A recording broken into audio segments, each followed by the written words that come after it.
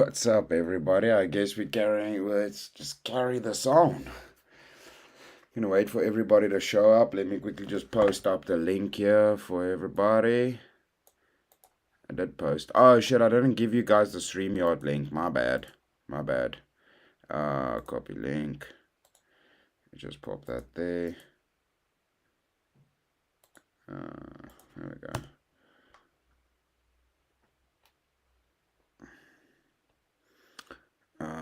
Let me quickly sort this out. I'll pop that in there for you guys as well.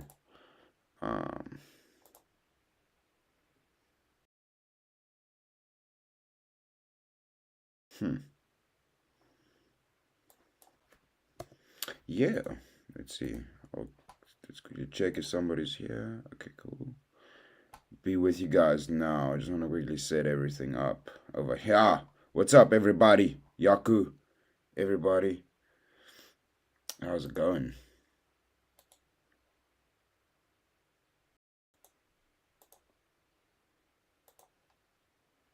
Yes, indeed. Indeed, the after party continues. I hope oh, there we go. What's up? Hello, Mel. Hello. How's it going? Lovely to see you over here. I'm still not sick of this.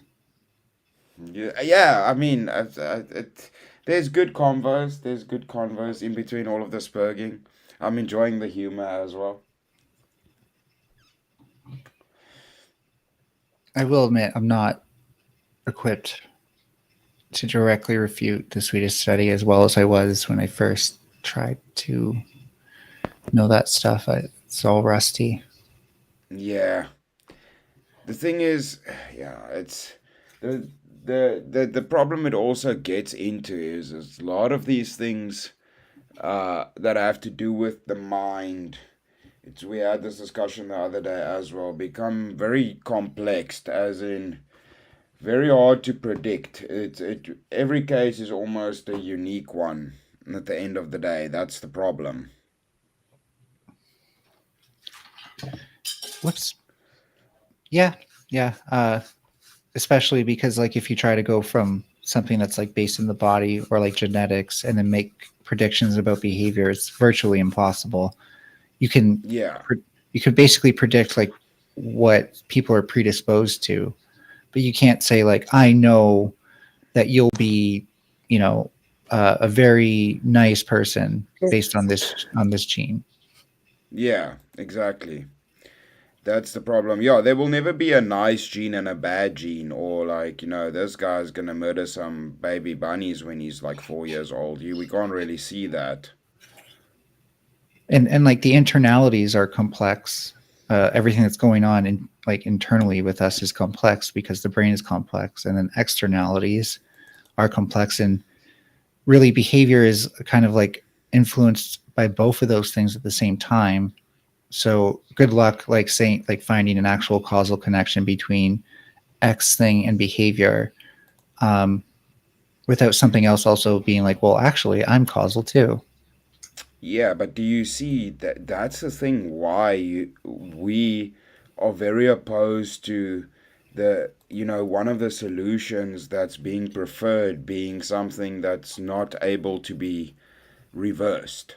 It's because these are sensitive situations that things that are irreversible should definitely be avoided. Because But puberty is irreversible too, and if like okay, let's think of it like a tattoo, and let's say tattoos can be taken off with a okay, laser. sure. Let's not use the tattoo thing. But let's assume right, like we do need a solution, and this is just taking my side for granted for whatever the outcome is if they do end up being trans and having to go through that puberty and all the stuff caused by it, just as much as we would need a solution if we saw lots of people getting the puberty blockers and surgery, and then having distress from not actually feeling that way.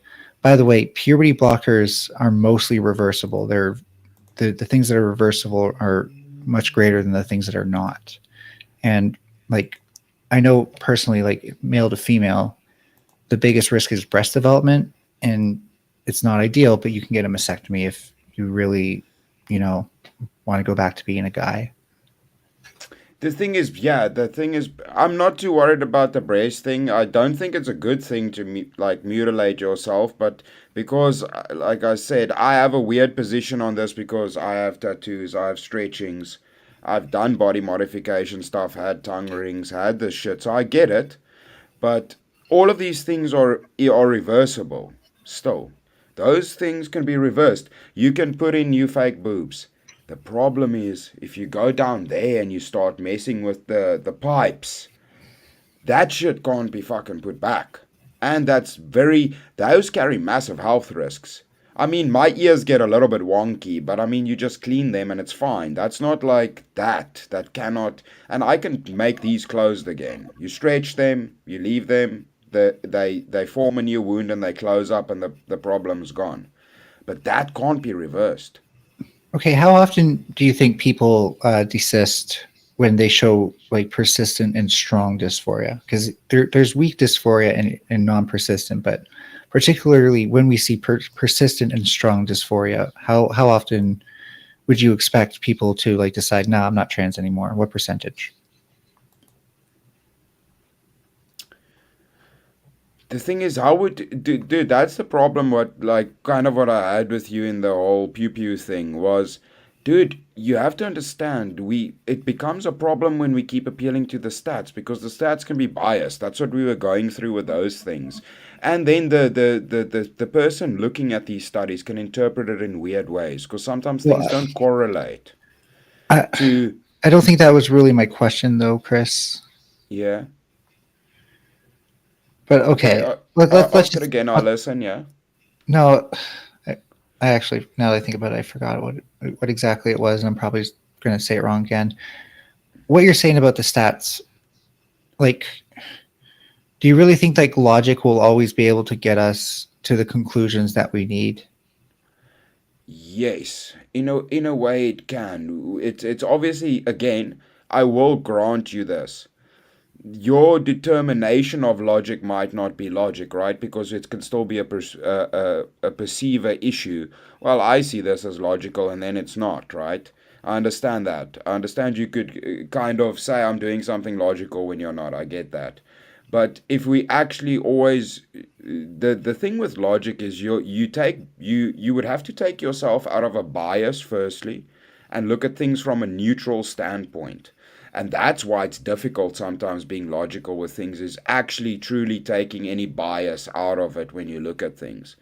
And that's difficult. That's a problem. But when you do that, you will always more clearly look at something than having a bias or in an emotional manner or in somebody trying to push a piece of propaganda on your study. Because sometimes, again, with the studies, you have to look at the parameters of the study.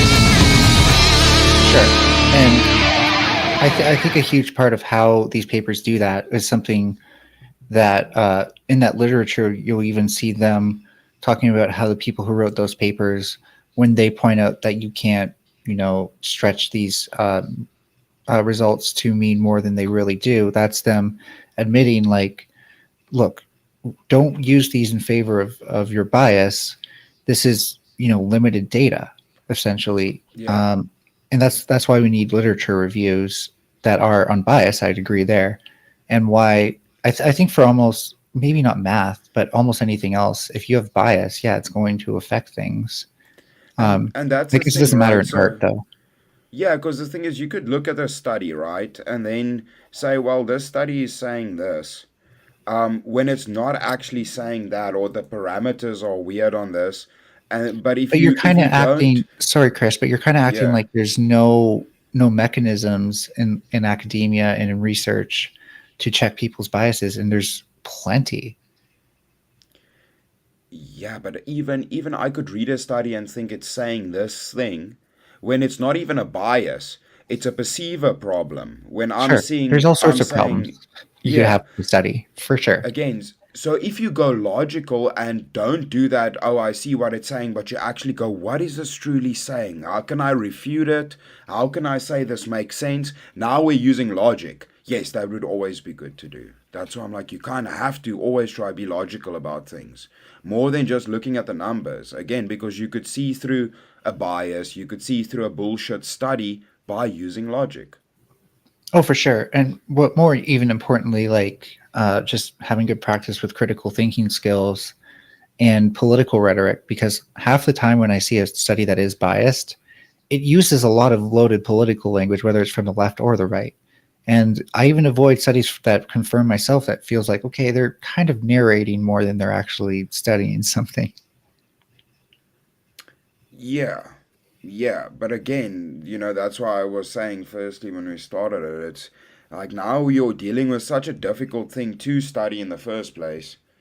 And then secondly, all of these other problems with the interpretation of the study. So that's why I'm like, you don't have to be like I always say this, right? Logic does not necessitate intelligence. I've met a lot of dumb dudes that have been super logical I'll just give you a because they secret don't. too. Neither Yeah, does knowing things. You can know a lot about something and still be a complete dumbass. You just memorized a yeah. lot of stuff. Yeah, so even with logic, right? I've met a lot of redneck dudes that just don't overcomplicate a problem. And, they're like, a pipe's broken. And then they just grab a random pipe and shove it in. And then they're like, look, it's fixed now. And I'm like, I was like trying to figure out a complex solution or to buy a new pipe. He just like jimmies a pipe and smashes it on and it's fixed. And you're like, fuck. And he's a total dumbass. He was just like, problem, solution, done, fixed it. So logic does not always necessitate intelligence in that sense. You can be very logical, but a dumbass.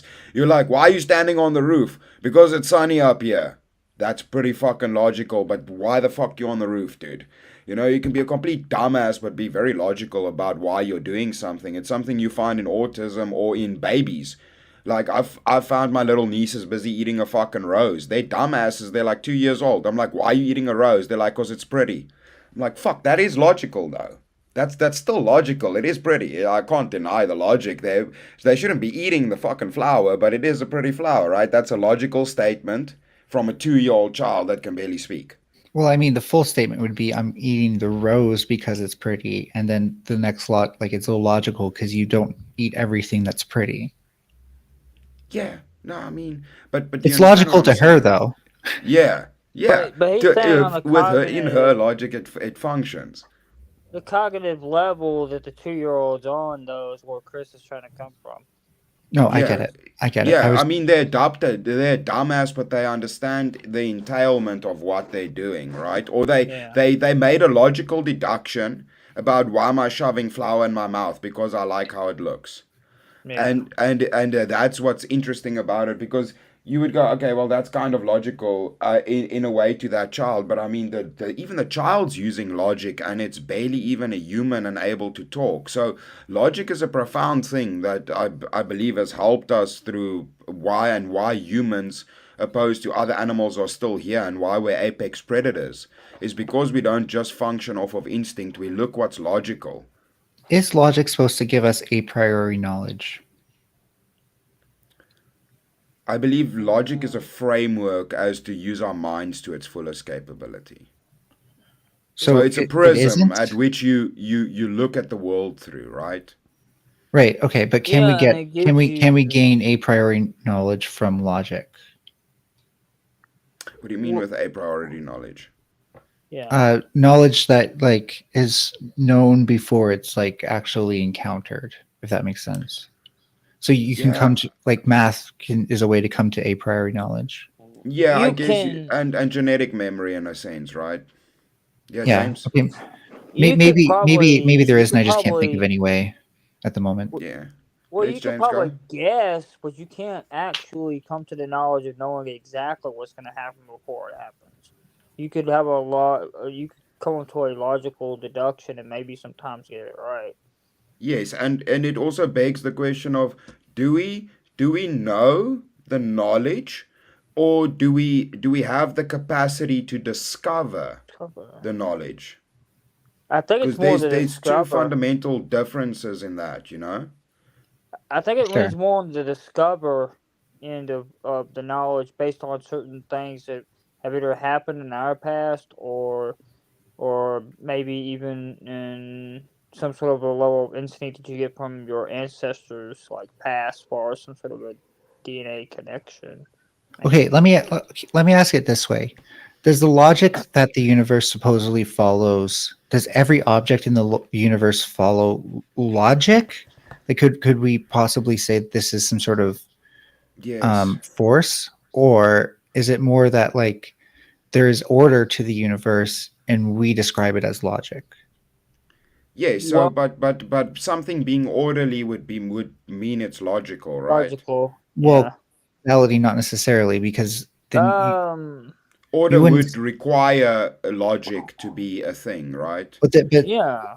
Because but then that would logic make it like a insinuates that there's fundamental some sort law of order. more so than, sorry, James, I just want to point out that would make Yeah. it a fundamental law of like the universe Well, it more would so be an that, objective truth, right? That's one of the few objective truths is logic. well, Like the no, same okay. as mathematics would be. Well, What I'm saying is like if everything must follow this sort of thing, right? It means that we can never make something that does contradict it. What do you mean? well, The universe? you have to assume that would be under the assumption that everyone is logical. Not everyone's logical within the confines of the universe. So, So No, it's the kind of like yeah. gravity, right? Gravity works regardless of whether or not um, logic or of whether or not we know it exists. If we stop thinking, well, let me just land this plane, please, Chris. If we stop thinking about logic and just come to understand the universe in an entirely different way, do we really even need logic to explain the universe?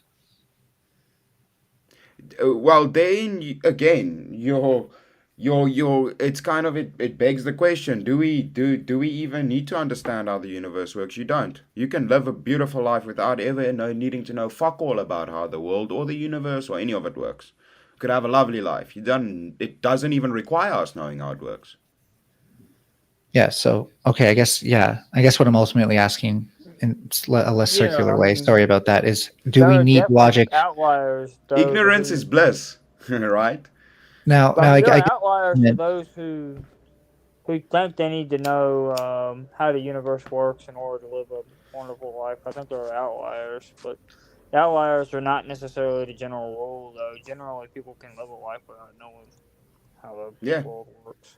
Yeah, the problem is it's one of the problems with why when you burden yourself with many questions and you delve into it, it you kind of just lay more problems on yourself. The more you look at war, the more you understand what war actually is, and you could say I guess that's a good thing or a bad thing, but I can tell you it's the same thing with a person working in a hospital has a very good understanding of life and death.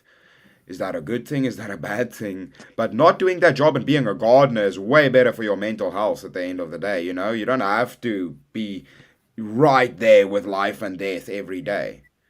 But all of us make different choices in life, right? And that dictates our reality or our level of understanding about the world that we want to attempt to get to.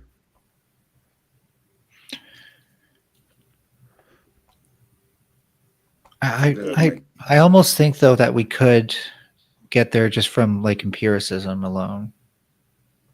why? Well, because a big part of that is like checking the subjectivity of our definitions and finding the most objective definition possible, and assuming like we can objectively categorize things at all, and things aren't just like you know totally interwoven ecologically. That's a different thing. Then you know I think if you're being as empirical as possible, then you're eliminating as much room for error as possible. And so you are going to end up defining the nature of the universe through it. It'll tell a story, right? Like the fucking tiger stalks its prey and, it has really good night vision because of whatever. Yeah. Um, and it'll be like a woven tapestry of different empirical knowledges about something. I just want to, Wrongful Rage sent in a donor earlier. I just want to quickly address this. So Oh, he cool. Yeah. said, you can fix ugly with makeup or cosmetic surgery, but you can't fix stupid. That sticks with you no matter what. I mean, So you that can go just, to school, actually. Yeah, but some no, but there's I've like I was dude like I come from like the redneck part of South Africa, man. Like I've met really dumb people. Like Mel, school ain't gonna help. Like some people school ain't gonna help. But these jokes when people make low IQ jokes, I'm like, I know people that are like mentally deficient. Like there's no amount of schooling is gonna help.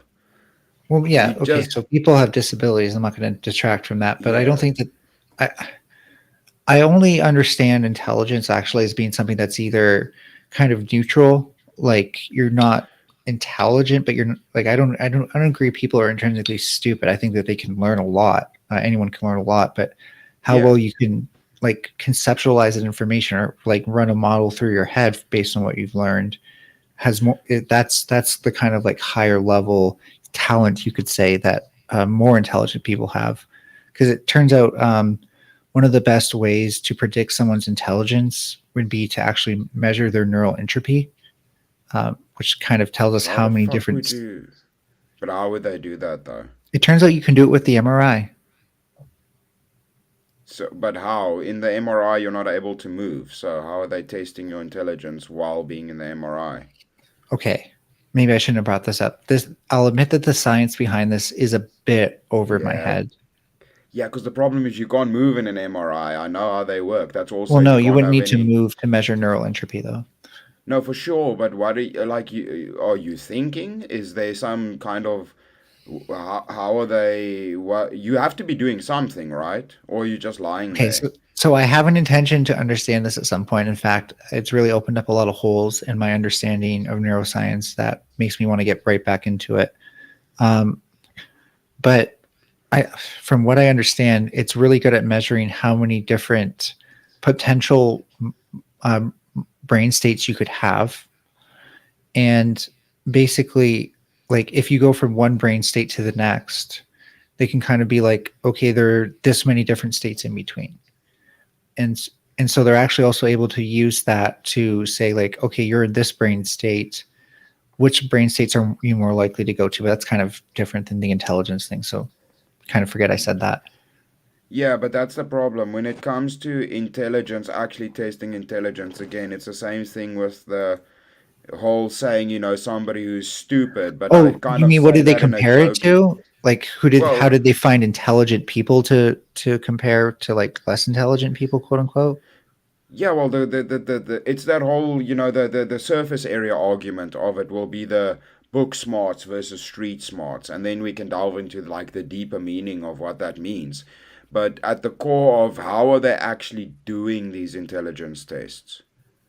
Sure. So, sorry, I should have talked to, and this is one of the things I get wrong a lot with scientific communication is when you talk about method, you should start with the sample. Um, they started with a, a group of students and they looked at like their test scores, right?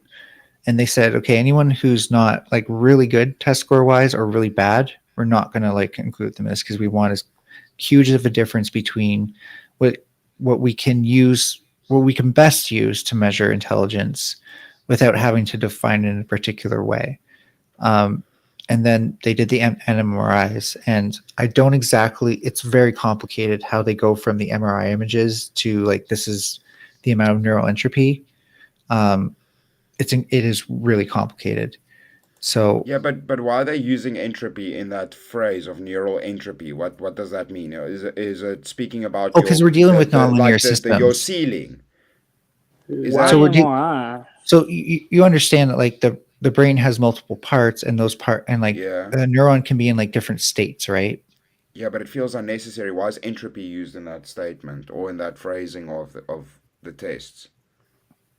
Because we're again talking about like how how many micro states effectively does someone have, but also how many functions are like moving throughout those micro states. Again, this is the best that I can explain. I'm still trying to Okay. fully comprehend it myself. But you see, that's the problem with these things. That's what I mean with like the overcomplication of it. That's what I was saying. We can Well, it like is delve complicated. deeper. We Yeah, don't but have the that's what luxury I'm. of oversimplifying it. Yeah, but I mean, I know the brain is complex in that sense. That's not what I'm trying to say. But the thing is, again, if we go logically again, that's that same thing with that dude that would on surface level on IQ test be deemed very stupid, but then you get the situation where if something happened tomorrow and society broke down, I know some of these stupid dudes that are going to be way longer alive than Okay, people how with is it the degrees same and that though? live in labs. Exactly. So where are we How no, how is determining it the same? You're intelligence? saying it's the same thing as that, Well, right? I don't well, understand what you that mean. guy's survival intelligence and carrying on his species is way higher than smart dudes with lab coats. Okay, so again, Any bit of we don't breakdown in society and that smart person becomes useless. It's the same no, thing as there's if you, yeah, if you know thermodynamics in the apocalypse, it's definitely going to help you. But I anyways, mean, to yeah, respond to yeah, what you're yeah. saying specifically, I get what you mean. The difference is like these researchers essentially accept, and you could they might actually find based on what neuroentropy proposes that you would get the same thing from the street smart person. But what they did is instead of saying like, okay, we're going to measure these people's IQ levels, which is rather arbitrary actually, The and IQ then tests are alright, but you get what I mean. It I doesn't know. factor But in a lot of that's why they things. look at these student score tests because academia, if nothing else, does measure a lot of the variables to do with intelligence. Not all of them, not Yeah, perfectly. because because even something that I feel is greatly overlooked is if you look at things like reaction time, and that's never Well, factored in that's never going to be a part of intelligence. intelligence. That's like your brainstem. So No, but the thing is, do you know what's interesting though? I can tell you something. So in martial arts and in extreme sports, you're able to train yourself eventually where time starts slowing down when you do things. That's what people don't understand with like professional fighters. That's why they're able to anticipate punches, right? So their mind, it's almost it's not just instinct because that's you not train intelligence, it though, into you. Chris. Dude, you have to literally learn to do that. So how is that not a form of intelligence? So that You are so training your body to slow down time and avoid things that come at you. so first That of is all, a the form fact of that intelligence. the intelligence would be being consciously aware of that process. The process that is happening is your brain is going from one state to You're another. training your But brain. you're You're training your literally training your mind brain to though. be able But hear me out. Hear me have out. And hyper it's not just reaction your There's time. brain. different It's parts the of the same brain. thing, but listen, it's the same Muscle thing memory is jet not pilots. intelligence either. Muscle memory Yeah, isn't, but you're training your muscles, right? the, So that's why let me explain. I did jet not get to pilots finish. are I did highly not get to finish, intelligent. dude. I did not get to finish. All right, go, go, go. So if you're learning something with your prefrontal cortex, that's almost certainly intelligence. If you're learning something with your auditory cortex, that could be intelligence actually still. Oh, But if so it's your piano brainstem, playing can be intelligent, if right? it's if it's your brainstem, which is probably what you're describing here, by the way, and maybe something to do with your limbic system, but we're talking about lower order processes.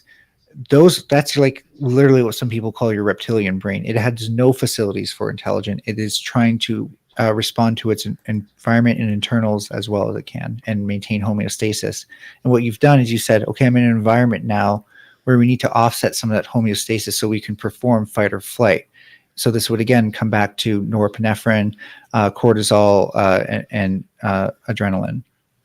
Well, why I say this, right, is it's very interesting with me, for me, with animals. It's like, oh, look, this octopus can open up a fucking jar and realize colors, and monkeys can do sign language. It's like, that's smart. Fuck, so that's smart. But when it becomes to human, and we want to grant all that smartness to fucking animals when we play with them and go, oh, look how smart fucking kitty cat is.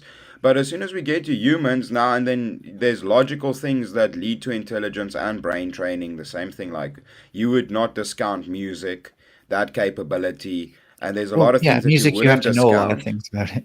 So the brain training thing again, like I've experienced what you're talking about too when I did parkour stuff like that. I really think it's just the brain kind of So how? But how's that not your training your brain perception though? adapting to a change in your fight or So flight response in so your brainstem. with parkour, if somebody was chasing you, you would be able to mentally calculate a better escape route that they Oh won't be no, able to no. follow. That never happens when someone's actually chasing you. By the way, Bro, you fucking bolt. okay, listen, I've ran from the cops many times. I used to skate inside schools and get chased by police. I have done parkour and I didn't know parkour, trust me. And you When didn't do if parkour, but you okay, I get what you're saying. bro, no, I did. Trust me. I You just can don't I know can, what parkour really is. Bro, I'm good on a skateboard. Trust me, I know what parkour is. I do old Oh my school god. skating. Bro, I can do And here I handstands think and parkour shit, people bro, are and I bad. can split flat. You don't know what the fuck I can do. And I'm here I think super parkour people flexible, are bad. But okay, Chris, somebody says to you, bro. like, I can jump on a skateboard and I've ride all the literally way across trained the with city. stuntmen. I know what fucking parkour is. I'm not a dumbass. Okay, so how many volts are there? Dude, I do not know. I have to know the details if I know how to clear a table and how to land properly. Like I can jump off roofs and shit and land properly. I know what it entails. The fundamental stuff, the regarding parkour. Okay, I don't even okay, know the actually, if you know fucking what it names. entails, you'll be able to answer this. What's the difference between free running and parkour? So parkour is the most efficient way over an Okay, obstacle, fine. and then free running is a creative form of parkour. Okay, cool. That's fair Okay. enough. But Yeah, yeah, no, it's a bit more to it than that because one of the biggest things is if you don't do it right, you'll accumulate a lot of injuries. So what you see is like exactly. the people who teach you how So to is do it. that an intelligent thing to know how to jump off of something and not get hurt? When you're using the technique, yes. When you're actually just jumping and landing without using technique, that's not intelligence. That's usually your brain, again, your brain stem and your muscle memory trying to go back to homeostasis, doing back to what it thinks is right. So if I'm Yeah, so falling and my knees yeah, but start to bend under that force, right? My muscles are going to start to contract in the opposite direction. So that way I yeah, don't, yeah, but you collapse into just the ground. agreed to with technique it is intelligent. But not, You but you not, but not, agreed to my point that I'm trying to make, dude. but I don't think what you described was necessarily technique. But again, you having an adaptive response, sure, but you experiencing that cognitively, but there's no like I've had it too, and I didn't have to learn how to do it. It's something that kind of picks up the more you have to learn to function normally in your fight or flight response.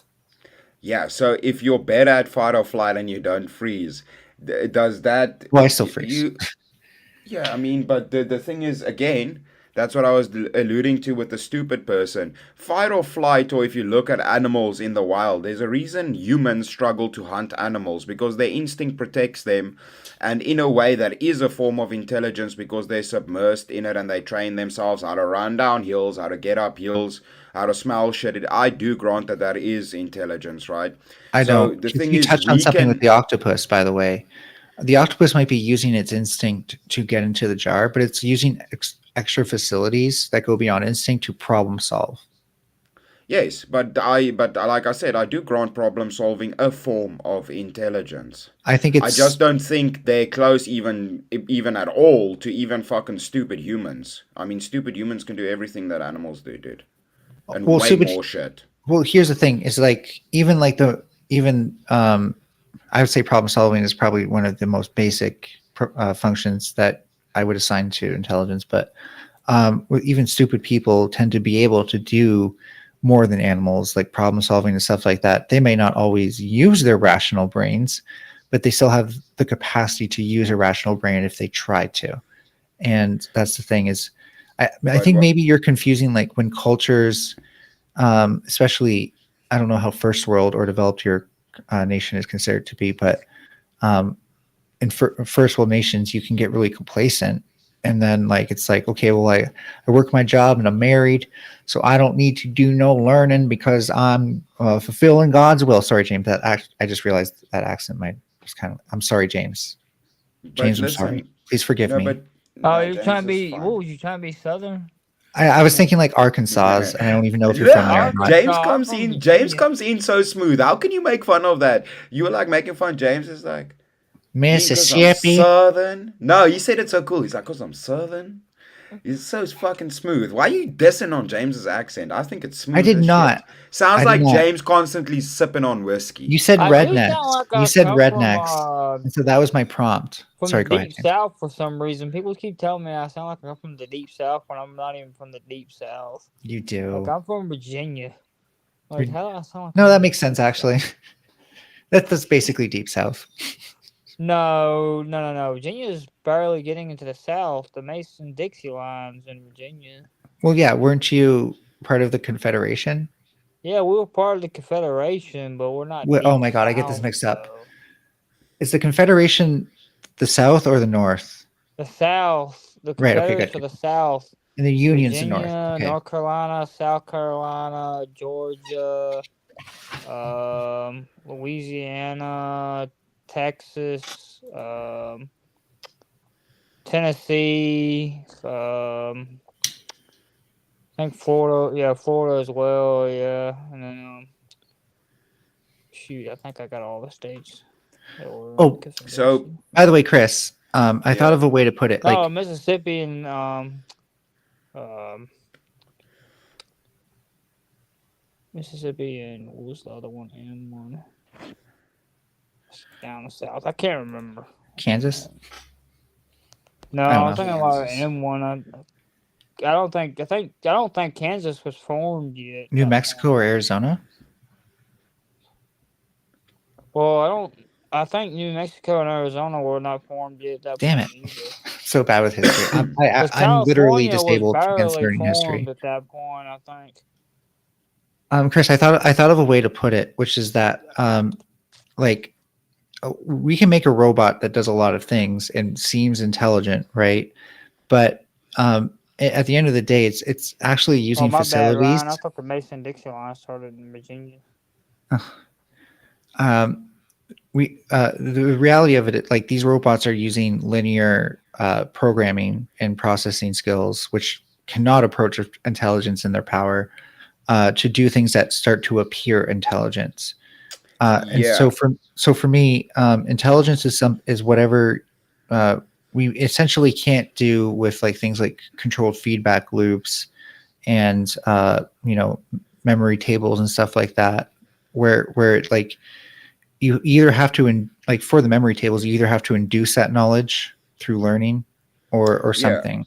You understand that this is kind of where I wanted to take it, is that there's now we've been discussing knowledge or intelligence, right? But then there's a whole other different category that's distinct to humans, which is the consciousness.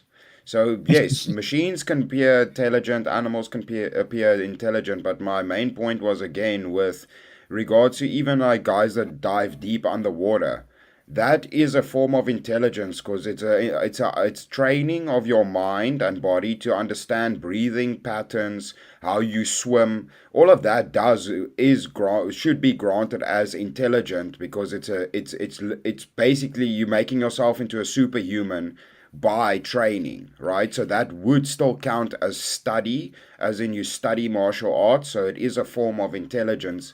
It's the same thing as a ballet dancer. They're intelligent with their use of body, transitioning their weight, how they move, the spins, all of that shit is intelligent. You can't be a dumbass and do that. You have to actually, like, that's something that has to be learned, practiced, time over time after time. It's not something you can just naturally do. So it becomes very distinct to animals, these things, So, because we kind of do something that like a dude doing parkour, no other fucking human is crazy enough to jump over roofs and grab on a lamp but you and know what flip. animal is? A Yeah, cat. monkeys. And Well, cats. yeah, and That's cats. what inspired parkour actually was someone seeing cats jump from. Yeah, but it's not in modernity. That's not a natural instinct for us. It's not like where. That's why I was saying there's a difference between animals that do these You things say that, but naturally. I've heard so many people tell me that they've done parkour without even learning parkour. What? No, you mean like, well, dude, the thing is like when I was saying it earlier is I was skating and doing stuff that was basically parkour. So it's not that I didn't have Skating an is so not understanding of parkour. it. But yeah, you can't do that. You can't fucking balance on thin poles and do this weird shit just by nature. No, I agree. Do a fucking teacher, throw a baby outside in the woods and see if he can balance like a baby monkey can. We are not like them. We are not monkeys. Otherwise, we would be able to do that shit. That's the point I'm trying to make. We're different. And I can We have to accept your learn to broad do that. framework. But we I, can learn to do what animals do. We can learn to do what fucking animals in the ocean do by swimming deep underwater. But we not fucking biologically, like, we don't just come being able to do that shit. We can learn. That's why humans are special. We can mimic animals by learning and using intelligence. And that's sure. also because we can do it is because we're conscious, which animals aren't. It's different. Well, okay. Um, it's probably more likely because we're social, actually, but we can get into that. Animals are social too.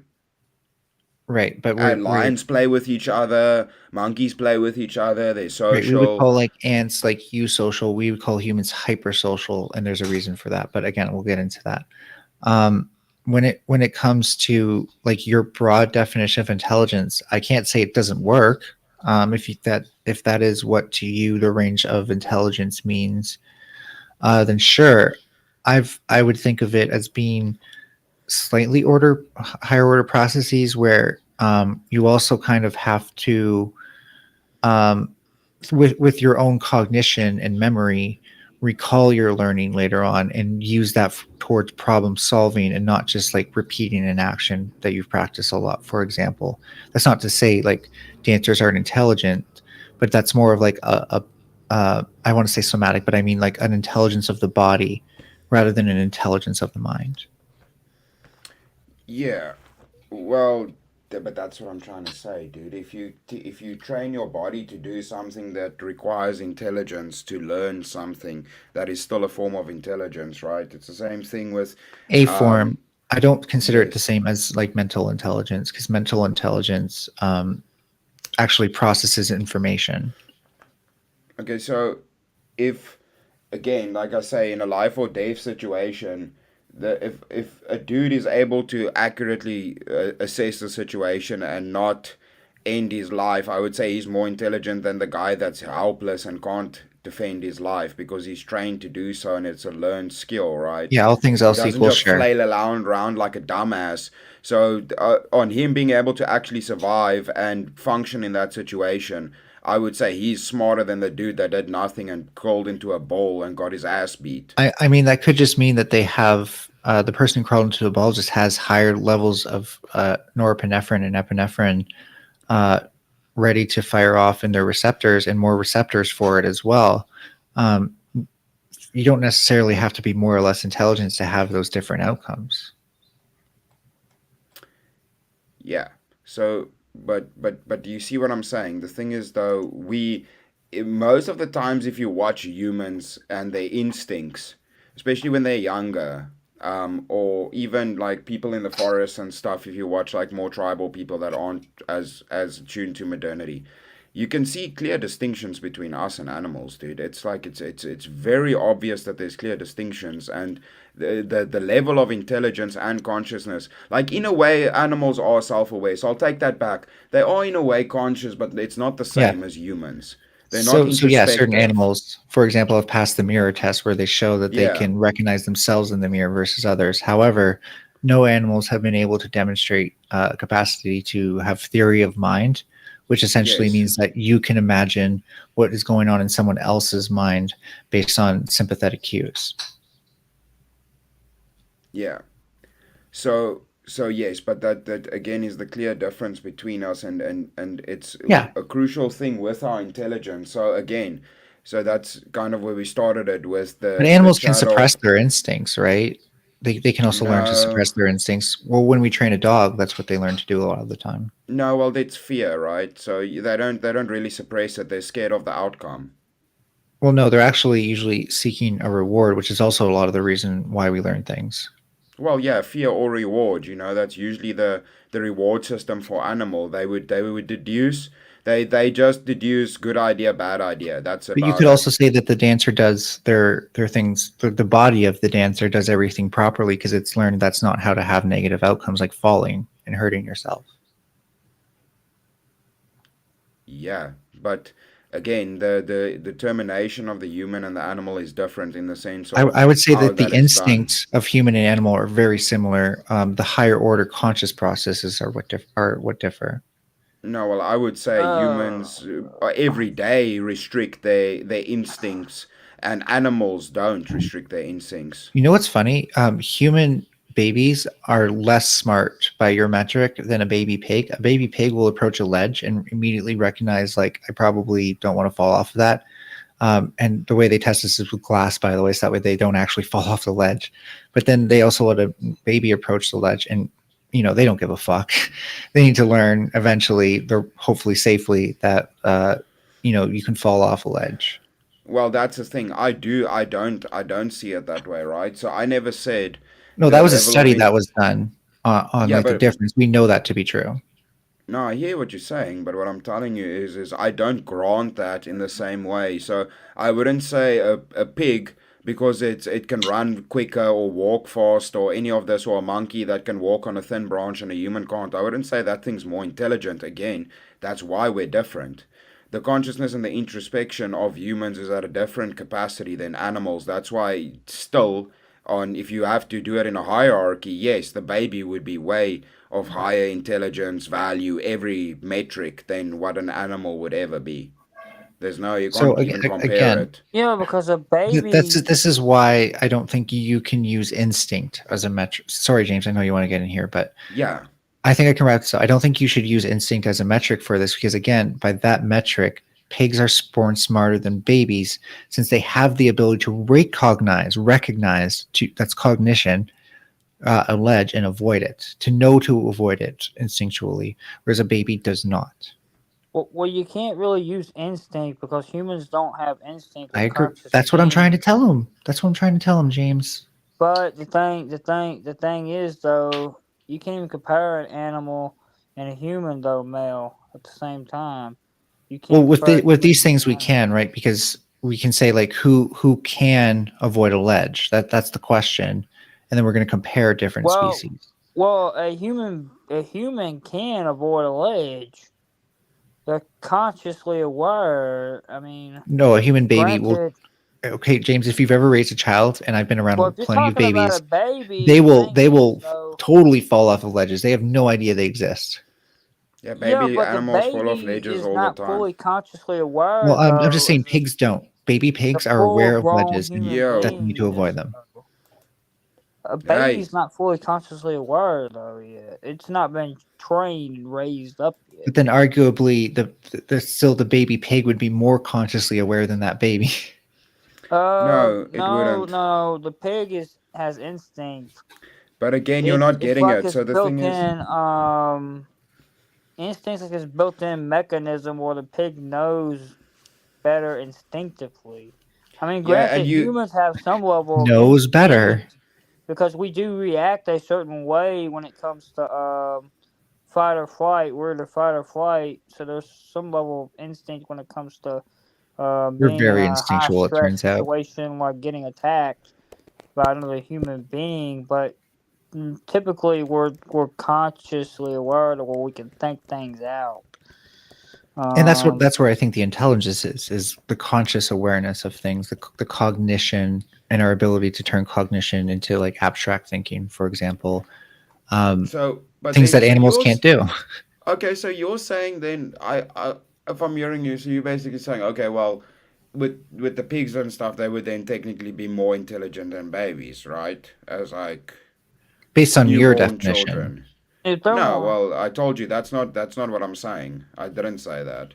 Well, I'm just trying to follow it to its natural conclusion, where it's like, okay, well, if we're able to use instinct as a measure, and we're talking No, about it's who's smarter when they're born, right? When they're born, not throughout life, just when they're born, then it would be the baby pigs because again, their instincts enable them to avoid that ledge. no. Well, the thing is, you're saying I'm saying that. That's not what I'm saying. No, I I'm was not, trying to go Chris. I'm not down. Yeah. saying you're saying that. I'm saying that is the natural extension of your logic. but wouldn't the No, natural I extension of explained your it. logic, if they're smarter at birth, entail that they would be smarter even later on within life? Oh The God, no! extension Someone can of get your brain logic. damage. No, Do so what? what I'm trying to tell you is that firstly, do you know why it doesn't equate, right? We like I said, we are different to animals in the sense of their development's way faster, right? They can walk super quickly. That is not what I was saying. I wasn't saying that these things. I said that is a form of intelligence. But That's what I kept those aren't what I saying. said either. I talked about being able to detect and avoid edges, which babies Yes, cannot do and pigs can. So I don't know why you're talking about how fast things can walk because that has animals, nothing to do Wait with a baby it. minute. Have they animals also tested fall this off to of know that a ledges. pig can avoid ledge? Yeah, but their So ears are I also said different, pigs. right? I said baby pigs, and they don't. Baby pigs do not. They avoid ledges But have naturally. they Yeah, tested it? but a dog. What we know about animal biology, right, is at like 1 year old, a dog is 7 years old.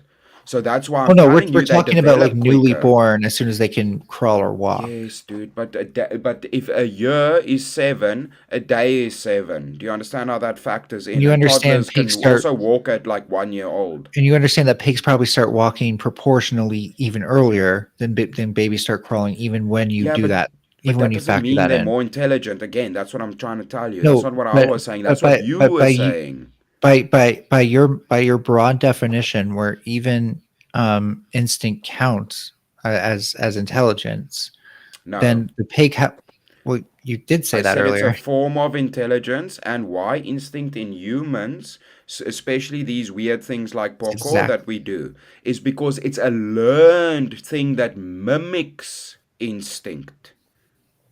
Well, no, fight or flight is definitely not. That is driven by Fight by or flight is chemistry. not something that you learn. You can learn to be quicker at it. So, like reflexes, but that's Some not what I instinct, was I talking agree. about. I was Yeah, talking about some instinct, I physical agree. abilities, not fucking quick determination. With the thing with the boxing, what I was saying is Oh that's my literally god. you using your mind, not fight or flight response when you get scared. I I wasn't just talking figured out about how to that. explain neuroentropy to you. It's basically how many processes can be overridden by conscious thought. I'm 90% certain that's what the fuck they're talking about now.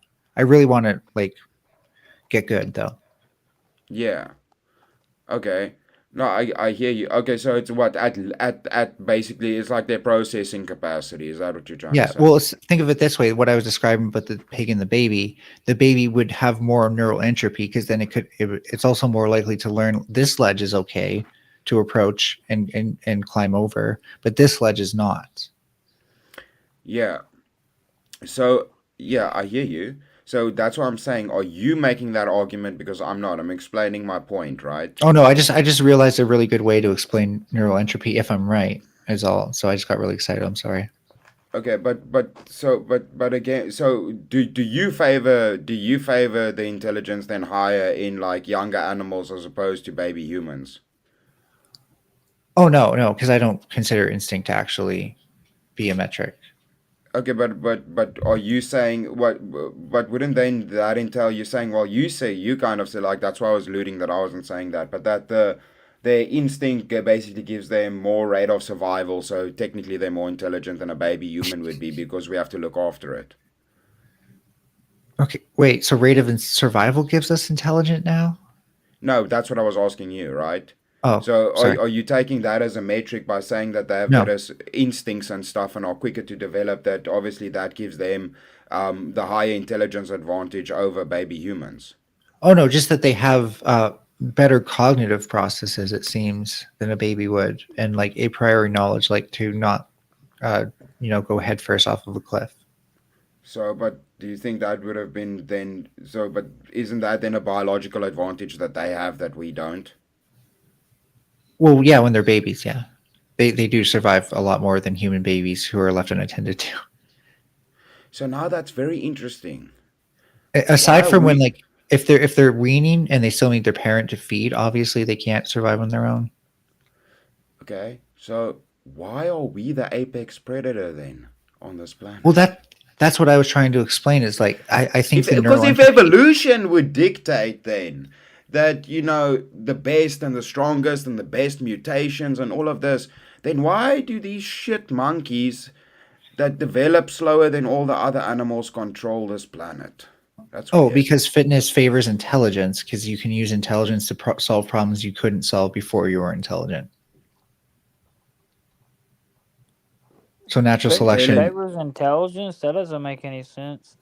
Depending on So, how you for define example, learning. fitness. So, for example, not just like starting to use tools, but being able to think, okay, well, I've made this tool, but how can I improve it? Animals That use that tools.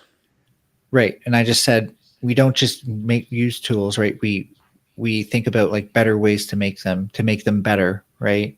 And that's one of Yeah, like And so that's one of the things that increases our fitness because once you have a better hammer or a better axe, then you're more likely to survive because you don't have to keep making axes all the time. No, well, you're just talking about efficiency, right? Well, I mean, fitness and But efficiency aren't exactly mutually no, no, exclusive. no, no, no, no, no, no, no, no. But you can't grant yourself tool usage why we are better than the animals because we would have been just like them. So what about before we then knew how to use tools? If we following their evolutionary path, right? So then how when we were monkeys, how did we get to this point then? So we sacrificed natural instinct for intelligence that doesn't have a biological advantage, but Oh, it only does. later No, it on. definitely does. So, for example, adaptations to changes in your environment. If you're not able to think intelligently and problem solve, you're just going to keep doing the same thing. And if actually doesn't work, you're going to not have anything else you can do. If except for like maybe migrate out of there if possible. However, if you're intelligent, then you might be able to perceive new forms of adaptation that weren't possible before, which makes you inherently better at adapting to new environments as well. Okay, wait, but now I'm confused. Is adaptation mental or is it physical? Is it physical biology or is it mental? Well, when it comes to problem solving, for animals, it's physical because they don't really use their minds to problem solve very Okay, much. so then But it with wouldn't be humans, but mutation, with so no humans, random mutations then. pardon? So no random mutations then. We do it in our minds. Well, no, there would be still random mutations over time that make other humans more attractive. Because, for example, if you have like a really nice house because you know how to build a house, for a while that was like if you knew how to build a house or anything, whatever we would call proto homes, you were a big fucking like you had to be smart because nobody knows how fucking how to build something that opposes gravity, and so there's a lot of ways that you would have sexual selection as well from your partners because you could provide better solutions to the forces No, of nature. no. No, no, no, but you can't grant yourself now again. Look, you can't grant yourself sexual selection because the problem with sexual selection needs a population to have sex with each other. How do we get there? Gradual change. Something needs to fuck something for babies. Where does something fucking other thing come Yeah. from? It's very So simple. gradual increases of intelligence that led to more and more sexual selection along the lines of intelligence. I'm telling you, blobfish that crawls out of water needs to find another random mutated blobfish You're that not crawled you're out of not setting water up your to question in a fuck. way I can answer it that will satisfy you. You need to figure out a different way to ask this question because you're clearly confused about something that you're I'm not ta- able to articulate. no, I'm taking you back, and you want to grant yourself things. So you were trying to No, grant you just yourself moved the tools, and then I took goalpost, it. dude. You You know, just I'm moved the just. goalpost. But that's the evolutionary argument. I'm just giving my No, it's argument not. more time. I'm just giving my argument more time, Melanie. No, you That's all moved I'm the doing. goalpost because we were talking about No, the I'm just giving onset of. myself more time. Okay, so you're not going to hear the answer, so that's cool. Okay, no, go. Yeah, go. So you moved the goalpost because we were talking about the onset of the mind and intelligence from the mind versus just body intelligence, and then you moved it back to something before we could conceivably have anything other than body intelligence. So the real answer to your question is that, like how we see in primates, who probably also shared a common ancestor with some of the first intelligent beings, there was probably gradual changes in the prefrontal cortex, while reductions in other places You you granting compensated that. yourself Let me let me prefrontal cortex. let me let me finish. And you can't grant yourself the prefrontal. Do you listen to yourself sometimes, dude? Yeah, how can you? It How can exists. you? It exists. Oh, really? Was there a time Yeah. when the prefrontal cortex did not exist? No, we just had a much smaller Are one. we It existed. created? Are you saying we're created? Gotcha, bitch. Dude, you No, have you if you're granting yourself prefrontal cortex, that means it was created because then we no, it just have it. doesn't. Where did it come from? It came from the evolution of much simpler systems. Okay, so there was a time before prefrontal cortex, right? Then Just not in anything we know today. So let me finish what I was saying, please. And so that gradual enlargement of the prefrontal cortex and lessening of other parts of the brain, and proportionally, not all of them though, visual cortex got bigger as well, meant that we were able to problem solve more. And when we're able to problem solve more, we're able to actually provide for our mate better. So that's how it's sexually self. I'm not just granting myself that I have an explanation. No, but you see, but the logic would necessitate pre prefrontal cortex, right? In Sure. the evolutionary paradigm, it would. Yeah. So like we already have some of the structures that probably started it. Um, the I'm so bad with the names of the brain structure, but there is something called the corpus callosum, which actually links both sides of the brain, which also so does the prefrontal cortex. But the corpus callosum is particularly optimized for it, and there's a good chance that the prefrontal cortex came out of that. But it's Okay, really but several parts if we're being honest. And the big difference was when brains went from being mostly gray matter to mostly white matter. It's difficult to explain gray matter versus white matter, but essentially white matter is a different type of cells with more capacity to store dynamic information, whereas the gray matter is more for, like, again, the body kind of intelligence. okay, so what? But now you're agreeing to body intelligence because earlier Yeah, you no, didn't want to that agree I to was the one that. who, dude, I've agreed to it. I was the one who set up the premise that there's a difference between mind intelligence and body intelligence when I talked about the dancer. Yeah. Okay, so then that you agree on that. I just don't agree that body intelligence is anything special. And what we really mean usually is mind intelligence. And for going Yeah, back to the study where that's what I we was looked, saying. That's literally what I was this all saying. started because we were talking about a study that compared different students, some of them below performance levels and some of them above. And then we were like, well, how do we quantify intelligence? And all I'm saying is, like, you couldn't use anything about body intelligence. It probably wouldn't affect the results anyways. So, but then again, but then why? How did we then again? Where did the population come from that then all had the white matter that had to So, create the there was gray an matter? existence. There was an existence of non-intelligent hominids who had very cursory problem-solving skills, barely used tools, like maybe used a stick to beat each other with, right? So Um, what? Like animals? let me. Oh my God, Chris! If you fucking pretend like I'm not fucking answering you right now, Yeah. Okay. Go. I'm not. I'm also just clarifying. Yeah. okay, go ahead. No, I was just saying like animal level. That's what I was asking. I wasn't being a dick. Let's say they don't have any more thoughts than an animal could at this point. Okay. And then, so, like, the first thing that we likely saw, because there's not enough of a fossil record to show us how intelligent the first humans were, but the first ones were probably the ones who started tying the stones to their sticks to make it heavier, right? And then they would have a competitive advantage against other mates. That would be the first form of sexual selection. And then again, the next one will, okay, now we started learning how to, How would tool usage dictate sexual selection? again, because if you get better at making tools, you have a competitive advantage over other mates who might go for yours.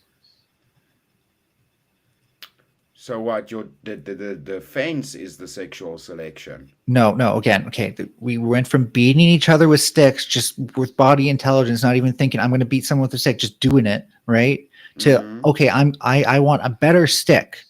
So what do? I tie a stone to it, or I somehow put a Yes. stone on it, and Yeah, then now because now you you're can granting beat up yourself another rope person usage better. and tool construction. And Yes. so now, if another male encroaches on you while you're trying to court a female, you can get them the fuck out of there faster. How is that? How is it hard for you to figure out that would help you mate better? So what? Basically having a weapon to take out the other male, right? It took you. I had to say that much to make it that obvious to you. Holy shit, dude! Okay. Cool. So better protection mechanism, right? And then, okay, so then there's the next one, which is better provisions, which is like, okay, now we know a bit more about, like, setting up structures, and we make a home. Well, the female would probably rather be with the male who has a home and is protected from rain and shit than the male who doesn't, right? So that's purely sexual selection at that point. Okay. So firstly, how a spear with a rock attached to it might work on a human. How does that give you any more advantage as towards a big ass animal that we can barely even now take down with guns? It didn't really. Well, no, it did, because we could still impart more force and damage onto that animal. But, like, at the end of the day, it didn't make as like we still died to big animals. Yeah. So we were the weaker species. No. Okay, so you're not thinking that's not how fitness works. Fitness works based on like how many of copies of your genes you can pass on, not how many copies of another animal's genes you can pass on or not pass on. So competition with other species doesn't matter here. No, it just Secondly, sounds like evolution really fucked us. Why don't we have like dope ass claws? Because why would I need to tie a rock to a oh, I fucking agree. stick if I had claws? I agree. One of the reasons is that like it especially in times where there might be scarcity takes a lot of resource and energies to not just have claws but maintain everything that you need to have to really have good claws. And so over time, it's just a slight fitness advantage. But the person who had smaller claws but wasn't using them, just their metabolism was able to put energy into something else that they needed. So, but why did everybody's nails get bitch ass? Because it's not even. Did you know that Yeah. like our nails and other animals' nails on like horns and tusks and these things, they're not made out of the same material as ours. Well, So it why depends. do we have such bitch Like ass nails? chimpanzees and mice have similar nails, but like yes, there are other animals with It's claws that way don't. I agree. harder. It's way harder Um, than ours. no, So, but then, yes, but then and why, sure, yeah, they why have that, thicker nails, but but hear why hear did me we out. fucking devolve though? That's what I'm not getting. Why did we No, devolve? That we just didn't. We keeps sounding actually like we evolved. devolved. Like it sounds like we were We stronger, didn't. better, better We nails. didn't. That's not possible. We didn't do that. We evolved to Oh, have to make better tools and have use our hands better because a lot of the things that you're talking about, like especially long claws, would get in the way with using our fingertips and like the grip that like our fingertips impart us, the articulation. but why? And sharp teeth? Yeah, we actually there's a good some evidence came out that some of the earliest human tribes that we can find were mostly vegetarian. So yeah, we just didn't eat as much meat until we started being able to cook it. No, but it's not that we were vegetarian. That's just, if you would say what's easier to Mostly. find. So Yeah, we're but omnivores, and we yeah, actually have hundred teeth that percent. reflect omnivores in general. Aside from we don't have, you're not called fangs if you're not if you're an omnivore, but it's called something else. And I forget what Yeah, it is, but so I don't want to. monkeys I are don't want to. omnivores. Monkeys are omnivores and they have Actually, sharp they're teeth. I thought we frugivores. were monkeys. Majority of monkeys are frugivores. Actually, very few monkeys are true omnivores. What the fuck is a frugivore? That sounds Eats like fruit. some troon shit. Eats fruit. Dude, monkeys eat other monkeys. What the fuck are you talking about? Bruh, So I have so let's monkeys in my yard. so there's a difference between aggression and scarcity feeding, which is probably the case in urban landscapes where monkeys don't have a lot of natural fruit available to them, They versus eat each other. in the wild where you'll see like they might attack each other but not as much to death because they're not under scarcity conditions. That's you essentially have a food desert that's causing that. Okay, but so cannibalism means you eat Yep. fruit.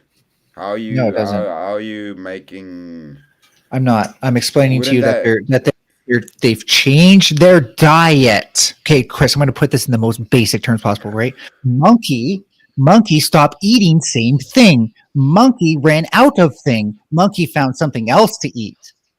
Have you figured that they out yet? Or do they I eat have to, monk break it down even more for you and just say the most obvious bits?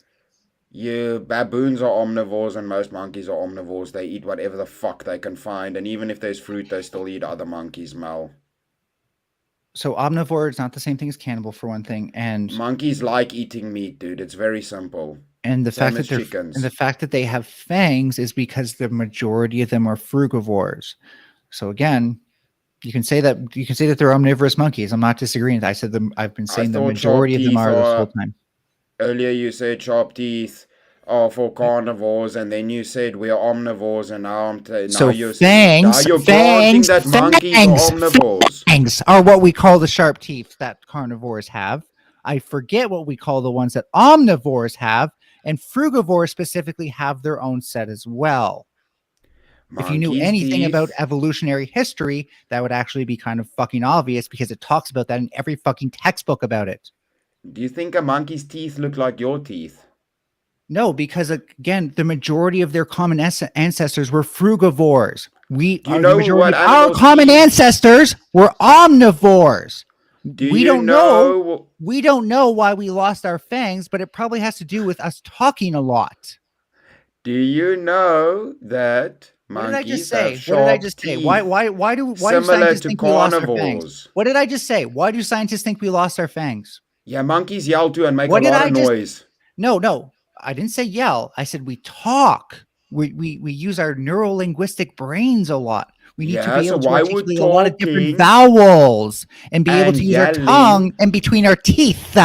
See how I made and that teeth? yelling? See how I went teeth? I didn't bite my tongue with my fangs because I said teeth. That's probably why we lost our fangs. So we didn't bite our fucking tongues trying to make different words. Bruh, are you being fucking for real Rah, now? rah, Are you being for rah. real? So talking is the reason we don't have fangs anymore. Are you being for real right That's the now? proposed reason because around the same times that we actually started to see the earliest forms of communicated language like cave paintings is also the same time that we start to see hominids lose their fangs. Okay, we don't bite our tongue, but monkeys go ha ah, ah, ah, and fucking yell Yeah, do you and notice make a how lot of wide they noise open with their their mouth? mouth, and they Yeah. don't bite their tongue. Yeah, do you notice how they open their mouth super wide and they don't make sounds like th? How many times have you heard mine go the? They don't. They don't make Now that you noise. did we speak English at first? Are you granting yourself English now? No, but we probably went the. We Do you we think probably we started making granted noises like first? that. We probably started speaking in single syllables, but we probably had early on consonants and vowels, Yeah, I think and we we knew probably how to grunted group them first, together. bruh. I think we probably go, Um. give me, give me that, I think You that's what we did. I don't think we fucking, fucking complex. We Of weren't course you don't. Of beatboxing when we course you were don't, because monkeys, you have bro. zero clue how language actually formed, and you don't understand that consonants, especially special consonants like the, would have formed before any fucking word. Can I get for $5? Can I get a vowel, Alex? What the fuck, bro? Are you being for reals right now? You being for reals? Is that gonna You is really that your think that we reason? had words and like actual like communication before we made more complex noises? Cats actually can make more complex noises than us. They still can't do the, but like and they don't even have words yet. Clearly, the diversity of noises of sounds you can make with your mouth is what diverges first, and then you pick up higher forms of communication. You don't just make all of your communication with right. We So use a so lot of different fucking noises. Those noises, most of those noises came before we started using words. Only some of them came after. why would that be a biological advantage? I still don't Because when you understand. can communicate things to people, the information that's in your brain can go into someone else's brain. And then, socially speaking, because again, we're a social species, we collectively benefit, which means all of our members are able to pass on their genes. Okay, so speaking was more important than efficient eating. No, we were That able doesn't to make have both. sense from We were able to biology. have no, we were able to have both because when you can speak, you can communicate hunting tactics. Like for example, there's a deer over there without having to move your hand because if you move your hand, the deer might see that. But if I go deer, right? Like then you know, okay, there's a deer somewhere, and then I just look in the direction. And now you know deer in that direction, right? It's very, very like if you don't understand how communication improves your fucking life, then I can't fucking help you, dude. Like You know what's you're funny? beyond hope. You said earlier that earlier us when we were earlier, right? We ate more vegetarian diet. Do you think that was because that That shit was was just a easier to fucking get? example. Okay, fine. Okay, berries, and you point in a certain direction, and now you're not the only one picking and carrying berries back to the fucking tribe. There you go. You could have used your own brain to figure that out, but you're so determined to find something wrong with what I'm saying, you don't. Yeah, what you're not realizing is you're granting No, can you yourself actually, language. since we're talking about intelligence, when I say something that you think you find a contradiction in, can you just take a moment and think, is it really a contradiction or am I just kind of try harding right No, now? actually, for once, you're bringing up valid points because I'm like taking this like super mellow. I'm like running you through everything. That's why you're actually answering questions. I know how to deal with you now. That's why this has been a more productive conversation than earlier. Yeah, But and James is like again, a good sub. You very, just letting me cut him off every time, and I feel really bad actually. So sorry about that, James. whatever. Anyways, so again, What with the dude? Again, you're granting yourself language. So animals communicate Not without granting language. myself language. So I just explained how what's it the happened. evolutionary advantage to language? All the Wait, other wait. animals seem to be doing fucking great without language. So what's wrong with granting myself anything so long as I can actually explain why it's plausible? Because there would be a time before that. So that's what I'm asking for the Yeah, no, explanation for. I already explained that there was a time where we did make grunts and stuff like that, but we didn't actually communicate very much. We communicated more emotions and stuff like that. With higher levels of speech, we can communicate higher levels of information. That higher levels of information allows us to have things like culture, which helps us feel unified as a species. And yes, that does increase our birth rates. Why? Well, again, I'm not seeing why no, in any ways language has any survival like priority or what more animals would be speaking then. You Why should. aren't Okay, if animals that's using really the language case, then? go camp with someone in the woods for like a weekend and don't say anything to them and watch how quickly things go to shit. I guarantee it. Like you need to be able to tell somebody, okay, you got to pick up after yourself, dude, or like, or like, there's some poison ivy over there. Stay the fuck away from there, right? Like Do it's you so no, do you fucking know obvious. no Chris. It's so fucking obvious how it helps people. It's like painful to me that you're literally this like it's either like cognitively dissonant or actually like you don't want to figure it out. I mean you can keep saying cognitive dissonance, but I can I've explain said it it. to This you is the first very time I've said it. simply. No, I can explain it to you very simply, right? Tell me something you should know this even though you haven't been in the military. It's very similar when you hunt. Do you know what you do when you're in a hunting situation? Do you think you talk? Do you think you talk to the person next Oh to you? my God. Just Yes, quickly, I understand that you don't talk in the military yeah, because you don't someone else in the talk. military might say something. My No, example you was don't talk when you're hunting a deer. I look at the person and I show him there and I go, be quiet and I walk. We don't you talk really because then because you scare the I happen fucking to know deer away something. when you talk and you don't eat. I happen to know something Talking is interesting. not a fucking advantage, bro. You don't Otherwise, point out animals in would the not air, use right? camouflage. You Otherwise, don't. animals would not fucking have camouflage, bruh. That's what you're So not like getting. when you go It's not an hunting for deer, you evolutionary know you're looking advantage for to fucking deer. talk. When you go hunting for deer, you know you're looking for deer. You also, by the way, don't wave your arm around in the direction of a deer or point out like you usually like hide the fact that you're pointing. And I know this because I've heard a hunter talk about this. So if that's how you hunt and you wave your fucking hand around, that deer is going to see you. Anyways, when it comes to like what people like when we used to hunt and stuff like that, again, just a very simple example was just avoidance of danger. There's a poison ivy bush. You know, you don't want to be scratching for weeks because then you're gonna like open up sores, and we don't have any ways to treat infections, so you might even die. Versus like you actually live a long, healthy life and have multiple children. Like it's not rocket Again, science. It's so fucking easy to figure out. It's incredible that you haven't figured out an example for yourself. you know It's what's actually interesting? You incredible. use this word cognitive You might have dissonance, zero and intelligence. You might, but no, nah, If you can't figure out the question, the answer to your own question for yourself here, like how does talking help people not die and have more babies? Then uh-huh. wow, you might be a lost cause. You might really be a lost cause.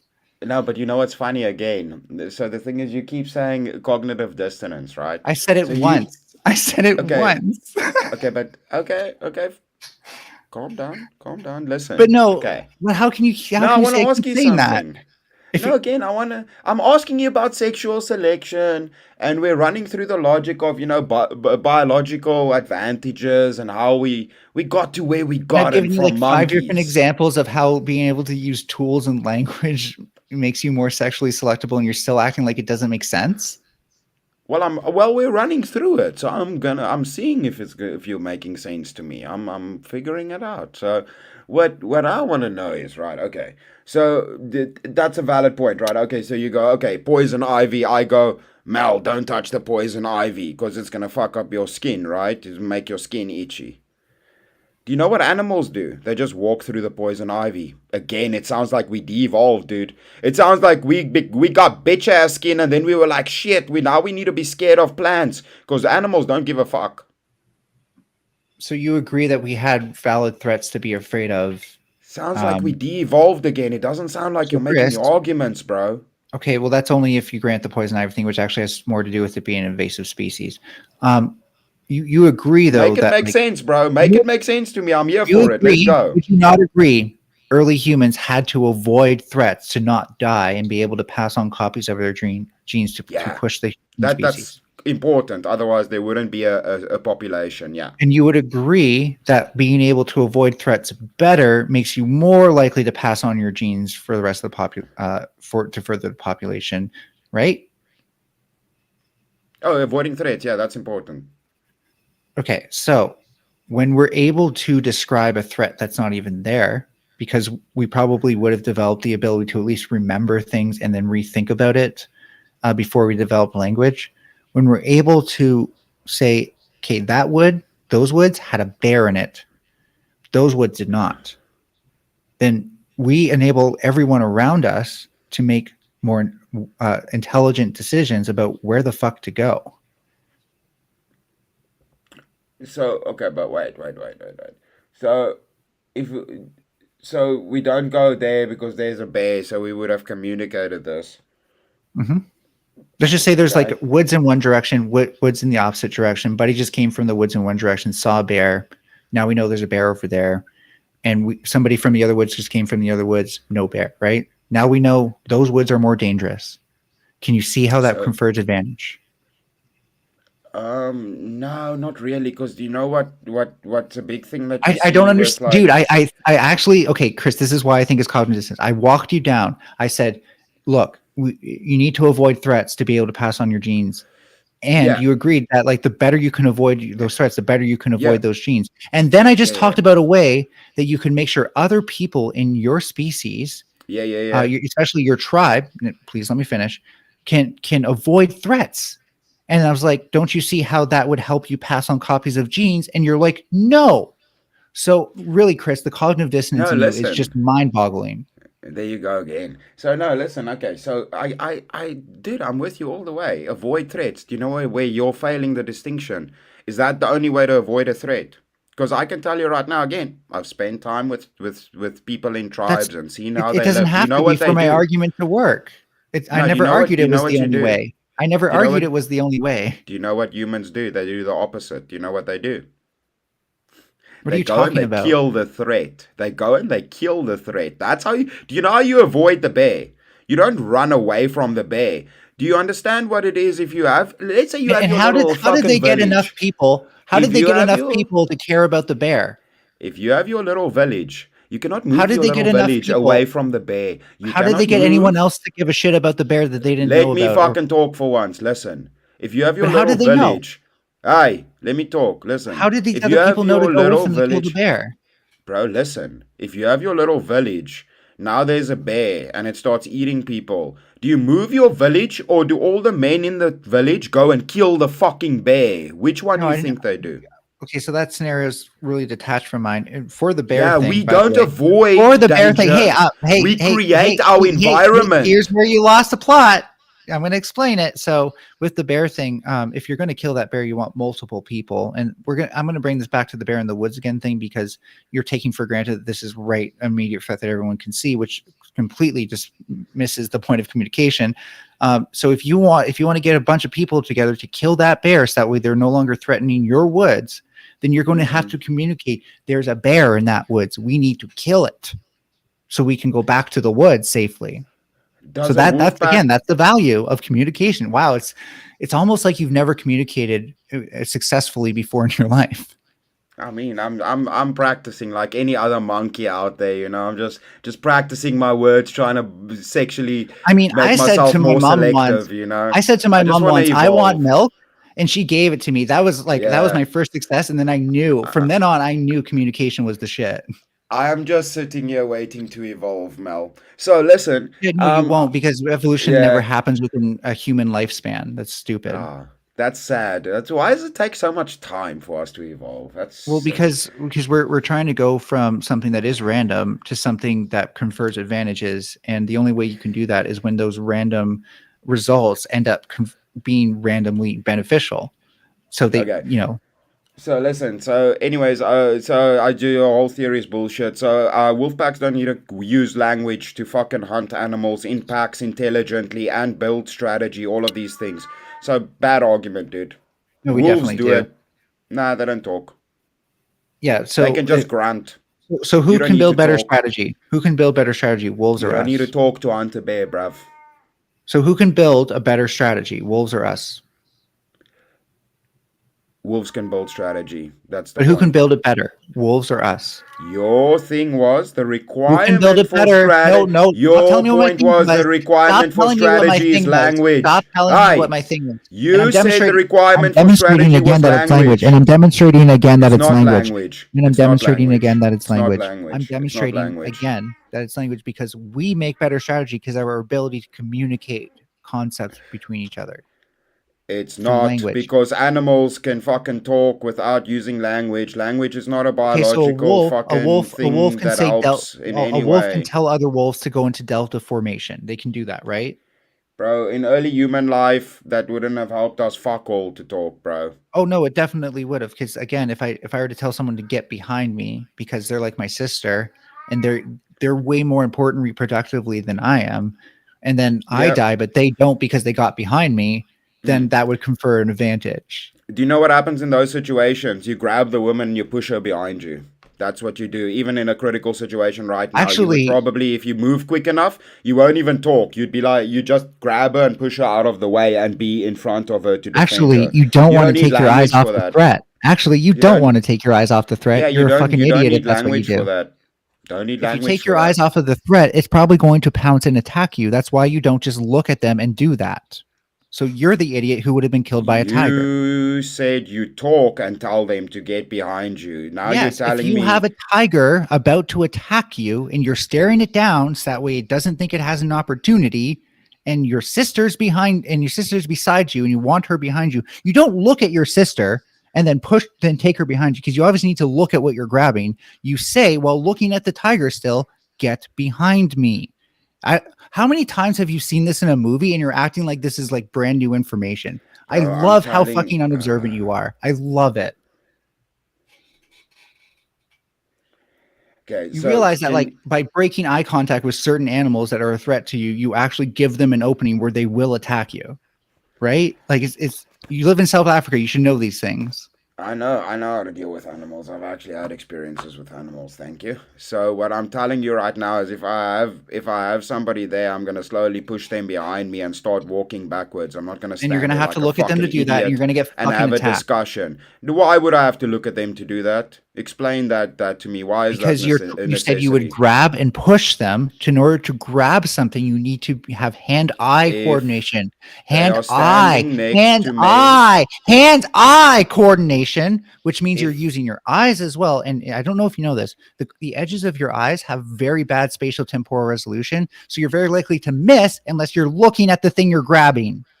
if my sister is standing next to me and there's a lion, I'm gonna put my hand on her chest and push her Yeah, back as I start walking you back. would. You, I don't need to break eye contact to do that. I'm not gonna fucking talk in that moment. I'm not gonna break eye so if contact you're and look at that actually trying to animal. get someone behind you, you're not just going to do what you said. The Oh, example you're I gonna have a gave, fucking conversation in that moment. You're gonna do some slam poetry in if that your moment. You're gonna use definition your of a language. conversation, if that's your definition of a conversation, 3 words, then that both expresses the length of your social life Dude, you and are turning it into a fucking movie thinking we're gonna have this whole fucking internal monologue while we're staring down a fucking tiger. No, what you're gonna do that's is not what freak the an fuck out internal and push your monologue is. person You're you just care using about behind buzzwords. you. You're just using buzzwords. That's not what an internal monologue is. What it is that language objectively confers an advantage over species that can't use language. Yes, it is an advantage later on when we construct shit and do Oh, science. I'm trying to oh. ask you why we developed it, you silly bastard. Yeah, because again, we were able to talk about things that weren't necessarily there. So, for example, I could We're point to a talking forest. about when we were the same level as animals. For example, I could point to a forest and tell people about a bear without us both having to be there to see the bear. Thus, the advantage of avoiding a threat is conferred to 2 people rather than one. Oh, you can just point at the bear, right? Because you don't have to No, because then talk. they'd have to Thank be you. there to see it too. Because then they'd have Yeah. to be there to see it too. And I'm talking about an example where they can't. So so just tell the bear, or you could just like I can just hold your arm and walk away with you. Why would I need to Again, we're talk? not talking about that example. I'm talking about you're coming out of the woods, you go back to your community, and you want to tell people there's a threat somewhere. You can't. We were talking. You clearly lost where we were in the conversation. We're going back, right? We were at the level where we are animals. Because you've dismissed the entire thing as being too Hollywood, because you can't put yourself in the position where communicating something without having to use your body language might confer an advantage. That's your that's your skills issue. I can think of many. Okay, would you like another? I remember where we were in evolution. We were animal level, and I said before you grant yourself language, right? When we were there and we were talking about the sexual selection. I'm giving you an explanation for it. That's not granting it. Okay, so stop so using now we're that having word. You full dialogues. You don't know what granting full language, speak English. You don't know what that means. Newspapers, where we at, bro? Because where we were. If anything, is not you're there. granting yourself that like everything I'm saying is wrong before I've even fucking said it, dude. Okay, so no, calm the fuck. I'm showing you as we go back. Well, and I'm showing you that none of these examples are going to be good enough for you because you think you're smarter than the fucking people who've spent their lives studying this, multiple decades, putting this theory together and testing it. You're so likely to be wrong. You're so likely to be wrong. I can't believe you're talking as if you know anything here. Like you really can only point to, oh, this thing doesn't really make sense to me. I've explained to you the dude. We haven't even gotten into the worst, and it still doesn't make sense. The only conclusion that I can come to at this point is that there's no pleasing you. You just refuse to let it make sense. The further we go back, the worse this is going to get for you, right? You have to understand that. That's I've already explained how it started. The further we go back, the more retarded your fucking words you're going to use are going to get. Watch. And you saying I think I'm smart. You've said that multiple times tonight. I know I am smart. Because I actually put myself to the test. Well, there you go. Thank you for proving my point. I never once asserted that I'm fucking smart. No, you just act like you are, and like because you don't understand. I'm just asking you fucking questions. You do understand that just because you don't understand things, that doesn't disprove the viability of it. It may just be a skills issue on your part, logical questions.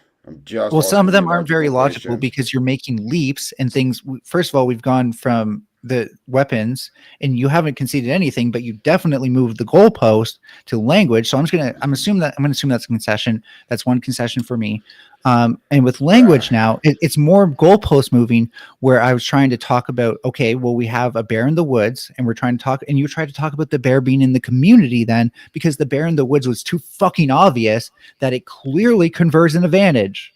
You granted yourself homes. Do you remember spear and stick? And you said you have a home. You remember you said that? I said that because we see this type of selection change from competitive to purely sexual once it helps men provide for their partner more. If you can build a home, you're more sexually selectable than someone who can't. Yeah, so if bear outside the home, that's what we were talking about. You don't move home, you kill bear, right? That's where we. I never said anything about moving home, and I've already pointed out, and this is incredible that you've already forgotten that I've told you this. That in order to get the people to go from your home into the forest where the bear is, with the intention to kill it like you do, is to be able to communicate that there's a bear you have to kill. Otherwise, they would have had to seen it too, and that's not efficient. I told you that we do not avoid danger. We usually go and deal with it. That's what humans do. We shape but do we go deal with it by ourselves? Communities and towns. We destroy nature to shape our community and safeguard. Do we deal with it by ourselves, or do we deal with it in numbers, Chris? Yes. So now you granted yourself language. How did we get numbers? I didn't grant myself anything. You're conceding that there is no way that you can debunk the utility of language to selection. Dude, language obviously has utility. We were talking about a time in which I explained to you grunts suffice the same way it does for animals. We do not need complex language. At that stage, why there was no evolution compared to the other animals around us. Let me finish my fucking. You definitely want to if you're in if you tend to be like on the edges of forests and savannas, and you want to be able to project a signal as far as you can. In fact, people used to be able to project their voices really far, and we just also got worse yell like animals yell, like monkeys yell, and like other animals yell. Yeah, right. But when you can only do one type of yell, when you can only do one type of yell, you can only communicate one thing. When you can yell multiple things, you can communicate a lot of things. I know when this Wow. cat yells Fucking and wants rocket science, food. right? I know when It's this not cat yells logical. It's and just wants to this poop. has to be It has rocket different science or something because yells. you still don't get it. Dude, you say you were like you don't understand the formation of language. You understand it would You have started with clearly don't. sounds, not You clearly syllables. don't. You so clearly don't. Bro, language did not start with syllables and letters. It It started did not with start with syllables. sounds. It Well, of course started it with started. Yeah, sounds. yeah. Yeah, it Language started is with sound. sounds. Wow. Thanks a Yeah, lot, Sherlock. wow. It started Yeah. with the thing it's made of. Yeah, that's what animals do. That's what Wow, animals things do. start with the thing they're made of. Wow, I'm so smart. Okay, so that's irrelevant. You sound Language super retarded. I like that. became That's do that syllables voice and all the words. time. Just do that voice all the Language time. became The audience syllables. love that. Do that all the Language time. became syllables and words when we needed to communicate more than we could with just sounds alone. Wow. So I'm telling you again. So yes, we grant animals grant great. Because So where's more the complex distinction again? information is better than stupid simple information. Wow, it's so hard to Yeah. figure out how that would provide an What would advantage. have been in early evolution the advantage of making anything more than grunts and sounds similar to animals that have Except for done the great people for who would have them for developed many more years? complex vocal cords and thus would have been able to make more sounds. You mean like birds that can make a fuck ton of sounds and talk Yeah, like humans? parrots, and birds who literally use that so that way they can tell one mating call from another. Yeah. How does that help them? Have they fucking figured out mathematics? It helps them. It helps them first of all because the more complex the mating call, the more that bird probably can dedicate towards the neurons necessary to You, remember that. my call. African, so the African I'm grey. also not done. Holy fuck! When there's, let's say you're a Darwinian finch, right? And you're all the same species as the other birds. Well, how are you going to pass on your genes versus the other Darwinian finches and their subspecies? Well, you differentiate your call more than anything. That is the easiest way to make sure you get mates who also recognize you based on sharing a somewhat similar phenotype, enough that you can eventually speciate. So we're back to sexual selection. That would have been the reason. So now it's sexual selection. Sexual selection this whole time. You want to pass on copies of your genes. But how would the language facilitate in sexual Because selection you're in that more sense? likely to avoid dangers. And when you now survive it's dangerous. longer, and when you survive Okay. longer, and All when you right. survive All right. longer, you pass on more copies of your. Can you finish my sentence? What do you Of pass your on more DNA. copies of? Of your spunk. That's not. No. Try again. It starts with a G. Here, I'll start to spell it, and when you figure it out, tell me. Goldfish. G-E-N-E. Wow, you really have zero comprehension of this issue. It's incredible. What like blue jeans? Like blue jeans, or what are we talking about? Listen, I'm so impressed. I don't care I'm about impressed. jeans. Everything I've said passes that on line jeans, like right? 8 times. I've said that line 8 times. You complain about how much I say things. I said that 8 times, and you still didn't even know what the last word of that was. That's incredible. You have zero. I'm just fucking with you because it's fun. So listen, but again, so you're granting yourself Probably language. also just you actually do know. You probably do see at this point how it does. I'm trying to figure out how the fuck we got from monkeys to de-evolved monkeys that have shitty skin that now need to avoid poison ivy, and now we gotta talk because we can't fuck. We're not de-evolved. Huh? Did we need Riz? Okay, so I get it. So we needed Riz to get laid. That's the advantage. And danger. So we needed complex language to avoid danger, but animals do it just by yelling. Okay. So. Well, yeah, because for example, not all dangers are super complex or minimally complex, right? So if you can only yell, that usually becomes like, I'm either going to warn them based on the danger being a lot or not based on a little. But that's very subjective, right? So if you're the alpha male, not many things are a danger to you, but they might be to a very weak and sick female, right? So if you're a human, I can say, there's a fucking, what's a good example of something that would only eat sick people? Because it's so small. I'm just gonna say fox. I don't even know. I don't even think foxes eat That 6 it, people.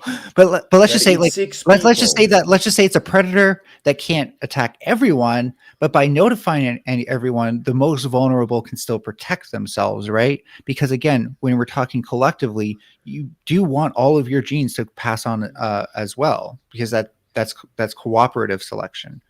Yeah. There's a better word So for that. where do we get the genes from? Now, see, this is where we're going, right? So So, you're so all over the place, dude. This is abiogenesis now. bro, you're talking about no, we're not even at A-bio. Calm yourself. We're not even there. We're No, that still at is monkey level abiogenesis. right Where do we now. get genes from? Yeah, no, it's not. RNA. No. Okay, yeah. So now I jumped the gun. I'll grant you that I jumped the gun a little bit. So now what I want to know is, remember what I said? You granting yourself prefrontal cortex. So and then you said, okay, cool. So we developed language to for sexual selection and then to avoid these dangers. So why did we do that, and why did our brains do that and the animals didn't? That's what I'm still not getting, because there was clear, so there's a clear distinction between us and monkey. So why did we do that and then lose all of these, like we discussed earlier? We lost the fangs, we lost all the badass weapons that we had for being what? Having a fucking prefrontal cortex and gaining riz. So I think for one thing, you're assuming that like monkeys could never do this. I think that there are several species that have diverged in that direction. Uh, Which elephants ones? elephants seem actually very capable of using higher order processes, and whales capable. I'm not saying they're good at it. And whales actually have very complex communication systems that they didn't have to. They could have just farted different ways or something. I don't know, but and the reason is that natural selection doesn't say here's the most optimal means to my end. It's just saying, okay, something has changed. Now it's more optimal. Now it spreads more copies of its genes. There's nothing in there that says you can or can't develop a language for this, or you can or can't develop a tail or lose a tail from this. And it's kind of misleading to say we devolved when what you're really saying is that we lost certain traits that got in the way of intelligence and tool making and stuff like that, but we actually became more evolved to be better I humans, if think anything. no, this cat, no, this cat. I'd rather debate this cat, but anyways. But so no, but again, dude, again. Why You gotta is pet the that cat, dude. change? What? You gotta pet that cat. Don't be weird over here. Don't talk about my cat. You're No, I'm not a allowed cat to talk whisperer. about the No, I'm a cat. cat whisperer. I know what your cat wants right now. No, I don't want It you wants whispering shit attention. to my cat. No, thank you. My cat's a conservative cat. I don't want you whispering shit to my Knock over cat. the water. Knock over the water, kitty. Knock over the water. Fucking disavow. Anyways, so again, no, disavow. So, but so you said okay, elephants, and then what, marine animals. So, but why Basically, haven't what we can I just seen? can I just reiterate? It's basically saying that plenty of animals have actually slightly moved in that direction of more intelligence. Anyways. But why is there a distinct difference in cognitive function to us and them? That's why. That's what I want to figure out. Where did that advantage biologically come from?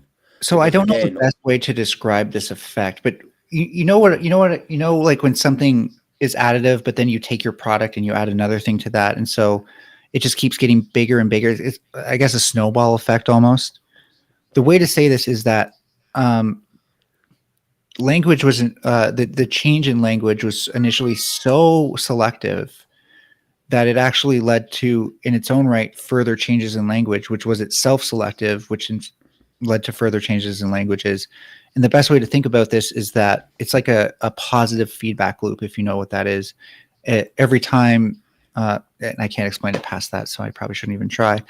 But it's something that grows, and as it grows, it heightens the condition of its growth, so it grows even faster due to how ex- fast it's already growing.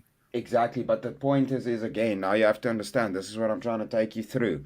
If animals didn't need these big brains to breed very terrifically and fucking do mating calls and all of this shit, that's not a good reasoning for higher complex language being developed by humans again. Because we're getting to the point of before this, how did we have sex then without Rismal? Uh, Usually, grape. If this was necessary, right? If this was necessary for No, populations, Chris. That's the thing. Is like but one of the where do biggest the things populations come from? one of the biggest things that changed about our mating strategies, as far as we can tell, around the same time as language developed, was that women's bodies tend to like even be even more what's known as cryptic. We don't know when they're on their periods and stuff like that. On top of on top of it turned into more like actually like attracting and keeping your mate rather than you know you just finding some woman who you can get with. Another thing to note is that there's often a mistaken thing like we were like static tribes, and so we should have adapted to our environment. Most of the most successful people were nomadic, who moved based on the seasons and stuff like that. And so they were we were never truly the apex predators until we had something that made us apex in all environments, which most natural apex predators are not. They can be an apex one place, but in another place, something else is way more adapted. So they're the apex, and they're technically competing more than anything. Again. So Just let me, just let me, yeah. just let me. Okay, go. So that change in mating behavior meant that like since it's less like opportunistic, and and we went back into pair bonding away, where we could have like briefly gone away from it, meant that like I could also communicate threats to my partner, like, oh, I saw a bear, so while I go out hunting, don't leave the house. I told you animals can do that without complex language. No, but they can't. They can't say. They can say there. I saw a bear. Maybe that's pretty complex, actually. But they can't say don't leave the house afterwards. They can't give an instruction. Like you're hugely overestimating Yeah, we're different what to they can them in actually that sense. communicate. For humans, we needed to communicate more because our lives became more complicated. The more tools we would make, the more that we would think about, like, okay, so this is happening in my mind, and something else is happening in someone else's mind. Like, what the fuck? It wasn't No. even just. It wasn't even like the reason why we liked it wasn't even just the natural advantages. It was because we could start expressing things that were already happening in our brain that were more complex than normal. Okay, but what I'm telling you is again, you're granting yourself this, but I still don't see the evolutionary advantage of it. And again, so You we would have don't? had to no, not in Wow, early that's human life, incredible. no. That's actually incredible. It's dude, it's very logical, right? That's what I'm trying to take you through. If animals are fine Not at this logical to like no, low no, it's level, not there's no logical to need have for five different cases of advantages explained to you thoroughly, and you be like, it still doesn't make sense to me. You're being presented evidence of how it could be an advantage and just mm. denying it because you don't want it to be. Okay, but why did we then? So I'm telling you, in early life, that wouldn't have been a biological advantage. We can see that clearly from animals. Then, secondly, No, you you said we can't see lost that our clearly from. sharp No, you teeth, can't. No, our no, no, no, no, badass no, no. That doesn't nails, follow. You're but granting that's not a yourself that we can see biological that clearly. You're advantage. granting yourself that we can see that clearly. No, we cannot see that clearly. You can't just look at animals and be like, they did something different, so therefore everything we did had no advantage. That does not follow logically at all. What you would say is what you're trying to do is ask how we got there. That's valid. You can't use your inability to be convinced by an answer to say that there can't possibly be one, though. That is not a I am. refutation of that. I'm asking you logical questions. I'm saying it's not a necessity for animals, and you going it's a necessity for humans. Do you see how that's a contradiction? No, it was a necessity for humans who were nomadic.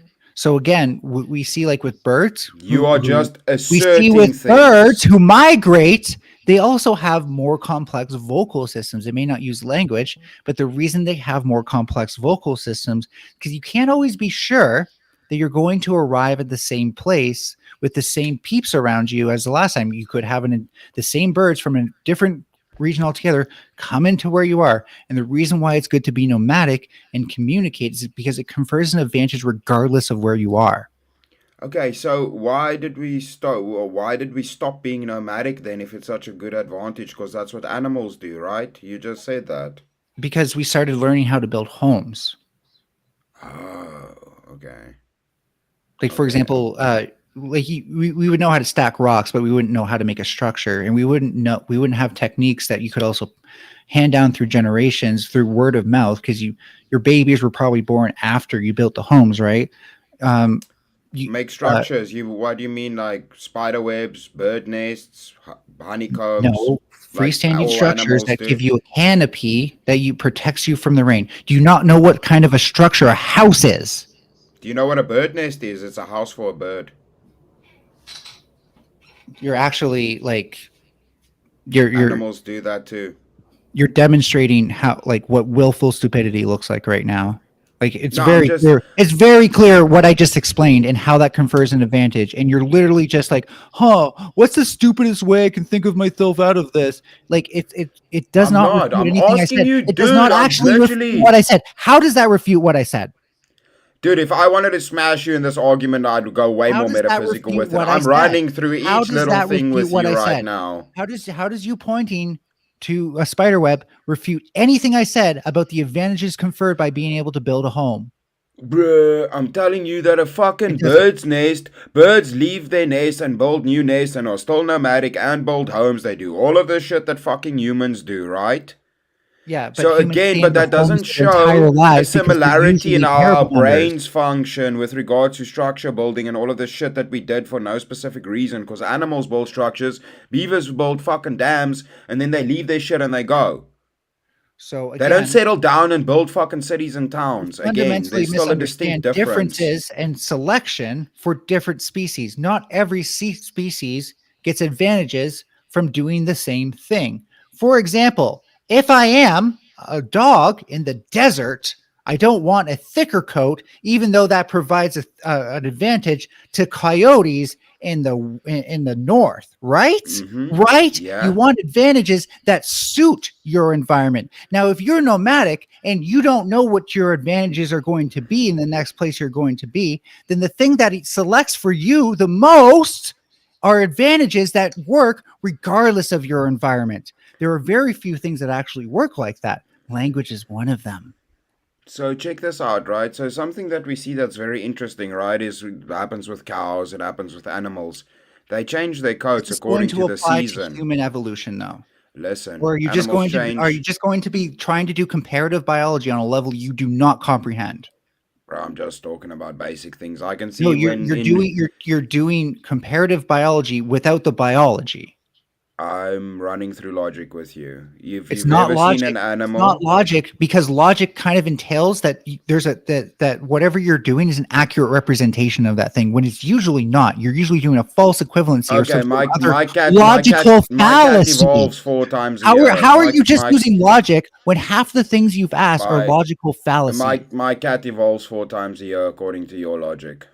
No, that's just a logical fallacy. Okay, so can we run through it then? Can we run through it then, for fuck's sake? No. So an animal changes its coat with different seasons. Do you know what we call that? That's adaptation. That is adaptation and not evolution, fucker. How is personing me there being logical?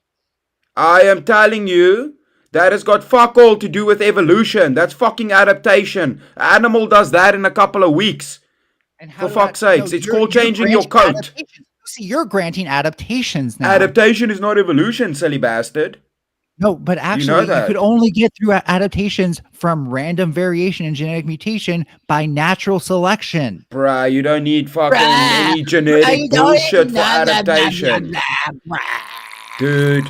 You can be a human and move to a cold climate and adapt. You don't need to fucking evolve to do it, you silly bastard. Do you understand the difference between adaptation and evolution? Longer to adapt than it takes to get hypothermia. I can evolve right now. It's going to take longer to adapt than it takes to get hypothermia. If you can make tools which insulate you from the cold because you evolved to use your hands more, then actually you can. The things that selected for us were things that allowed us to go into new places. Okay, I'm going to just repeat myself. Do you understand the difference between adaptation and evolution, and that it's not the same thing? We can witness adaptation. Not possible without natural selection. Can we witness adaptation? You understand that adaptations are not possible without natural selection. Can we witness adaptation?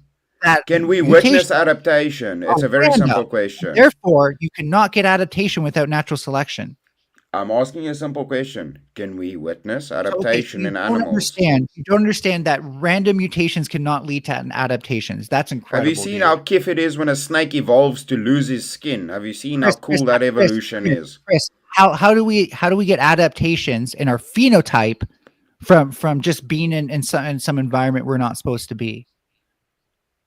Does it happen What do you magically? mean? Does God decide now? No, now you're going to In our adapt. phenotypes, in our fucking expression of how we look. Yeah, when I go out in the sun, I get a fucking tan. I didn't evolve, you asshole. I fucking adapted to the sunlight. And the That's not reason you fucking get a evolution. tan, that's not really a phenotypic My phenotype adaptation. changed. Now I'm a brown person. Oh, my change. phenotype That's a changed. Oh, it's racist. That's racist. change. That's racist. That's a It's change fucking in your adapt, dude. fuck. Dude. So that's a dude. change in your cell, in what your cells are doing. The adaptation genetically came from random mutation. Can we agree there? No. Well, then that's why you don't understand that evolution, that adaptation can only come from natural selection, because you cannot get proper adaptations from anything but either intelligent design or some sort of mechanism that turns random mutation into adaptive traits. And that takes a long time because we're starting with random mutation. And that mechanism is natural selection. And the reason why you want to be able to adapt faster than natural selection by using things like talking to people or your brain is because adaptations take a long time.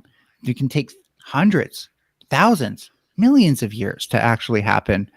And if your birth rate's going towards zero, you need something better. Humans probably were at really low populations at certain points, and the people who were smartest were probably the ones who A, avoided the disasters, and then B, passed on their genes afterwards. So again, all of this stuff makes a lot of sense when you understand that natural selection is what underlies adaptations, not just, oh, we just adapt. We just magically adapt. Okay, so listen. Okay, quickly listen. I'll let you talk. So, do we witness adaptation? Can we witness adaptation in animals in very short time frames? No, not really, actually. Maybe. I can't think of anything offhand. You can plant two identical cannabis plants, exactly the same phenotype. Put one on a mountain and leave one at sea level. Their phenotypes are completely different. That's not necessarily an adaptation for one thing. And again, it's a completely different fucking phenotype. If you can do that every time, that's not the same thing as an evolutionary adaptation. Where what we witness from adaptation is no, let me fucking talk. Hold your fucking dick now. Listen, we witness that environment causes adaptation, not fucking genetics. You silly bastard. We witness environment causes adaptation, not fucking genetics or mutations, Furby. So environment causes adaptation through random mutation and natural selection. You don't need to mutate. You don't need to fucking go X-Men to fucking have adaptation. How does your phenotype change then, if not mutation? Your phenotype can change because it's what you are, how you express. It's your fucking, it's what we perceive as race, as what being race is. And how do we if I'm white, if I'm pale as fucking goth white, listen, if I'm pale as goth white and I get a tan, would you say if you see two pictures, would you go the phenotypical expression is the same fucking thing? No, this makes a lot of sense because everyone out there naturally gets a tan, so we can just assume getting a tan just happens on its own spontaneously, and that doesn't have to be some sort of underlying mechanism where that adaptation was associated with the problem it was solving somehow. No, it's fine. It's magic, Chris. I agree with you. No, thank you. Dude, you just conceded to my point. Thank you. Yes, environment creates adaptation. You don't need genetics or mutation. Thank you. You agreed with me. Good job. Okay, let's go back now. Now I'm going to take you into the deep waters, dude. Right. You already conceded. Right. I can put a baby underwater and they'll grow gills. That's a really smart statement. Well, that's what you're saying happened, bro. No, it's not. That's evolution. That's you see, that's not adaptation. That's fucking evolution right there. That's evolution. When you say that evolution causes adaptation, first of all, that's been refuted. Yeah, growing gills is evolution, bruh. That's not adaptation. Clearly. But that would be an adaptation to breathing underwater, wouldn't it? You could clarify it as an adaptation, but what your limits theory, adaptation? Wait, what limits your adaptation? theory What is limits that we adaptation? keep. Wait, why can't they? Why can't they? You don't just What? say it's evolution. Why can't they? Why don't the gills come out of their skin and be there?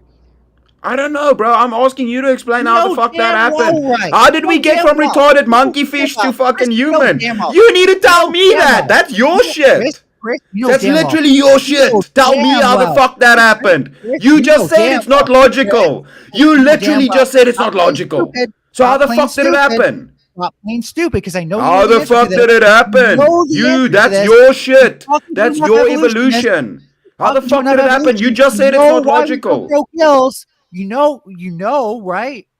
Please tell me you're not this stupid that you know why we don't grow that you don't know why we don't grow gills underwater.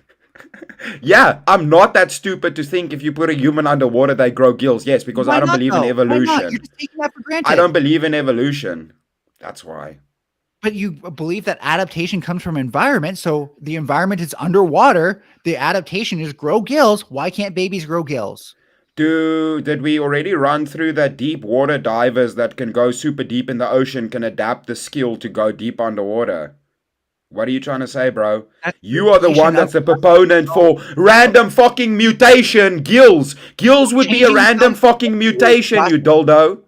Changing how you regulate processes can be an adaptation, but usually your ability to regulate those processes was something that you evolved. So, for example, my ability to affect my brainstem with my conscious thought processes probably didn't happen until I evolved a connection between my prefrontal cortex and my brainstem. If those things were entirely disconnected, I wouldn't just be able to be like, oh, I guess I'm going to adapt now. And then they're magically connected.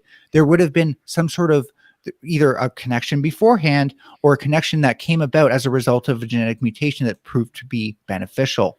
It's not rocket science. You just want it to be, because you fundamentally don't want to understand. For example, babies don't grow gills when put underwater because, first of all, the common ancestry that we had with fish is billions of years ago, but also because we have no genetic code in us at all for growing gills, period. There are no gills in our genetic code. There's only lungs. Yeah. So we can only have gradual adaptations to do with our lungs. We can't have gradual adaptations to do with a trait we don't have yet.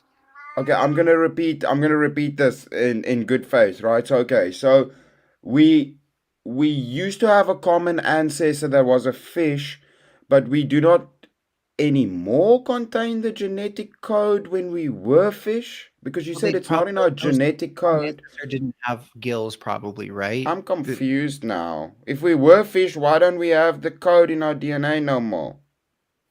I'm confused. Okay, I'm taking this for granted just for the sake of argument. I don't actually know if we still have gill code from our common ancestor. I'm just assuming we don't. But the point would be that the reason that we don't have tails is because we diverged from a common ancestor that kept its tails, and that was good for them, not as good for us. It really is just that simple. At least at this level, when you want to talk about specific traits and stuff like that, it's good to know like the actual phylogeny of these various species. What is the proposed family tree and their common ancestors that they share? Because that's the only way that you can talk about how they even begun to diverge. Yeah, but do you see the distinction between adaptation and evolution, though? Because we want to be specific with our words. Adaptation is something we can witness, right? Because there's a difference between phenotypic adaptation and the body itself adapting to changing the conditions. So, for example, we're in homeostasis with the temperature in our environment. We're above the temperature, so we're in disequilibrium. But whatever the temperature is, we try to keep our body at a set point regardless of that. So, sorry, when I said homeostasis, I meant to say we're thermoregulating.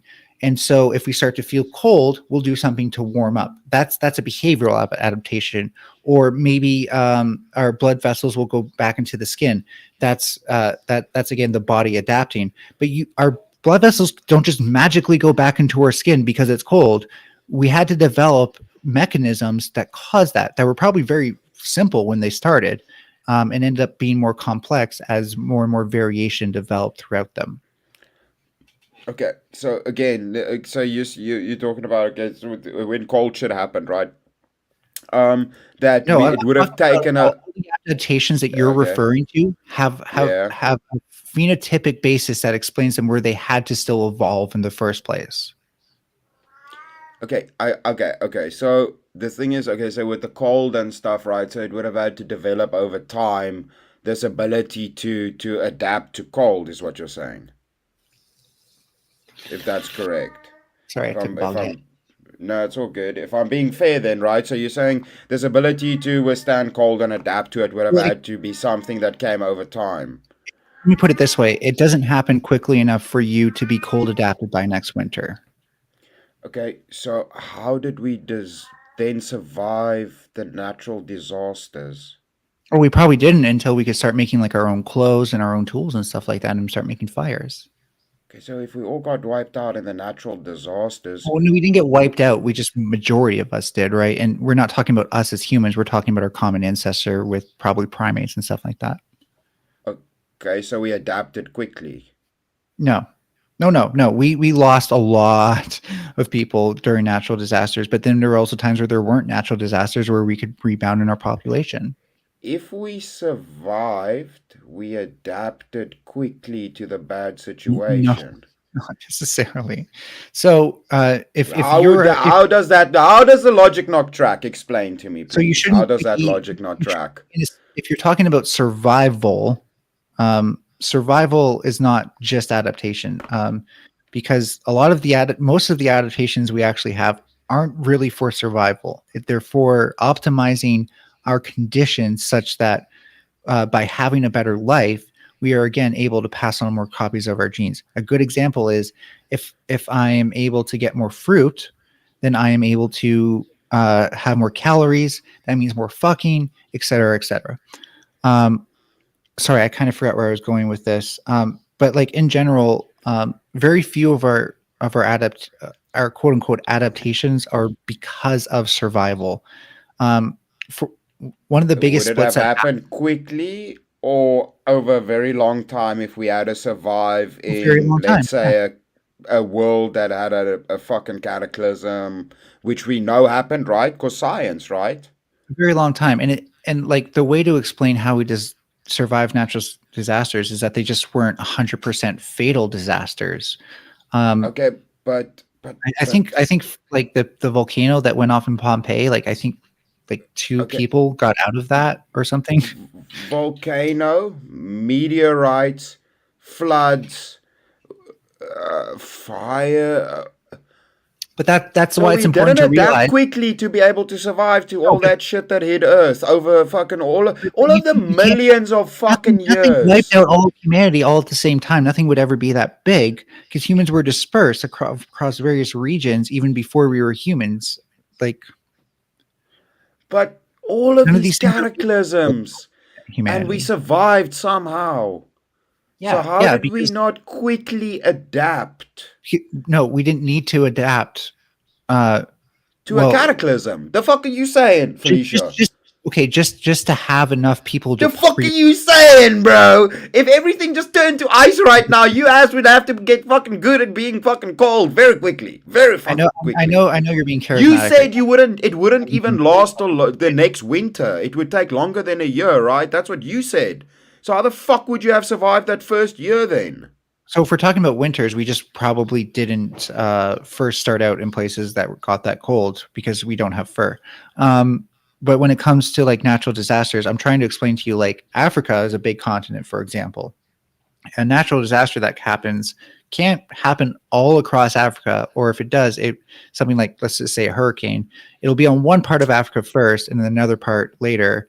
And we tended to be at least good at knowing when storms were coming, probably because Well, storms even look scary. So so um, let me let me enlighten you on land my something. plane. Let me land All my plane right, just so go, we're not go. responding to something else. Go, but you fucking don't talk when I talk then. I'm gonna fucking I'm smack gonna try. nut I'll flap try. you. I'm gonna flap you in your fucking nuts if you do that shit. I'll Go. leave. I'll just leave if you do that. Anyways, and I will try not to talk over you, but the main thing was that like it's not that like we necessarily were able to survive. It's that no natural disaster was able to take all of our common ancestor out in one go before we could repopulate. It still would have necessitated adaptation, right? If something No, hit that fucked no, it up the does not. environment. Bruh, It does really? not. Sorry. So wait, but how? But dude, this is what I'm telling you. I'm just using logic, right? Let's not use studies and shit. That's what I'm trying to tell you. If something apocalyptic happens, right? But And then nothing you that's understand will how happen. fragile species and animals are. We see it, right? We can witness these things. What are you If talking about? Like a double Thanos snap or something? I'm telling you, if an apocalyptic thing happens, dude, we can see with fires that happen that humans jump in and very quickly fix the damage it does. We can Sure. see what hurricanes do. We can see what these things do, right? And these Can are you low name level me one of things. these events that happened that ought to have wiped out all of our common ancestor had we not been able to like adapt to those changes? Okay. Yeah, so we would have had to adapt to these things happening, right? They're just logical entailment of it. I'm trying to Even get you. all animals would You have keep saying to. these things. Like the only thing I can think of as an ice age, and those happen far enough apart that we could at least like lose our fur and then need to develop like a way to use skins for the next one. So did the So, ice age not happen quickly? well, depending on which ice age it is, some of them took like decades to actually go from one thing to the other, if not centuries. What I'm trying to get at is that unless you can point to like, okay, here's this volcano, and it was like Yeah, as that bad. blocks out the sun and Just let me, then please, winter. Chris. So unless you can point to something that was like a volcano that had the capacity to wipe us out like it did the dinosaurs, I don't think anything like that actually happened during our early history because we don't see any record of that ever happening. What the like apocalyptic things happening? So we don't see that happened. We really only see localized disasters. And when I say localized, it probably didn't feel local, but disasters that could only take out a certain portion of the population, not the entire population. So we could have just repopulated afterwards without having to adapt at all. So okay, so hold on. I just quickly want to read the way earlier. I actually fucking forgot about it because I didn't want to be a dick and interrupt. So I just want to quickly check this. So it was wrongful rage said, "Pet the pussy, you monster." Hectic. Hectic. Okay. Thank you, Ron, for it. You're a fucking champion. So dude, okay, so but the thing is, right, so I can school you on something. You can go look this up. Vredefort Koepel, or it's sometimes referred to as the cradle of humankind. It's in South Africa. So what Okay. that is a giant, or it's like a mini Grand Canyon type of situation where the meteor that hit there was so big the mountains around the site were formed by the impact of this meteor that hit. Sorry, what year was So this? Like, when was this said to have happened? I would have to Google it. I'm not one of these dudes that has like Google open and shit. I'm too fucking tarded for Oh, that. I they just actually, you know what's funny I'll about have this? to So look it up. in okay, so nearby but not in the site, the Rising Star cave system contains, so they might have actually just been in caves. The Denali chamber of stars, in which were Yeah, discovered they're not 15. then But you know then let me finish, dude. You really gotta let me listen. finish. No, Listen. you You really. need I'm to telling you, understand you gotta let me finish right conversation, you now. I'm fucker. telling you. I get it. I Listen. did it wrong. You can correct me after I I'm not finish. saying you're You can wrong. correct I me want to after I'm add. finished. Just let You me fucking fucker. finish. I'm trying to add to the dialogue. I Fucking don't care. carry on. You Add just to want it to after fucking I'm done. monologue, I don't bro. care. Fucking Add to it talk. after I'm done. Add to it after I'm done. Talk, So talk, talk. Fucking monologue. Go. in this place, 15 fossil skeletons of an extinct species of hominin were discovered, provisionally named Homo naledi. Where's that?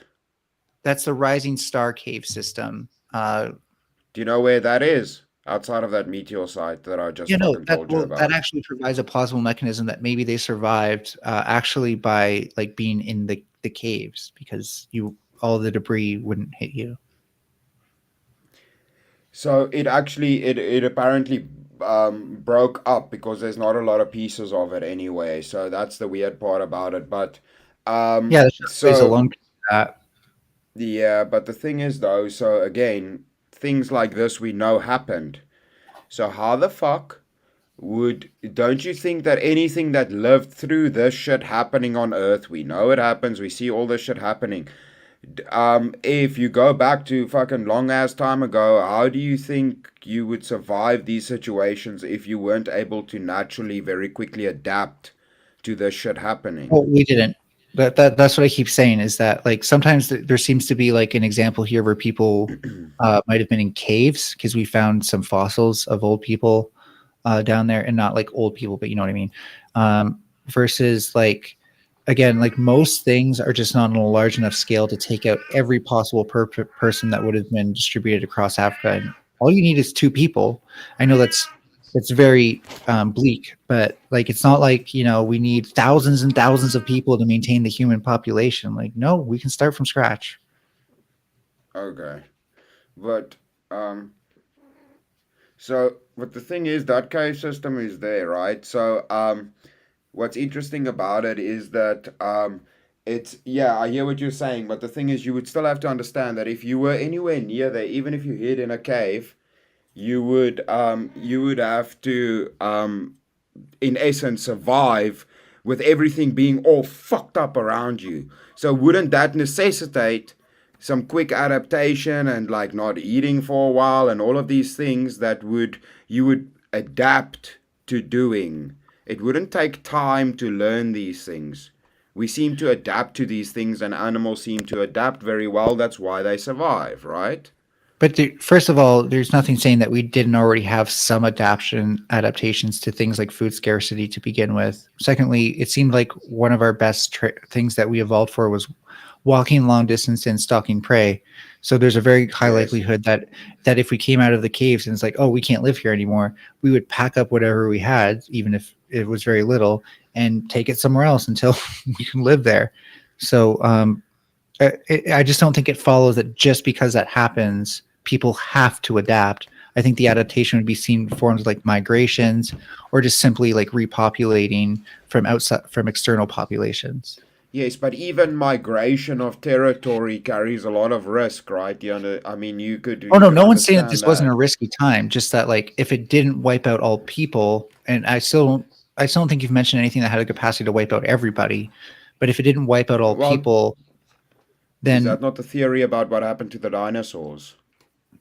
yeah, but that was probably a much larger meteorite that actually was so fucking like big it fused with the fucking Earth itself, and that's why we don't see the crater for it.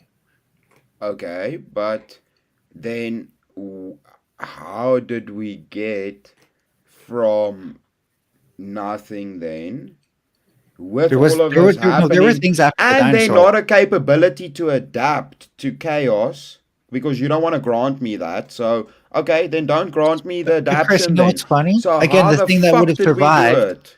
Again, the funny thing about the thing that would have survived after the dinosaurs are probably like mammals and stuff like that, or like early, not even really mammals, but like the earliest form of mammals you could imagine, being in caves and stuff like that, because they were protected from the elements. So I don't know how. I don't think many people actually know how many of us lived in caves all the time, but before we could build homes, we often used caves as like a way to protect ourselves from the elements. That and our specialty was that like I don't have to stay in this cave necessarily. I can go leave and find another one, and that's part of being nomadic. So I think you're missing the fact that like our adaptations were to these things were already there, and mass species die-offs just happened a lot probably. Yeah, no, dude, I 100% agree with you. I'm glad you said that. I do think our adaptations were already there. I agree with you on that, 100%.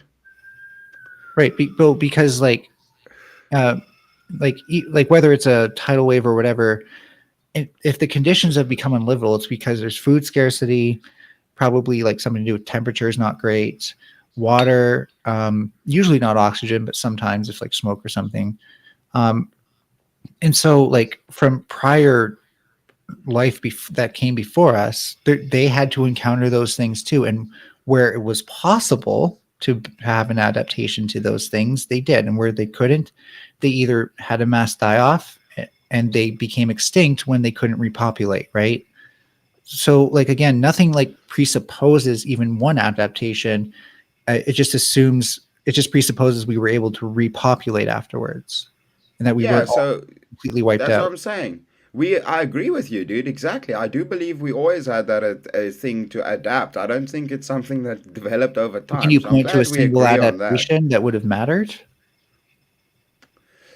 Again, yes, I can, and I do feel like that's Okay. why we're the apex predator, and it is to do Okay, with the point to an mind, adaptation though, but point to an adaptation, please. brain. Okay, that's my argument. Do you want to go back to the melanin in the skin No, thing? no, no, no. Your argument was for language. I never disputed the brain being the No, also reason why we're intelligence. the apex Remember, predator. remember you conceded, at least according to me, on like the intelligence thing that was selectable. No. What do you mean? With what? Explain it to me. What did I grant you on that? I said that earlier that language is not the reason. Obviously it's the brain. I never disputed that it's the brain. I could I actually just I'm trying to figure out how from the theory the advantage would have come from it, right? And why in other elements we de-evolved No, we didn't as de-evolve. We just again became optimized for things that other animals are not. That's still evolving. It's just not evolving in the way you think we ought to have. yeah, I agree with you. I agree with you. We progress in the mind differently to the animals. Yeah, that's yeah, So yeah, yeah, yeah. if you You're want to say making like my the brain argument. can rapidly adapt, like that, yeah, that's what I'm talking about with like language. Like I can communicate, here's what to do in this scenario, and now we're both adapting rather than just me. But again, so the thing is, that's what I'm trying to tell you. So yes, the mind is the difference, and the adaptation is the difference. The things we already had from the start. We didn't No, we gain these definitely didn't things have like intelligence from the animals. You start. see where I'm taking you? Dude, I told you I'm gonna take you into deep water. We're not even into the deep water yet. But no, this assumes we were like intelligent from the start, which we definitely weren't. You see the shit we made, like even in like early Athens and stuff. Like a child could make that stuff. You Let's be just real. agreed. You just agreed that the mind, and then you granted me that we had the adaptation skills. We went Well, into no, that the caves, right? mind, that's not a real adaptation. That is literally just like adapting to the situation. An adaptation of like the body is much different, and So the only you way don't the think body and just let me please, the only way the body can adapt to anything is if it's evolved the ability to do that. Okay, so do you not think then we adapted to use our minds better and optimize our minds where other animals seem to have not done that? Yeah, They've Chris. just kind of physically gotten Yeah, better. Chris, don't you remember? Like I explained how because we were nomadic, we couldn't always predict what the next environment we'd be in was. So we had to look for adaptations which didn't rely on the environment itself anymore.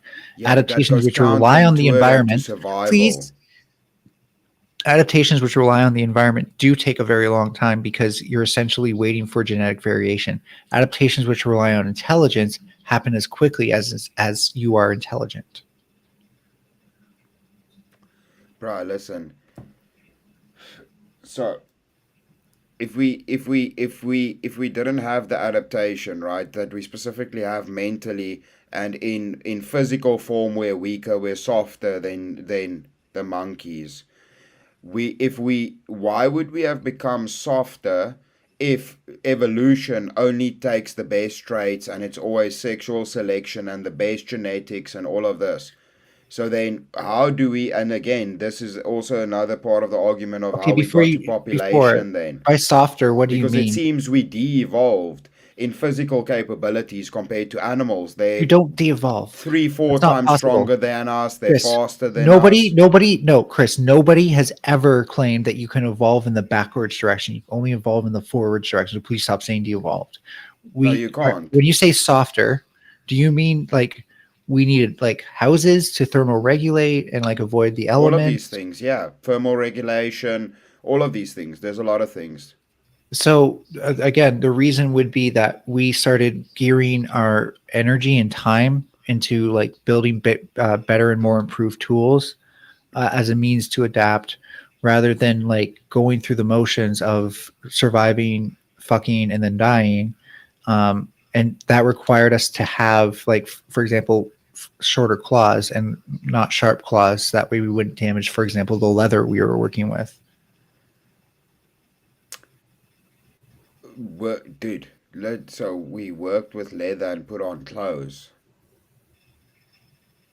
No, just in Some general, claws can get in the way of articulating with your fingertips.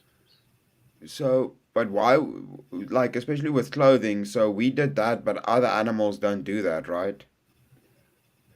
Yeah, Good point. that's that. No, the clothing thing is like really like it really makes you wonder when somebody just decided to start putting dead animals on them to stay warm. Yeah, because no other animal does that. No, yeah, with that, actually, there might be some counter examples because there's something in the animal kingdom called, I forget what it's called, but for the most part, the behavior is seen as like, I'm going to put my scent on something, or I'm going to take something and put its scent on me. Uh, and so for it could have come from that behavior of literally like some animals will take other animals, kill them, and then like apply their juices or whatever to their body. Usually it's to like get rid of parasites or something. um, so I don't know, again, I'm not saying I know that this is why we started wearing clothes, but maybe it had something to do with like we already did that behavior where we put stuff on our skin as like a ointment, and then leaves. We put like leaves on top of an ointment, or that had medicinal benefits. You sometimes see chimps do that. Um, and then So, there's a name for. Oh, it's actually called anointing. Yeah, it's called anointing. And the thing is that yeah, like so a big thing would be like if you see like a chimpanzee wearing, I forget what it is, like something like a dead toad on its head, like that's actually kind of normal because they're doing it for like a really strange reason, but it turns out it helps them with parasites. Again, I don't remember offhand. okay, so listen, there's a lot of ways to say some shit. So, yeah, so it's interesting that instead of gaining thicker fur, which other animals just adapt to, we don't do that. That seems like a shitty evolution if you're talking about surviving to the environment. Why don't we have fur coats that thicken up to self-regulate our heat? Seems Well, like no, de-evolution to me. If we were monkeys, monkeys can do that. Then we fucking lost the ability to do not a that. lot of Like that, monkeys actually thermoregulate with heat. That's why you don't see a lot of monkeys in colder regions. Um, you get very hairy monkeys. like have you noticed though that the ones who are more similar, like us, like gorillas and orangutans, they're tropical, right? Same thing with pigs. Why don't pigs have fur? They Gorillas are probably, covered in fur. well, yeah, hogs are, yeah. But my point being that Gorillas like are. my point being that if making fur takes energy, right? So when you eat, you could put that energy into mating or some sort of other survival thing, or you could put it into making fur you don't need. If you live in the tropics, you just fundamentally don't need fur. You just don't. If anything, it's going to make you too hot. Um, and so it just made sense that the fur got thinner and thinner and thinner to the point where we now just have body hair. Okay, so again, but the thing is, so we lost a biological advantage No, no, and traded it for something else. we gained the advantage of living in an area that was warm enough for us, so that way we weren't wasting every like the food we ate on growing fur we didn't need. If we have hair, okay, so if hair, have hair, monkey, don't have hair, brain. We trade hair for brain. Well, not That would, necessarily. but that's It's what you're saying. well, if first of all, it's hard to say if these things came around at the same time because most fossil records won't show you how much hair someone had, right? Secondly, Okay, some do, but not all of them. And most of them don't. no, they Second, don't. That's a lot of secondly, bullshit. secondly, you can't say, well, no, there's ice That's a preservations lot. that do No, show. that's a lot of no. That's a lot of No, there's bullshit. ice preservations that definitely show hair What remaining on on woolly certain mammoths? on hominid species, actually. I like woolly mammoths and then elephants that On are bald. hominid species, early humans, hominids. But anyways, I'd like to finish. Um, But the point is that like we would have had. Make a point. Make a point. Sorry, Make a point. can you Because I'm reiterate allowing your you to point? talk. I did Yeah. derail So myself yeah, there. yeah, yeah. You're drifting. So listen. If we had hair and then we traded that for brain, do you know what that shows? Okay, right. That shows evolution. Your theory means it just keeps going to an equilibrium. There is No, it no doesn't. advantage without a disadvantage. That states equilibrium, so it stays in balance then. So where is Chris, the advantage then? is having If it keeps fur. itself in balance. So bigger Chris, brain, fucking we Chris. turn into a jellyfish then. So if we ultimate consciousness fucking can levitate telekinesis, do we turn into Okay, the I just asked brains? you to put me back on track, dude. I'm so on track now. Just please. So Do if we turn Chris is into fucking having fur, aliens? is having fur, an advantage or disadvantage in hot climates? Animals are fine with fur in hot climates, dude. Not usually, actually. You're way Gorillas more have a likely. lot of fur and the You Congo's find a hot as lot fuck. more. It's You find a tropical. lot more hairless variants of animals in Bro, your area than anywhere you else. you literally said that the Congo is hot as fuck. It's Africa. It's tropical. It's in a fucking in a forest. They have fucking hair and it's wet. Where's the advantage, bruh? So you realize Make it make sense. that they're probably going to adapt over time if genetic variance allows, if their So genes what? actually, if they have random mutations in that, if they have random mutations in that direction, they're going to be favored to have less fur, because in order to regulate your body temperature with your environment, you need to be able to radiate heat. And the more fur you have, the less heat you can radiate. It's literally trapped. That's what makes fur warm. So you're saying that it was a disadvantage for an advantage. I've very clearly laid out that if you don't need your fur, that is a waste of materials, a waste of energy, and by not wasting materials or energy, you automatically have an advantage. Okay, but by that logic, then again, like what I'm trying to get at is if this is something that we know happens consistently, then why do we see the counter in animals and why don't gorillas wear fucking other animals' fur and go bald? So, as I've already pointed out, this only happens when a random mutation in that direction kicks it off. Like you need to have the random So, how mutation in does that one direction. random mutation lead to random mutation throughout an entire population? So when there is a gene that actually expresses, like, first of all, hair thickness, hair density, like hair follicle density, when all of those mutate collectively in the direction of less hair, as we know it, because we still have body hair, right? But like it's not fur, obviously. So again, so the thing is then we don't really see that with animals. Some of them are just random and it doesn't make No, you sense. Some of do, them have like with fur, some of pigs. them don't. You do with like Bruh. pigs. There's an entire species of pigs that have gone to be like furless, and then we took them and we domesticated them for farming because they didn't have fur So and they were easier to eat. yeah, pigs generally don't have fur. It's a bold animal. So Yeah, we yeah, I actually don't liked get eating how their that's a skin because they didn't point. have fur. Okay, but why don't they wear other animals' clothing and are smarter than they are? And like Well, because humans then. because it wasn't a loss of advantage for them to lose their fur in whatever conditions caused them to. I don't know the phylogeny of those pigs, so I'm not going to speculate, but it definitely is true that whatever conditions they lived in, it was more of an advantage to lose the fur than to keep it. And probably because if you don't need the fur, you're just again wasting materials and energy on it.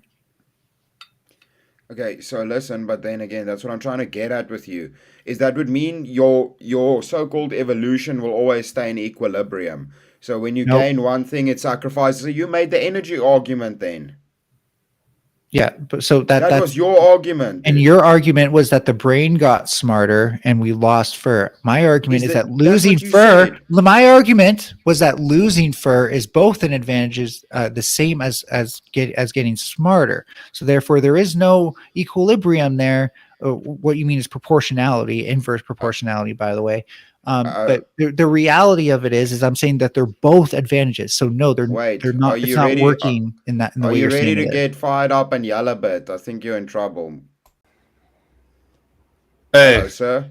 I just wanted to say one thing because I'm busy at the moment, but I've been Yeah. listening and just want to say one thing quick.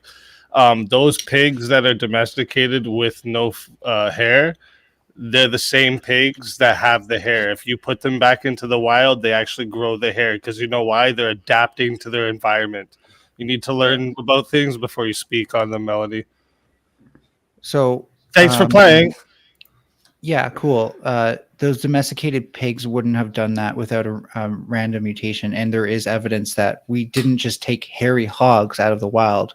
We observed the ones with the least amount of hair, and we selected for that trait. And the only reason they would be able to lose that hair, their fur, is if they were in a climate that's warm enough where they didn't need it. And in the case of farming, by the way, we used to actually treat pigs really nice. Did you know we used to keep them in places that were warmer than a lot of our own homes?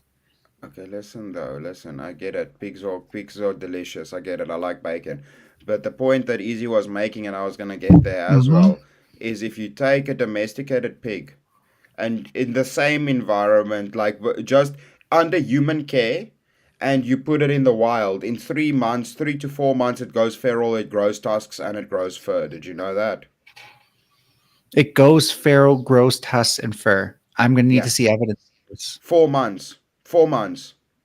You're saying it with confidence. So yeah, you can Google it. I'm actually giving you a chance to show me evidence before I discount it along other lines. But yeah, I'll show you, dude. They adapt within like 2 or 3 months. They adapt. That's why I said 3 months, so that I'm not like, I don't lowball when I say these things. It's like 3 months. They adapt.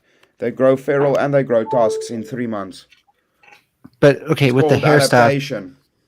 Stuff, like I've seen a real life pig, like they have a bit of hair, but clearly that hair would have had to have been selected against, and I don't think it was just artificially, because again, there's literally like writings about from back when we first started domesticating pigs, or maybe less so writings, but like tapestry shit and stuff like that, right? And we were like, wow, this pig is hairless. We got to breed this. We got to breed the shit out of this pig because it's hairless. We want more hairless pigs. Dude. Okay. Listen, you're wrong. I don't know why you keep saying this. You really wrong. Every single domestic animal. It's about their habitat. It's about their habitat that they're in. That's why. You can literally this is weird. Yeah, when you let them go in warm climates, they don't get their fur back, I'm guessing. Wait, listen. Anybody can do a simple Google search. You yourself can search this up. A domesticated pig is the same thing as a wild boar. A wild boar is a feral pig. That's what it is. Mean it becomes the feral type as soon as yes, it does. It grows its tusks back. It grows the thick hair, and it even gets bigger. I just want to see proof of performance. Show me the proof. Yes, it doesn't need the hair when it's domesticated. That's why it doesn't grow the hair. You don't understand these things. You should stop. It doesn't need the hair in warm climates either. Look, easy. So your logic doesn't apply there? All the hunters and everybody's telling you, bro, this is something that happens. It's a problem, and that's why they're pest the hunters who are also farmers, I'm guessing, right? Bro, we know animals, dude. We deal with animals all the time. You can fucking do your lip shit. But people that actually live with animals and hunt and actually spend time. When last have you fucking camped, dude?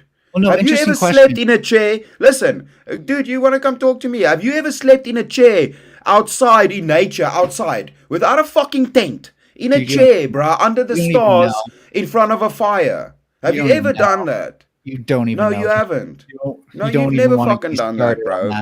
Why do those tribes in Africa? I don't even like. You're trying to. I have yet to ask my question. Thank you. You're trying. I'm gonna get off right after this, Melanie. I'm gonna get off right after this, Melanie. Relax. Why did we import wild boars from Europe? You need to answer this too. Hold up a second. I'm gonna get off right after this. You relax. You can fucking relax. You can fucking relax. Thank you. You're trying to relate. Listen, I'm not gonna answer your question, right? Melanie, you're not. Come on, easy's off, Melanie. You're not him.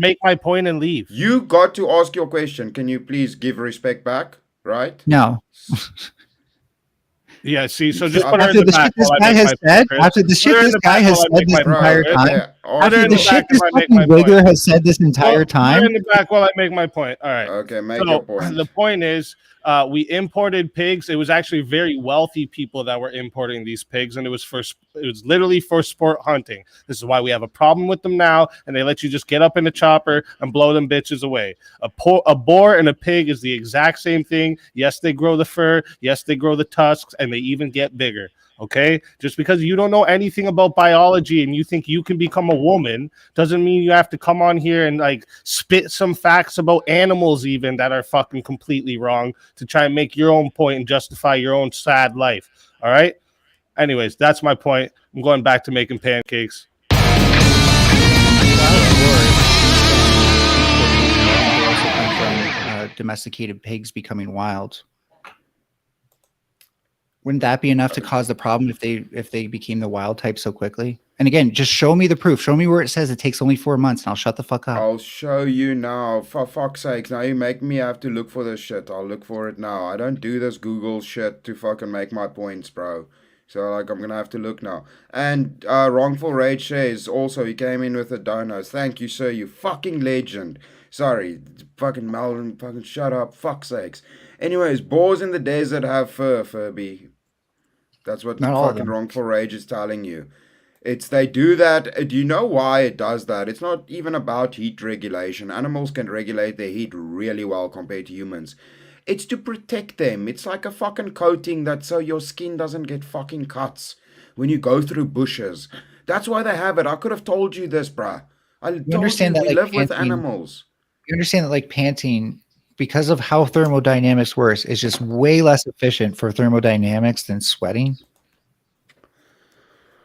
Bro? You get way more from sweating than you do from panting. Trust me. Yeah, sweating is awesome because it helps you regulate your fucking body heat. It's an awesome fucking advantage Literally humans have. cooling, which is like one of the best forms of cooling in a passive way. Yeah, oh, hold on.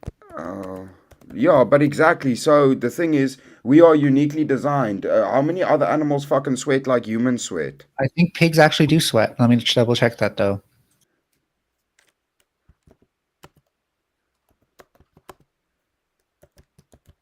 Actually, I know Okay. pigs sweat because that's why they test them with cosmetics to see if they'll stay on their skin while they sweat. Okay, cool. So they sweat like us. So why then do they grow fur in nature and we don't? That's fucking the whole point of this whole goddamn argument, Furby. That's what Well, you're not no, realizing, for fuck's sakes. That's why it could be an advantage for them at all to lose their fur because it's actually an impediment for them to have fur and sweat at the same time. Hold on. So, yeah, it says a domestic pig can become feral and resemble a wild boar in a matter of months. Okay, Appearance. A domestic don't- pig that escapes and joins wild pigs will grow tusks and thick hair and become more aggressive. A feral pig will scavenge for food, including agricultural crops, acorns, and even deer carcasses. Feral pig are very adaptable and can survive in many different environments. You could Okay, have do you just have the Googled link? it. I just wanted to see the Bro, link. I just Googled it. It's common fucking knowledge, dude. Okay, cool. And what did you Google then? And I'll find it myself. I But like, asked, how long does a pig take to turn into a boar? That's what I okay, Googled. did that I can show, mention? I'll show you the screen. I'll show you the screen. Okay. Look. No, I'll I'll show take you your the word. screen. I just want to double check something because I didn't. I'm really bad at like Oh, taking. you up can some- even see my prompt that I asked, dude. I didn't even ask it in a Yeah, I'm just disingenuous asking way. one thing about it. Did it say There. that they get their fur back? Okay, well, you Look. could have answered that so much easier, but whatever. Okay, and take care. Yeah, that's what I said. I So didn't even ask the prompt in like a fucking. I didn't ask Wait. it to favor me. I said, how long does a pig take to turn into a boar? I didn't even put feral in there, nothing. See, I'm being charitable here. Everybody knows they do that in a couple of months. They change completely. Their whole phenotypical expression changes. so this is no. So the the expression. Okay, that's a good way of putting it because their phenotype is like still there. It's just the hair follicles are not growing hair. I know that's still phenotype, but just please trust me. Yeah. Anyways, It's still I also phenotype. looked at the sweat thing. They have sweat glands. They don't produce enough sweat to actually thermoregulate, which probably explains why they never actually truly lost the genetics for having fur. That's just, and you know what? I don't think that like me getting schooled on this necessarily disproves evolution. By the way, it just shows that I'm not an expert on pigs. No, but dude, the thing is, like, this was the first thing we had to Google. Dude, that's what I'm telling you, dude. That's the problem you make with arguments. And why these fucking dudes are a lot of times fucking You're being get so you vague right mad. now. It's that I don't Google things enough. No. That's what me and James, when we started this fucking stream, we're talking about why you need to look at things through the prism of logic.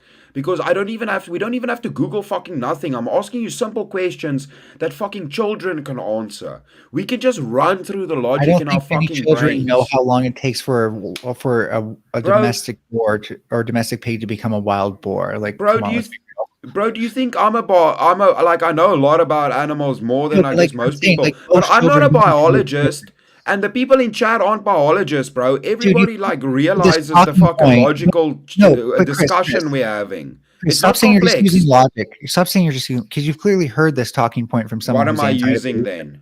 before. What the fuck am I using then? You've I'm not probably heard using this data or talking point. statistics. I'm answering it. Holy fuck. You probably used this talking point. You probably heard this talking point from someone who's anti-evolution before. Otherwise, you just happen to look up this obscure knowledge that you happen to know about. But either way, It's not this is obscure. obscure. This is obscure knowledge. This is not common knowledge. It's a So you big cannot problem in Texas. It's you not can only obscure. expect people to come to the same logical conclusion through common knowledge, correct? Yeah, you people that farm and fucking hunt animals know this. Normal fucking people Yeah, know and the this, majority bro. of people in North America are urban, not rural. So Yeah, you you know, guys are fucking soft as shit that live in cities. That's not that's my not soft. problem. That's not soft. We're way more educated than farmers, Bruh, and we I'd make more on fucking average. debate you on And we that make too. I and we make debate you more on on that average. too. And we make more on average. I debate. If I ask you right now what time the different seasons start of the year, you wouldn't even be able to answer that fucking question. Oh, Thus, the farmer is more smart than you. Fucking they already won the debate. solstice and the Next. equinox. Next. You Next. mean You don't even know what the fuck is going on around true? you with the Only environment, farmers. bro. True. Only Shh. farmers know what the solstice and the equinox is. That is so true. Shh. What day does summer start? What day does winter start? And what day does it end? Tell me now. Uh, Yeah, fucking summer, exactly. You can't summer, even fucking do winter, basic weather. And a winter farmer can separated do by it. spring. Summer starts in June 22nd, and winter starts in June 22nd, or blah blah And blah, and December autumn 22nd. and autumn. Autumn. Well, that would be. By the way, you can just count 3 months. That would be September. Okay. So when do you plant? It depends on the crop. Some of you When want do to you, some of yeah. you want to plant before your first frost, and some of you want to plant after. All right. I'd I like am to a actually. mycologist, by the way. So I I'm do it. gonna I do it. I do it. I just I want to go. We're not diverting. I'm fucking not diverting. Fuck you. Anyway, so listen. So with regard to the pigs, right? So we have the skill of sweating that other animals don't do. That's also another weird one. You know what? Thermoregulation. The pigs do sweat. They just don't sweat enough to thermoregulate. It might just be that we happen to go so much in that direction that we happen to thermoregulate. I have a. This is just my opinion. I think the reason that we got rid of hair mostly because we walked a lot, and it's really hard to have hair, especially like we have hair in our armpits, but not in like the parts where our skin contacts the most. And so it was beneficial for us to start losing hair in those places. And then once we actually did start wearing clothes, it was probably like irritating to have it rub up against the fur or whatever hair we had at the time. So we lost even more of it after we started wearing clothes, which again, I cannot even begin, aside from like anointing, maybe, I cannot begin to explain to you how we started doing that. Bruh. So again, but now do you understand that adaptation is a thing? We can clearly demonstrate adaptation. We can run the scientific method on adaptation. We can do all of this. We can observe it. All of this. Very interesting. Well, Very no, again, interesting so how again, that works. for the board to be able to make that change, it again had to have the genes necessary to change that quickly. Not all genes have another set of genes that are essentially epigenetic in this sense, where by by being in an environment where you don't use one, that gene turns off and turns on another set of genes. Usually that gene will just turn off. And Are if we you don't back have to genes? You and if you- already said it's not just let me genes. point this out, please. That gene You're will just running it turn off. back now. Just please. That gene will just turn off. And if you don't have an adaptive mechanism, then you're fucked. Whereas it seems like there happens to be two states that these boars can switch between, which may actually have to do with having still thinner fur, for example, in warmer places, and thicker fur in colder places. Okay, so fur is not a correlative to cold or hot conditions with animals, bruh. There's snakes every fucking The where. thickness of the fur, That totally is. The thickness totally is. Bro, can I take a fucking animal with thick ass fur and go put it in another country where it's hot? Do you think it's gonna adapt to the heat? Do you Well, think I it's gonna start actually. losing its fur? So let me read you this thing from Is it gonna when I lose googled its it, fur? pigs, and this might answer it. Pigs can't cool themselves down like humans can, so they quickly become heat stressed.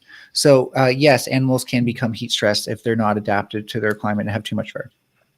Yeah, I didn't say they can fucking be sad when it's hot. We all get sad when No, it's hot. Yeah, heat yeah. stress. Heat stress. So what that I'm means is that telling your you. body is being taxed by I'm like it's telling. being damaged and harmed.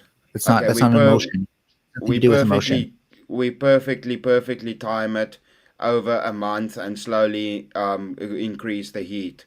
Do you think the animal's gonna be able to adapt to that, or is it gonna start losing its fur? No, because chances are, again, like first of all, a month is a very short time frame, and most animals do not have the ability to grow fur relative to their conditions. So, as Easy even pointed out, the pigs lost their fur in the farms because they no longer needed it. And now they have it because out in the wild, they kind of need it. And the reason, by the way, is not because the days are so warm and that they're fine, but rather that the nights are so cold and hypothermia is a lot worse than overheating. For the body, at least. I already told you it's to protect their skin from cuts, dude. That's why the pigs have the fur. That's why most animals have I fur don't. and feathers. It's to protect I've themselves. been cut on my head before. My hair didn't do shit to prevent that, but okay. It would have If probably anything, been you get more worse, stuff caught in your hair than if you don't have it. So bro. I don't fully agree. You understand that's padding. So if you get cut there, you would have got more cut without it. You understand that like a sharp object pushes hairs aside to the side as they cut through. Do it pushes the hair aside, i.e., the hair displaces some of the force. Hardly any if it's enough force to cut you to begin with. It doesn't matter if it's any, it does, right? It's fucking like, We would dude, call it an really, insignificant amount. bro. It doesn't matter to so what's the qualifier then? How successful does it need to be a qualifier? Does it need to be fucking bulletproof? Yeah, Is it Batman's body armor? Does it need to be Batman's body armor, bro? It needs to be my. Never mind. So, like what you would say is that something with thick fur, maybe alpaca fur because it's so like it is actually so dense, but most fur, you want to say like if we do some like a lacerating action with the same force and speed, something with fur versus something without fur will show less like of a laceration as a result of it. And I almost guarantee you, because like I said, I don't just have hair, I have thick, very long hair. Okay, like there's no reason my hair shouldn't protect me if it has protective qualities. When I go into the woods, if there's anything thorny at head level, like I'm going to feel it. It's going to jab me. Like it doesn't do anything. Okay, well, you can. Like if you have a fork right now, that you can just assert that. But animal hair is thicker than human hair, firstly, and that is the reason it's there, dude. It is the reason so it's no, there. The only do you know which animals don't have it? Body heat. Like, come on, fuck off. Like you really don't understand that. Do you know which animals usually don't have fur? Are reptiles that are cold-blooded. You silly bastard. Yeah, because if they had fur and they by the way, another term for that is thermoregulator and thermoconformer. They're thermoconformers. They need to be able to use the sun to heat themselves up. If they had fur, that would partially block the sun. It also absorbs more UV radiation, so it actually heats up sometimes faster. But the whole point of fur is usually you have two layers, and so Yeah. unless like since reptiles don't generate their own internal body heat, they really need the sun for that. Whereas it's optional for animals to use the sun for their body heat. We thermoregulators tend to generate our own internal body heat. The problem is that we tend to be doing so at a constant rate. It's very hard to be alive and not have a certain body temperature. So if it gets warm enough and we're not radiating enough body heat as well, then yes, you can get heat stressed, and that's how you get heat stroke, by the way. And for animals, that's usually like, let's say you have a livestock population, that's one of the biggest causes that they say for like dehydration and kind of like things seeming like they're good, and then suddenly you have like 3 different sick animals and you can't explain why. Okay, so listen Most though, farmers, again. I'm looking this up, by the way. According to you know what, not the best source, but their Yeah, I research don't site. care because it doesn't have Their, your their, points. their research site's a good source. So again, Wiley Online. I love Wiley Online, talking about that farmers don't really kind of understand the effects of heat stroke on their animals that well. We've probably just been No, like but really listen, it bad doesn't for a matter. long I don't time. care about heat stroke. That's not the point. The point is animals adapt to their environment similar to humans, and we are still different than them. I explained that to you. So humans won't change if you leave them out in the environment and start growing fur like animals would. But We just animals also adapt just don't because we have travel as different far as humans do on adaptation foot. But, skills. it, but animals don't travel as far as humans do on foot just to catch a single prey. What? We are one of the we have like the distance for like will walk the absolute farthest to stalk That's and not catch a even prey. true. Yeah, Oh, we have the definitely, ability to. definitely is. We have the There is ability no to. other We don't. creature on the planet that will follow its prey for weeks, waiting to tire it out. Lions do. Not for weeks. Yeah, they do. They very quickly get bored and go back to They their path. sometimes follow herds for weeks and months, especially in migration season. They follow the Okay, herds well, and they hunt the animals. so again, do you know something about lions though? What do you know about their fur? They're cats, by the way. What do you know about their fur? Is it long or short? It's short for speed. For All speed. animals that, yeah, for speed because of drag. It's like thermodynamics too hard for you to not understand that like if you wear a coat in the summer, you'll overheat because the coat keeps body heat trapped. So does fur. That's why people wear fur coats. Do you think an animal being fluffy? Do you think an animal being fluffy is not a fucking fucks with their aerodynamics? Have you ever seen horses? Do horses or do you see fluffy fucking horses, Mel? Yeah, I don't think Animals that aerodynamics. run fast have short fur, genius. There are actually cats, for example, have short and long hair throughout things, and it has a scene again. The only time that you see them with super long hair is in the lynx, which is in the Arctic for the most part, and in cold, like mountainous regions, rather than warm, kind of like deserts, even where you find mountain lions. So I want to go back to pointing something out because you interrupted me, but like most of our domesticated animals, like as I've pointed out, if we put them through like heat stroke and shit, if anything, they have all the reason in the world to adapt to having less fur. It seems like pigs were the only one that had the genetic capacity to actually adapt that quickly. Right, And so this it's goes back not to what a I said, determining that factor. real adaptations, that when we're talking about evolution, come from natural selection and genetic mutation. This pig thing seems like they already had the machinery to go back and forth, and the adaptation was Listen evolved here. overall. Yo, genius. Are fucking polar bears more fluffy than grizzly bears, and are fucking snow leopards more furry than fucking normal leopards? Oh, the snow leopards, definitely, yeah. How much? Are they I like think, big I fluffy? think, Are they big and fluffy to fucking regulate their I heat? Do think they there's have a difference in jackets? polar bears. I will double check this if you really need me to, but I think with polar bears they have an inner down fur that is way thicker than like in most bears. So their skin. No, a thicker down fur. So it, you know how, have you ever pet a cat and noticed that it has like its outside fur and its Do inside they fur? do they visibly look much different? Are they more fluffy because it's cold? So like I said, they like all animals have like It's two sets not of fur. because they Your have to outer, run fast to catch prey. holy They have fuck, to run. They have to run. That's why they're not fluffy. holy fuck. So maybe that is something that the outside down has to do with. But what polar bears have, and this is if I'm not mistaken, is a It's also so thicker they can inside. swim. Nick, holy fuck, you really can't let me finish. It's incredible. Yeah, yeah. You interrupt everybody, so fucking don't deal with it, bro. Well, what was I going to say? Why don't you tell me? I don't even really care. You're talking some Yeah, you're bullshit. real. I was Yeah, telling you're you. constant. You're just talking past me this whole time, and then you tell me that I'm not answering your questions.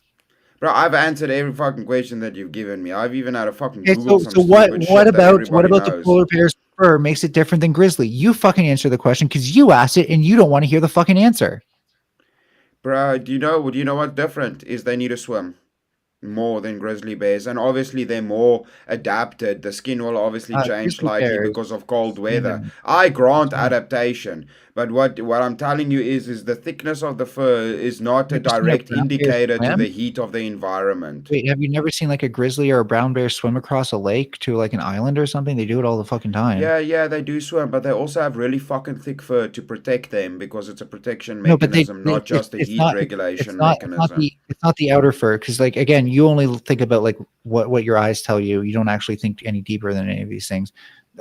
There's an inner layer of fur. In bears, it's roughly about the same coarseness. Sorry, in grizzly bears and brown bears and all them, roughly about the same coarseness as their outer fur. In polar bears, it is at least twice as thick, and that's what keeps them warm. Yeah, so look here. So as with this, so possums don't live in cold weather. So why do they Have have you similar fur to polar No, have bears? you seen how thin their fur actually is? Like you can see their skin underneath the fur. Possums That and polar bears, yes. You can see polar bear skin no, too you under the cannot see. fur. No, you definitely You cannot. can when they're wet, you It's so can. thin Yeah, shit. when you can see the pink underneath the white, you can. Actually, they're that shows that you don't know what you're talking about. Their color of their skin is black, because most bears are. No, it's like a darkish pink, bro. Have you ever seen like a dog skin? How it's like mostly dark, and then like maybe their belly has like some pink with dark spots. Dogs are That also bears pink, bro. bears Dog skin bear, is also pink. Depends bears are what mostly dog you're black. talking If you ever about. actually look at a picture of a shaved bear, it's mostly black. Black bears are black.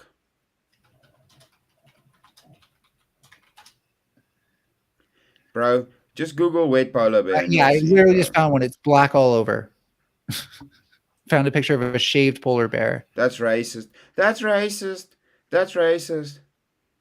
I'm Do they have black skin? I'm not as quick as No you are to go way. into like I saw those fuckers with pink skin. I think this is fucking that's racist. That's racist. maybe it's that maybe you saw the Are you maybe you thinking saw of the lower lip. pandas? Are you thinking of panda bears or are you thinking of polar bears? So so first of all, I found something that asked, "Is a polar bear's fur transparent?" Which is just funny that that popped up. But from Instagram, No way. this is a shaved polar bear. No. They are black. No. They are black skinned and even have black hair under their No, extremely thick fuck and you. protective white coat. That black hair that I'm talking about is the inner down that is even more insulating and also happens to be a different color that Oh, I okay, didn't know. yeah, no, I see it is. They are, no, they are black. Which I saw one that was like pinkish like a dog. But yeah, no, they are black. Okay, I'll concede to that. Well, But I was anyways, talking that's I was talking racist. about I was That's talking about racist. how like like dogs. You ever notice how like when they get shaved, they still kind of have like a pink tummy with black spots still, but the rest of their bodies can be black. Not all dogs, No, it but the ones depends. that It are. depends what breed though. That's Oh, why. totally. Yeah, yeah. But I'm just saying like they can still have some pink on them, so maybe that's where you got confused. Like even the ones I'm seeing, like their faces and chest look kind of pinkish, but the majority of their body is black. But Okay, yeah, yeah. the thing is like when they go swimming, the water can't even like their fur is so non-polar, which means it resists water, that the water doesn't even get beneath the lower layer of fur. Yeah, I'll just show. I'll just show because I'll give you that. That's the only thing I'm gonna grant you tonight with all of your bullshit. There. So yes, it is. You know how much this That's. is reminding me of the one Magic School Bus episode I can But remember from anything, and it's but where they like talked about a polar bear. but I mean, does that look thick though to you? Like I mean, how Well, thick is that really? How thick no, is okay, that? so I can see its what skin. you're seeing underneath is the darker layer of inner fur that person was talking about. Okay.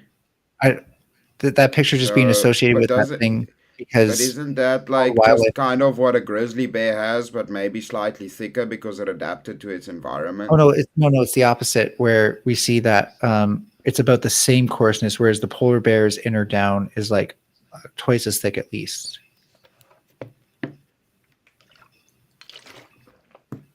I'm asking you, are you just saying it's twice as thick, or are you just asserting it, or is it? No, well, it is for a polar bear, the inner fur, whereas for a typical bear that's not polar, the non-polar bear, um, it's God. Chemists are going to hate me for saying that, by the way. The inner fur is roughly the same thickness and coarseness, so it would be giving off the same amount of heat as the outer layer, Okay, or as okay, insulating as the outer layer. but that would still, dude. Anyways, I don't even know why the fuck we went. It's because of the fucking pigs that we went on this stupid tangent. Anyways, the point of it is again now we've shown to you the quick adaptation of an animal. So again, if quick adaptation is possible like that, right? And now you've granted that the adaptation is not genetic or mutation related. Do you remember that? Wait, what? The adaptation cannot be genetically related if it can happen in the course of months because the genetics of if I adapt over time of my life, nothing changed in my genetics. I just adapted. It's just Sure. something I already had. I think I pointed out that that makes it different from like the type of adaptations that evolutionists refer to, right? Evolution is not adaptation. It's No, gen no, it's no, it's it is because genetic mutations and changes that makes it a new fucking species. It's but not its Chris, fur goes thicker. That's adaptation. I've demonstrated that for the well, maybe I need to demonstrate it better actually. I've pointed out that like for pigs to have that ability to change that quickly, they would have needed to evolve that trait. That there are two sets of genes that work kind of epigenetically that way. What you can't say is that that trait came out of nowhere just to adapt to the conditions because that's not how biology works.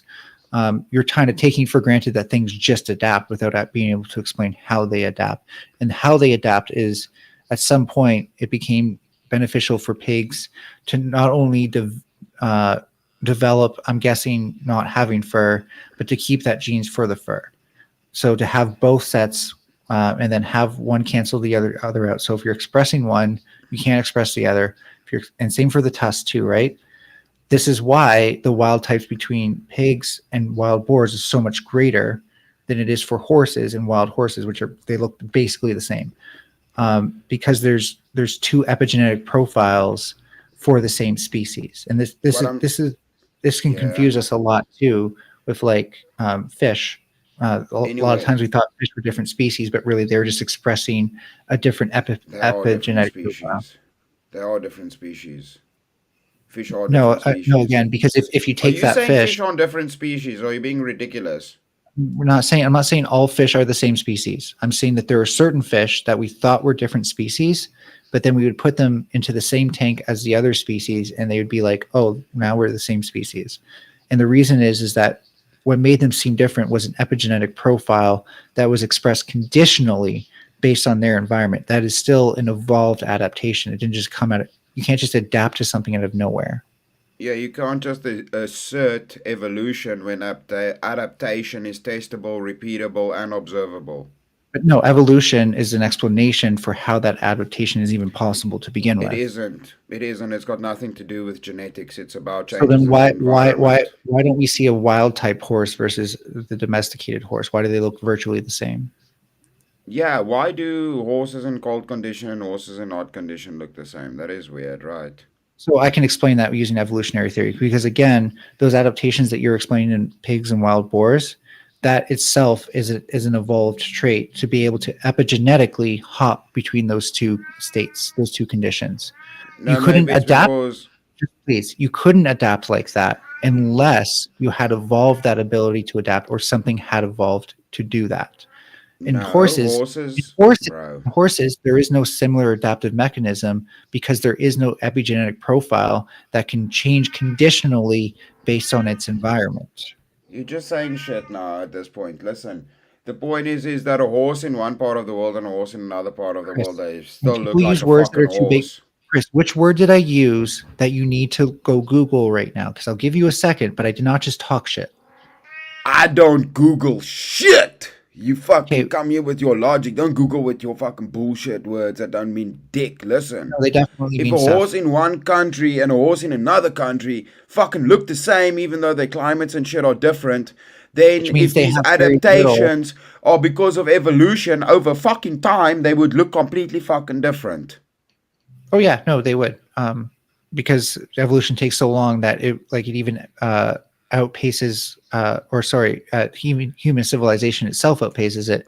The only things that we're able to domesticate, the only traits that we're able to change in anything, are traits that are already kind of able to be genetically modified to begin with.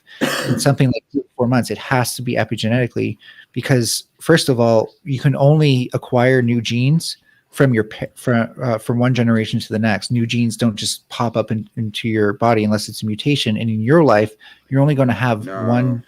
about 100 to 1,000 mutations in a single cell, not throughout your entire body, but usually just in a single cell. And one or two of those events might lead to cancer. So, What's the rate of adaptation of mutations, do you think?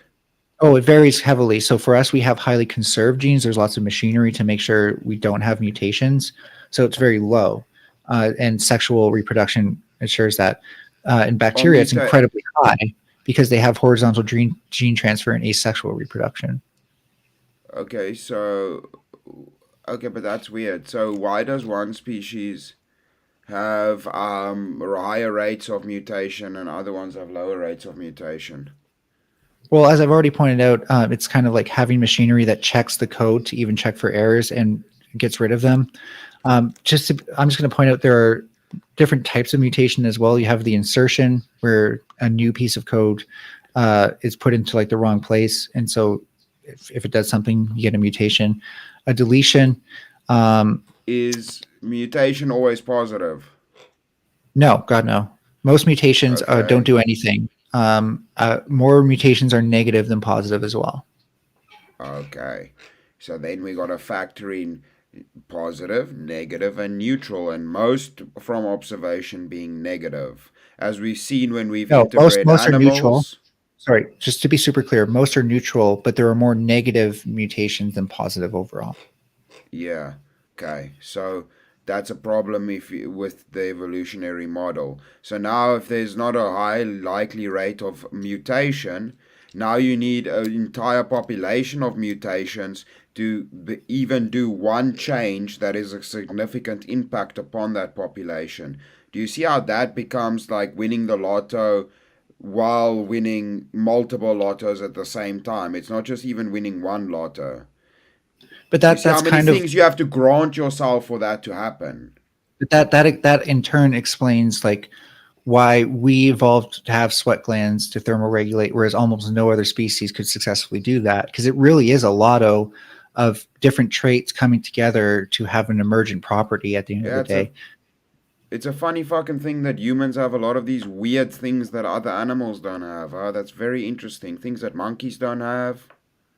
Well, I mean, Things that if all it's of a our common lotto, ancestors don't have. I mean, if it's Just a all these lotto, multiple mutations that I we mean, just fucking got by accident, and then that got massively distributed in a population with something that is well, we highly didn't unlikely get, to ever take we place. didn't But get that random. happened, and thousands of times over millions of years. You're already misunderstanding things. You continue your narrative on false premises. It's incredible. So we didn't What? just What was get false? random mutations. Natural selection selected for the most fittest ones, where the people who had beneficial mutations just had a much better time spreading Okay, and copying their genes. if beneficial mutations was optimal, why don't we have more mutations that are positive? then because if you this actually was a characteristic that was seen as a biological advantage, then why wouldn't it so become more prevalent over time? bacteria do. That's what horizontal gene transfer is. However, in sexual If we species, come from bacteria, then we holy fuck, you want an de-evolved. answer to any of your questions, or you're going to cut me off every fucking time. Yes. Fuck yes. Take it. So the reason that sexual species conserve our DNA and our genetic code for the most part is because we're way more prone to getting something like cancer because we're multicellular, unlike bacteria. So it seems like the more multicellular we become, the more beneficial it is to conserve your DNA so that way you don't get systems that dysfunction relative to the rest of your other systems. But in a single cell, everything's kind of like in the same system in that sense. So they can get away with lots of mutations. I'm telling you, if bacteria has a higher rate of mutation and this leads to the most success in positive traits happening, why wouldn't it be factored in with each ancestor after that, or each new iteration of each species would have higher levels of mutation and thus positive mutation if that is your claim? Because if we're always selecting for an evolutionary advantage, this would lead to that being more prevalent. For evolutionary advantage. Nothing is trying to optimize its evolutionary advantage. It just so happens to work. But that is sexual selection then. Holy fuck. That is your whole theory. No, it's not an active pursuit of things. These are things that happen because the logic entails itself. You have genetic variation in code because you cannot possibly copy every genetic code perfectly. That's, in terms of statistics, that's literally impossible. You're always going to have some error at some point. And the living systems that we have today could have resulted from negative errors, neutral errors, or positive errors. The only plausible mechanism would be that positive errors led to an advantage of fitness in the environment, which allowed them to do better than other organisms that they might be competing with, whether it's competition for food or mating or all sorts of things. None of that is saying that so-and-so is sitting there looking for the most advantageous thing. It's saying that the most advantageous thing means you're more likely to see a mutation if it's beneficial, even though it was random. That does not correlate. So what I'm telling you is no, it totally does, because if a mutation is not beneficial, that person's going to die before they can copy their genes more often than not, especially if it's super harmful. If it's neutral, then they're going to have the same reproduction rates as everyone around them. And if it's beneficial, they're going to have higher rates. The person spreading more copies of their genes will spread more of that mutation. And so again, if a random mutation is beneficial, we will expect to see more copies of it in a population, even bacteria. If this is a thing that is positive for us, that is sexually selected for, why do we still have heart disease, cancer, lung problems, diabetes? Why are more people allergic to fucking tree nuts and water now? Why are we de-evolving then? Why do we still have genetic diseases? If positive characteristics take benefit and it's not neutral and negative. You literally said we can't de-evolve, so fucking explain then to me. Why does it appear that way? A huge part of this is that our lifestyles and diets have changed rapidly over just a couple centuries, which is not enough time to genetically adapt. So now we're not adapting. Let me address the nuances of heart disease real quick, right? So we all know that there are genes that predispose people to heart disease. There are also genes that kind of make you less likely to get it because you do have some things. Why do we I'm explaining right now. Holy fuck. Why? No, heart disease not good. The explanation's too fucking good for you. It's too deluxe. It's too rich. I gotta wait. I gotta save it. Bless us with your glorious fucking explanation, Furby, young squire. Bless us with your fucking explanation. Let us have at it. Yeah, I'll make it super simple for you. You can't get rid of heart disease with genetic mutations alone. It's that simple. Heart disease comes from all forms of heart failure. And because of that, and because of the fact that there are plenty of organisms out there that want to parasitize you, you can't just say, oh, I guess I'll just adapt away heart disease. There are plenty of things you can't just adapt away. They're facts of life.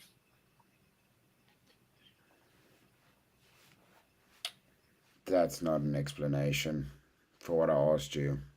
Well, you seem to have this notion that if something's bad, and if that the theory of evolution posits, which it doesn't, that we should be adapting it away. But that's not how it works, because first of all, something being bad is not what causes the mutation. It's random. So no matter how many bad things you have to adapt to, you're still going to mutate at the same rate, and the same amount of mutations will be beneficial. So So now you're granting yourself that mutation is stable.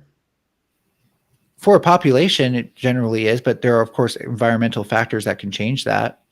They're not that. Well, yeah.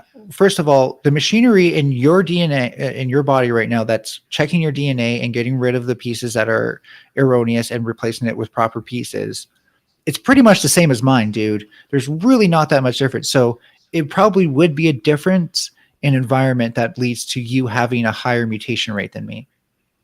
So the change in the environment causes the mutation. Not necessarily. No.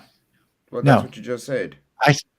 I said the only thing that could explain a difference. For the most part, these things are stable because the machinery in your body exists to get rid of as many mutations as possible. If they're stable, why do negative traits still exist? You realize that because of like the nuclear membrane. You realize that because of the nuclear membrane in your cells, most things from your environment can't even touch your DNA. So listen. And so it's really like only radiation. You just said if it's stable. I've already proved to you that genetics are not necessary for adaptation. If you're saying it's stable, the mutation, that just sounds like it's adaptation. By the way, you said you've demonstrated that we don't need genetics but you literally relied on epigenetics, which shows you really don't know what the fuck you're talking about. Okay, so listen quickly. Let's go through it. So, the genetics are apparently stable, but not always positive. Mostly neutral and negative. Very rarely positive.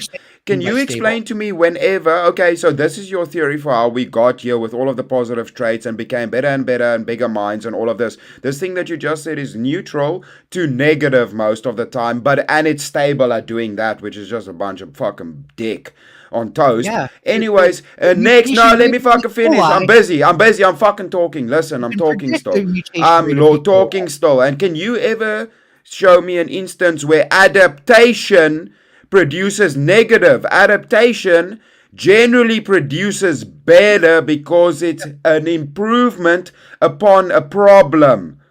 What you think is evolution is just fucking adaptation. Your evolution would not lead to us being better. It would lead to us being neutral or worse according to your logic. Fuck. It's simple.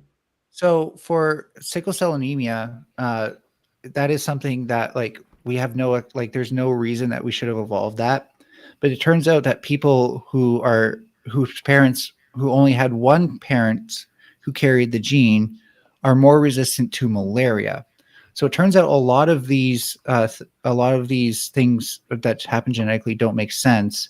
And when you have two parents who are both carriers of the genes, it goes from being a benefit to a disease.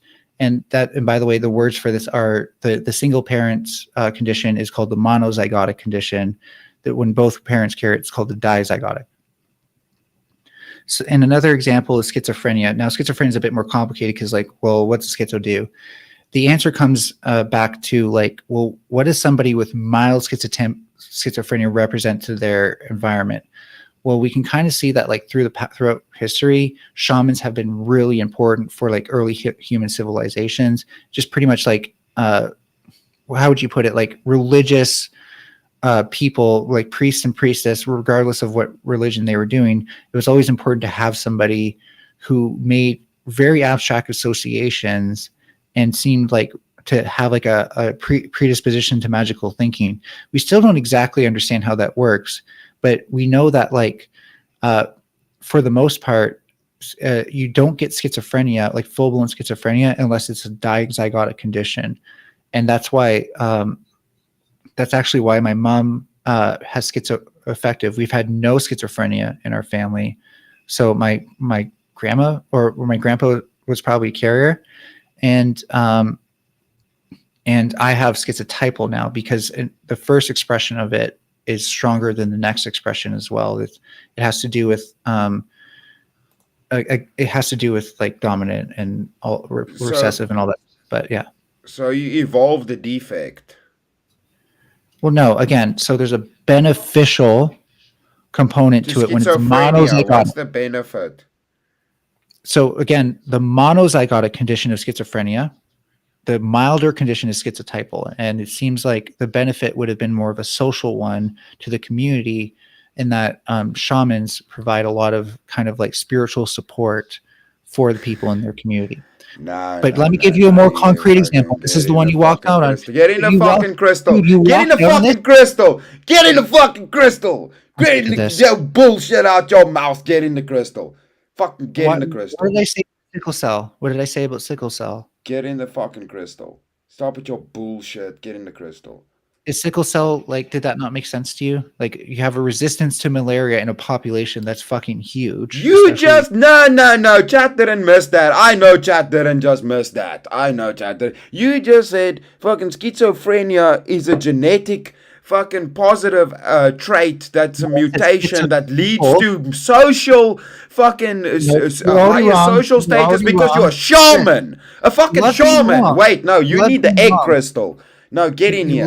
Fucking get in the shaman crystal, bro. Did I say Chris? Here, let's just check. Let's just check if you can handle words that you may not have used before. Did I say schizophrenia or did I say schizotypal was beneficial? Get in the fucking crystal. So he doesn't know, and he hasn't listened to my explanation of monozygotic and dizygotic. But yeah, put the egg back where it belongs. Put the egg inside. Is this a suppository crystal? This is my patent pending suppository crystal. How is being resistant to malaria not a benefit? Malaria or schizophrenia, bro? How is being resistant to malaria? No, don't jump. Don't jump. This is what I started with. That's not where we were. That's not where we left this off. No, we'll be right back. We'll be right back. We'll be right back to the topic. We were talking about schizophrenia. Now, so explain to me. I'm a dum-dum. What's the difference between sickle cell anemia? I started with sickle cell anemia. And I want you to demonstrate that you can understand that there's a monozygotic condition that can provide a benefit, which is resistance to malaria, and a dizygotic. I'm very stupid, so you're gonna have to explain it in small words to me, so my monkey brain can get it. I know that when one parent carries the gene for sickle cell anemia, that gives their children. I'm listening. I probably are. Yes. Are you sure you're not just afraid of the answer? Are you sure you're just not afraid of understanding how you can get a benefit? I'm fucking in it. I'm listening so fucking hard. I'm evolving bat ears right now. Go for it. Resistance to malaria. Do you agree that that's a benefit? So we'll be right back. We were talking about schizophrenia, so can you explain to me how schizo... No. Don't you jump. Don't you jump. You ain't a grasshopper. Did you just evolve to jump? Come back, grasshopper. You were talking about... No. You asked, in general, how can diseases be a beneficial adaptation? I'm explaining to you of objective example. You want to focus on the subjective example so you can poke holes in it. How about we deal with the one that you can't poke all the holes in, so that way you can show that you understand this first, and then we can go to the subjective one, which is for big boys, okay? So again, with malaria, that is a benefit. You get resistance to malaria when one parent, not two, just one, carries the gene for sickle cell anemia. That is the monozygotic condition. That is a benefit. When both parents carry it, that becomes a disease. That becomes sickle cell anemia. Now, I'm pretty sure you and I can both agree. Disease. I'm pretty sure you and I can both agree that if the majority of the population gets malaria resistance, while only a smaller subsection gets sickle cell anemia, that is a net benefit to a population. So a blood disease is a positive mutation for society. Sickle cell anemia. Because it's an adaptation that is way more beneficial than the disease is harmful. How is sickle cell anemia beneficial? That's not the right question, Chris. Chris, that's not. What did I say? I literally started with saying what was beneficial. What was that thing? What was beneficial? Tell me. Holy fuck. You have the memory of a goldfish. We go with Chat, that. I chat. de-evolved. I de-evolved back to Someone in goldfish. chat I impressed me. grew What did I gills. I just grew gills. It's chat? my fish. It's my fish. I My want I fish want granddaddy. My someone fish in chat granddaddy to just see told me if, how to grow some gills. Damn, Furby.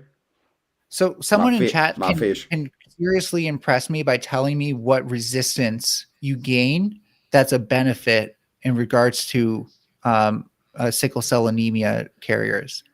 If any of you can show me that you were listening, I will give you the W. Chat will get the Yeah. W. Everyone in chat Yeah. gets the W. So show me you were listening, chat. Come on. Chat always wins. You Charles don't have to Darwin. worry. Your name is Charles Darwin. You should have been listening, bro. Don't worry about chat. Chat always wins. Chat's good. Don't you worry about chat. Chat's fine. They're having a I great did not fucking talk time about right drug now. resistant So bacteria. listen. Cheap. So okay, wait.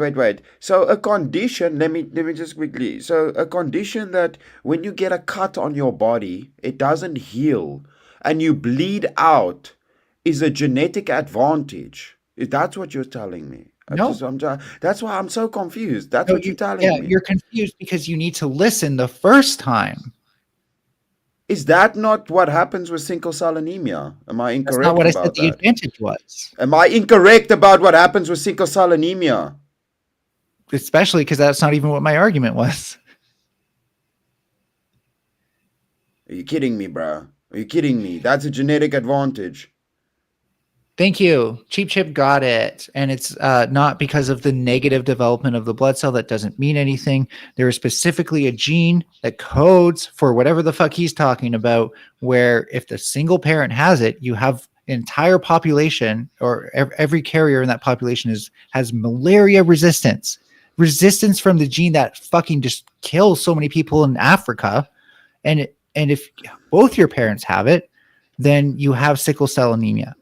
All I'm Shit, I saying is, just since the monozygotic condition, the single parent condition, is far more common than the dizygotic or the both parent condition, the population benefits much more greatly from disease resistance, even if it means I a I slight just increase in the I just did my fusion dance and I just evolved from goldfish. So we're gonna be right back. So can you tell me about schizotypal and schizophrenia, please? Because I love that you went into a thing that prevents about malaria that's fucking in one place in Africa that you can solve with a fucking net, and you wanna say having a fucking condition where you bleed out like a faucet is a good fucking thing, which is the stupidest shit I've ever heard in my life. So can we please go back to No, not that it's a good schizotypal thing. So again, versus you're strawberry. schizophrenia for me for a second? Hey, Can you Chris, explain to again, me how I need that to make has sure a you can genetic comprehend. advantage? I need to make sure you can comprehend the more basic example. What did I say was No, I the good thing? comprehend. What did I say was actually the good thing? Then just Resistance show. to malaria. Are you fucking kidding me? And how is that a net benefit to the population? You know you can just take ivermectin for that and other medication. Right, but we would have developed this before we had medical You science. cannot be sick and just take medicine, you dildo. That's not a fucking advantage Medical for science is what I shit. said. Right. So what I'm asking you right now is why did I say that the existence of sickle cell anemia is outweighed by the benefit? Bro, you're asserting random shit, and I'm telling No, you, I'm not even if your asserting random assertion shit. is true, it still sucks. I'm not So, can you asserting tell me random. about schizotypal and schizophrenia, please? How is that a genetic So advantage? I'm not asserting random shit unless you have more than 99% of the population that's a carrier of a single gene, a single person carrier. You're very unlikely to have more monozygotic beneficial condition, or sorry, you're very unlikely to have more dizygotic harmful conditions than you are to have more monozygotic beneficial conditions, which means you'll always have more of the beneficial condition than the harmful one, and that's a net benefit to the population. Okay, that's nice assertion. So, what is the difference between schizotypal and schizophrenia? The severity of the psychotic symptoms. People with schizophrenia have like basically zero ability to kind of like snap themselves back to reality when they want to. Whereas like when you have schizotypal, it's honestly kind of feeling like you're always in altered states of consciousness. Oh, There's so you actually just don't toad know. venom in my urine because I'm schizotypal. The fuck did you just say? I said there's toad venom, aka bufotenin, in my urine for whatever reason, just trace amounts, of course, because I have schizotypal. My body just produces it. So you're amphibious furry that has frog piss frog venom in your purse. I think you need to stop taking the meds. Whoever's selling you that shit around the corner, bro. You need to Yeah, stop buying. they said Fucking, you need to atrazine. stop buying your medication from Ling Ling supermarket, bro. What the fuck are you They said drinking, dude? atrazine was What turning the the fuck are frogs. you They doing, never said anything about turning the gays into frogs. bro? That's why. Is that? Are you drinking the frog piss that's causing you to be Atrazine. troons? The Stop atrazine. drinking that. We just figured it out. I think we fucking made a breakthrough just now. Don't drink the toad venom troon stuff. Don't do that. Okay, That's so as I that's pointed what out, Alec Jones was saying. Don't do that. Chris, time to impress me. As I pointed out, that schizophrenia has worse symptoms of psychotic symptoms. What do you think that means? Do you think someone with full-blown schizophrenia had two parents who were carriers of the gene, or one? Bruh. Just use the same logic that I used for sickle cell anemia before. It's really simple. Who's more likely to have? Okay, so which one is beneficial here? Having the stronger psychotic symptoms or the milder psychotic symptoms? Let's just compare them together. Don't worry about the rest of the people. Which one's You'd more want to have the beneficial? milder. You'd want to have the milder, right? You want to have the milder one. So let's just take it for granted for now. I would want to have I can explain none. how it's beneficial after you show that you understand what I'm saying here. So we're saying that the How milder about condition. none? Hey. So No we're saying more, for sir. the No sake of more, sir. I've argument, had enough. for My the tummy sake is of argument, full, sir. I for don't the want sake no of more argument, mental disability, sir. I'm full. for Thank the you. sake of argument, Thank though, you. for the sake I'm of fully argument, chuffed and for the stuffed. sake of argument. No more mental conditions for me, sir. I have had enough. Thank Cool, you. No good for more. you. How For the about sake of none? argument, though. How Cool. about For none? you wanted to talk about this. For the Yeah, how sake of about argument. none? Yeah. So for the sake of argument, can we at least agree that having fewer psychotic symptoms is more beneficial? Just for now, and I'll get to that how it's beneficial. But can we agree on that?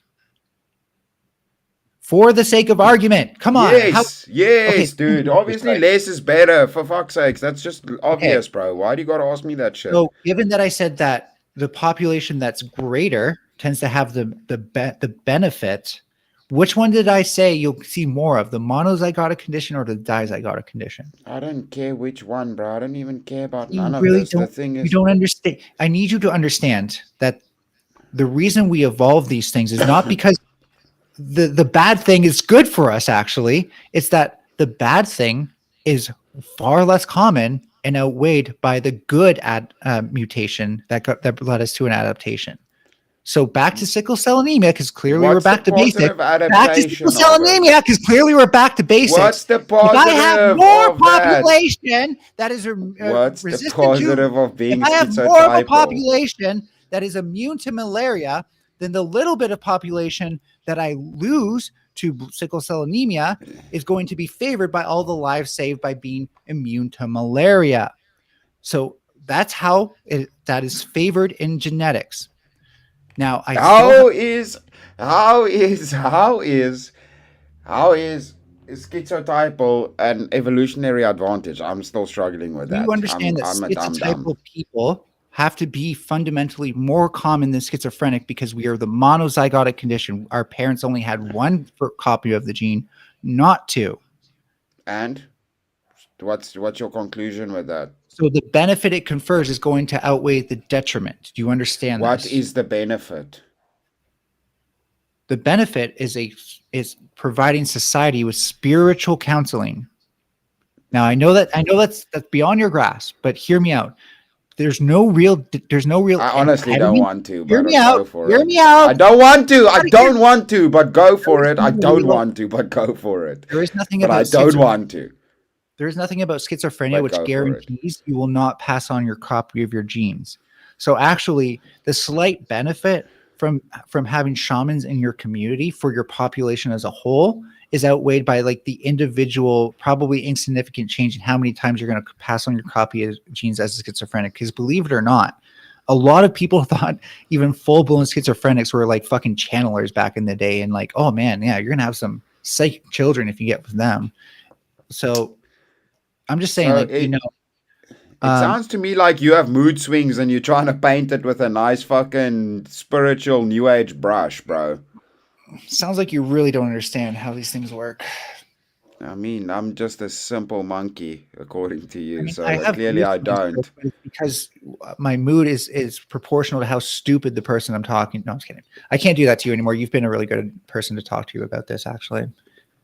Well, I'm just trying to run through it, and like I said, I'm just trying to fucking run through every. Because usually people just go, this and this and this, and I can do the whole fucking complete argument, but I actually wanted to go into the weeds with this. So how do we get to things?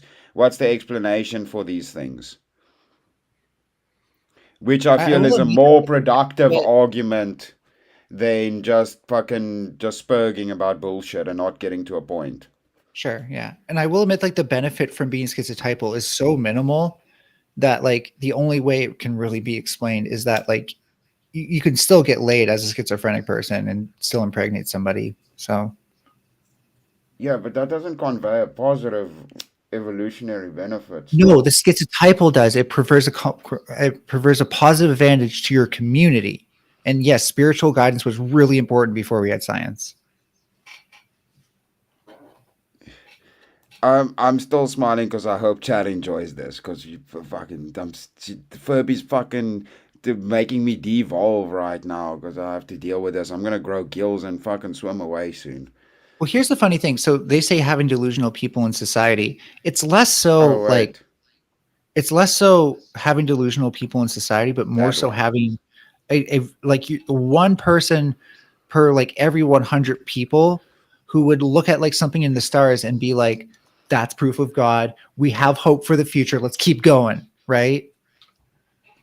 Yeah, And that that could probably wouldn't that probably wouldn't. made a difference when we didn't actually have a reason to keep. We didn't have science. We didn't have technology. We didn't have real civilization. We needed something to keep us going. So okay, well, Dad, I actually like where you took that. Let's move on, right? So I like that. So so by that logic, God would be an evolutionary advantage for humans. So God would be Superstition. positive, right? Then, according to Superstition. your Yeah. logic, Superstition would be yeah, but not like superstition. it doesn't presuppose like an existence of God, of course. So what? Believing in that's not what I said. I said so according to you then belief in God would then be an evolutionary advantage. Well, see, like when you say belief in God, I hear superstition because to me, I explain the belief in God by humans as our superstitious tendencies being manifested institutionally. I mean, So, do we not fundamentally get fucking philosophy? There we go. Brain words difficult. Let's go. So do we get philosophy, metaphysics? Do all of these things not come from this so-called superstition, where it seems like that's all kind of the same shit, right? Us starting to question things, look at things differently, the expansion of the brain, isn't that like what the whole evolutionary thing is? well, And then superstition you so wouldn't then question. God would just be an evolutionary entailment of a positive adaptation then.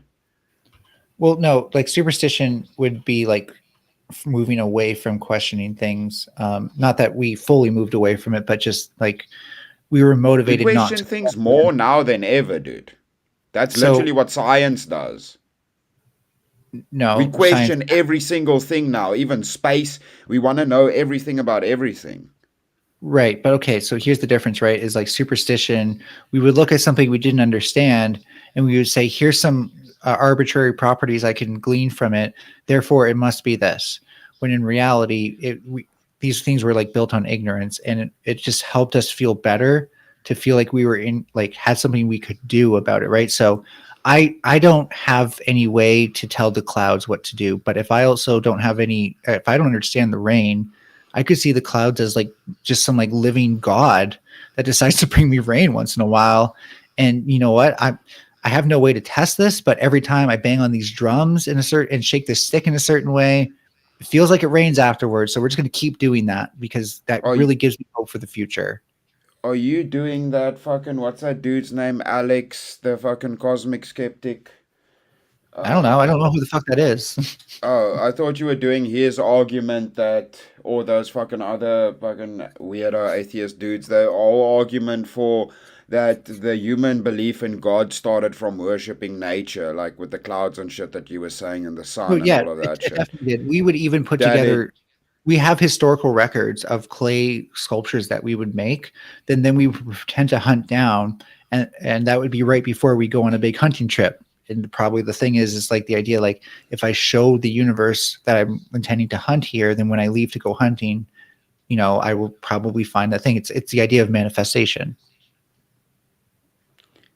so, but then, okay, so what I'm saying is then that you understand that could be disproven because that's something interesting because their conclusion was we go from natural and then we just go deeper and then God is in nature, then we don't find God in nature, then God is in the sky, then we don't find it, then he's out in the galaxy, and this whole belief in God is just a part of evolution. It's kind of what you're alluding to. Well, one of the So things would that you? probably developed with the ways that we became religious was language, and we started having not just like the early language, but more complex forms of language, and thus it would be possible to say things like, "Well, I think there's only one God," instead of you only could say like the names of all the different gods, and that was like the closest thing to a sentence, right? Um, so leaps in linguistics and language and also like writing or ways of storing information like stone tablets, those things really did provide us ways to like hear about new ideas and stuff like that. I think monotheism happened primarily because things like Rome and Greece did diverge from nature in a big sense with like the way that it was kind of like the Stone Age, right? And for them, they thought that they could essentially build their own utopia. So they did actually diverge from nature, even though they were kind of pagan.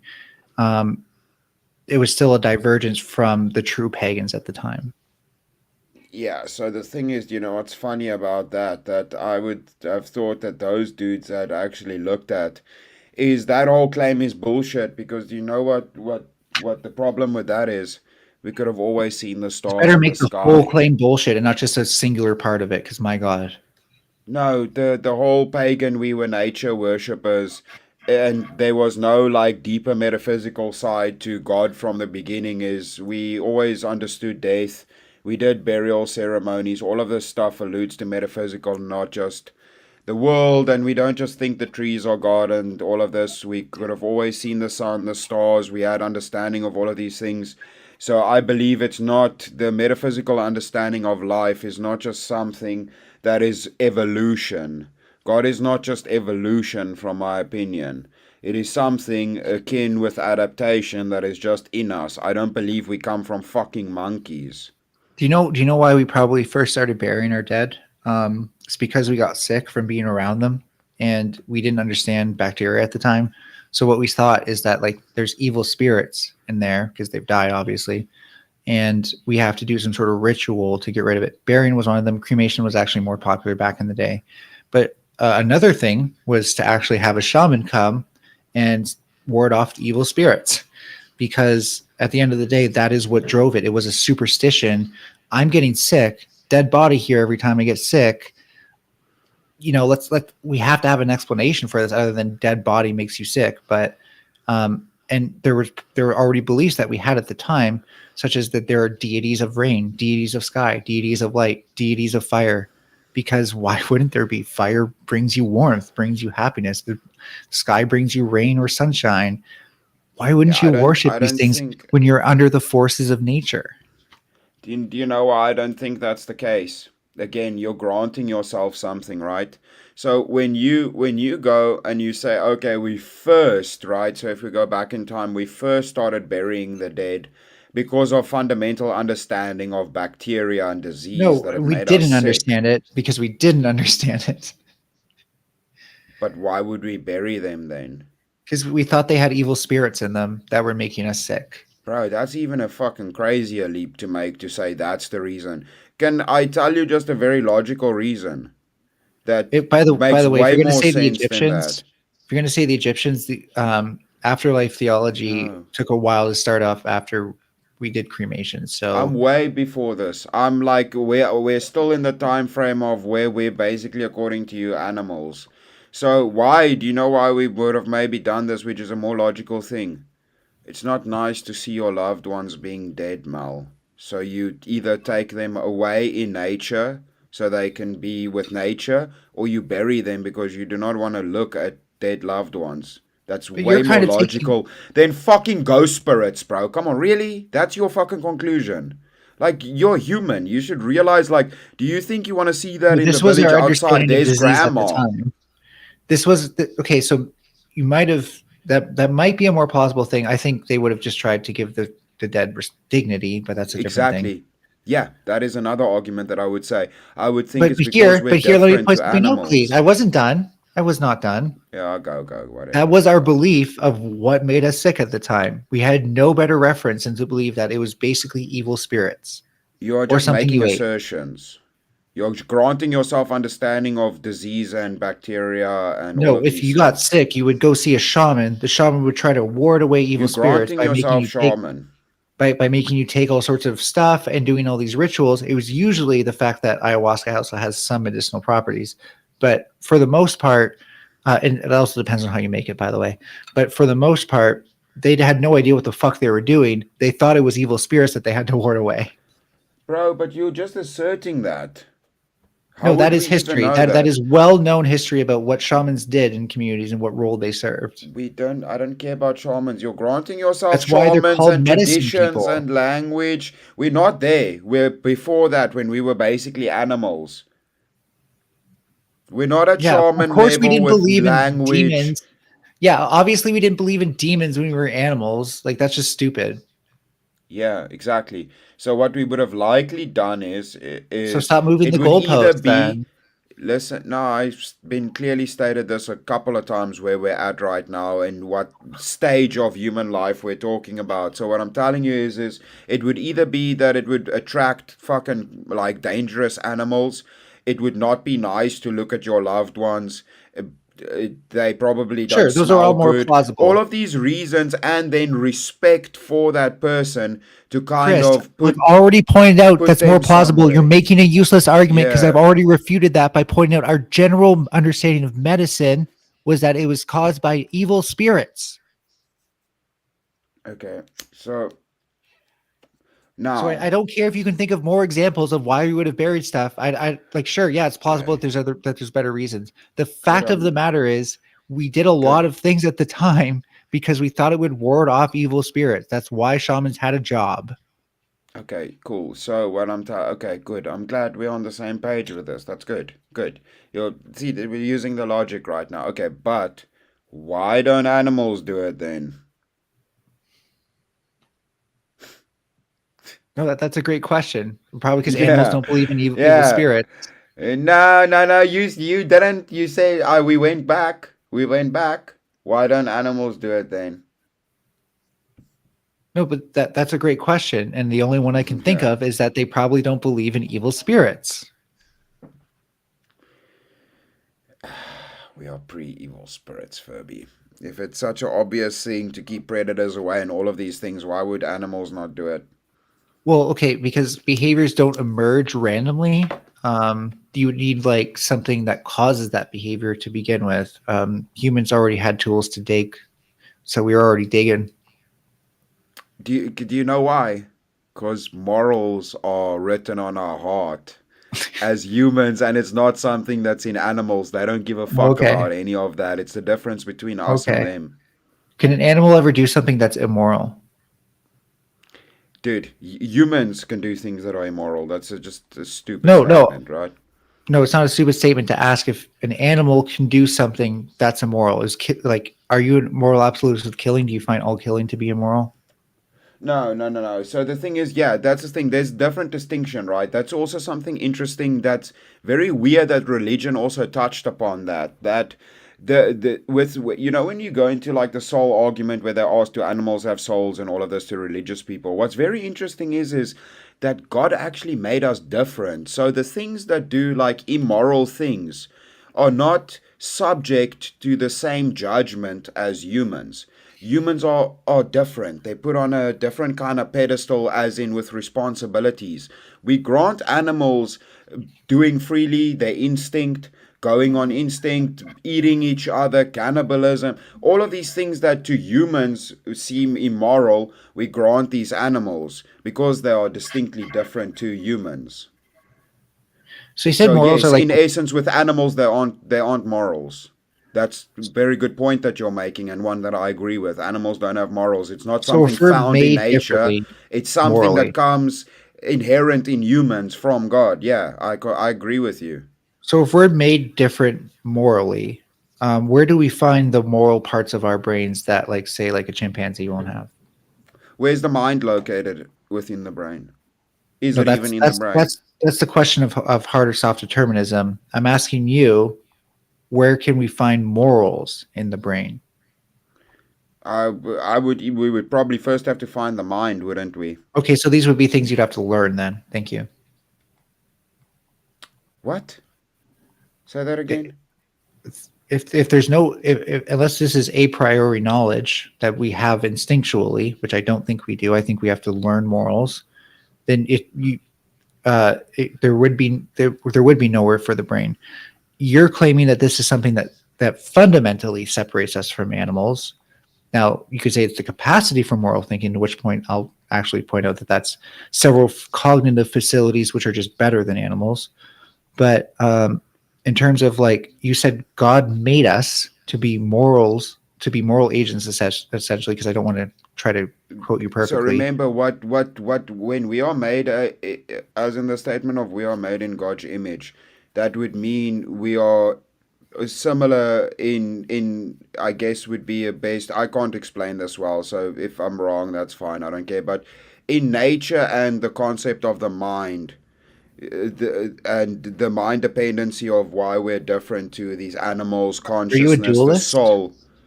No, listen, the soul and the mind and all of these things are what make us different and would allude to being created in God's image, having morals, all of these things, opposed to animals. Because if we discover morals or we learn morals, then animals would have morals. It just logically tracks, and they don't because it's not a learned thing. Because Because we still do no, I'm immoral joking. shit. I'm joking. You said because like four times there. I don't even think you realized it. I have a question. Are you like a dualist? Do you believe that like the mind is particularly different than the material brain? Like it's its own thing? The mind is different to the brain. They are Okay. separate. Okay. So how can where so if it's different, I get that it's not material, which I get that, but how do you know it's there? How do you know that the mind exists? No, I know I exist. I'm asking you if this is something that isn't just the brain itself, but something different. How do we even know it's there? Well, because we can perceive our thoughts, but we are not our thoughts. And we No, I can think lose therefore parts I of our am. brain. No, that's bullshit. Animals think and they do not know, therefore they are. So it's a load of bullshit. That's some Are they fucking able to think in philosophy, abstractions? fucking wankery, bro. That's fucking Are, mental are they able to masturbation think using bullshit. objects that aren't currently like in the room with them? They cannot contemplate their existence. Don't come be ridiculous now. Fucking, you know what I'm saying. Well, I'm It's actually a talking about stupid even thing to more say. I was talking about more basic cognitive facilities, which kind of gets us there, but sure. Yeah, so that's the point, right? So inherently that would mean that morals are not something that is just learned or found. It is something unique to humans, but also it's not a natural thing that occurs in humans because it's something that comes from God because we still do immoral shit.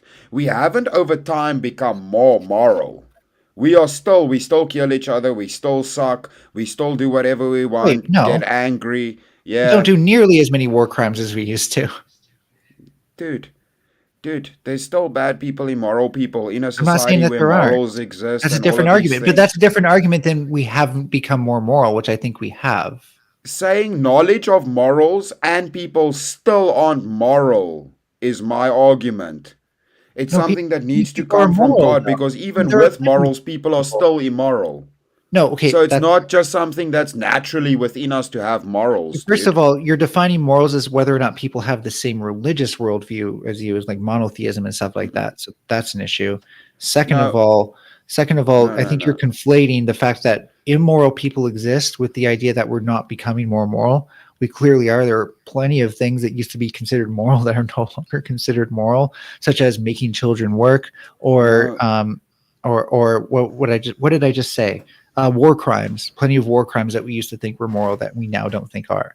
So I don't know how you can say we're not becoming more moral. the complete degeneracy, perversion of sex, That's perversion of that's wait, religions. degeneracy.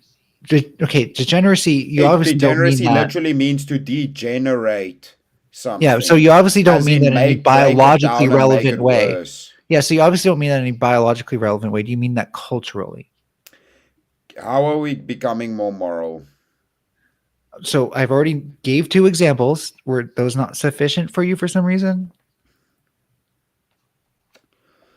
We are not becoming more moral. The morality has been the Okay, then same as why are what it war has crimes always no been. longer why do we no longer You allow are war just crimes to making happen if we're assertions. getting less moral? Is You, that's degeneracy to you to kill less yeah, people the thing in the is, name of bloodshed? yes, yes, in general, society becomes more evolved.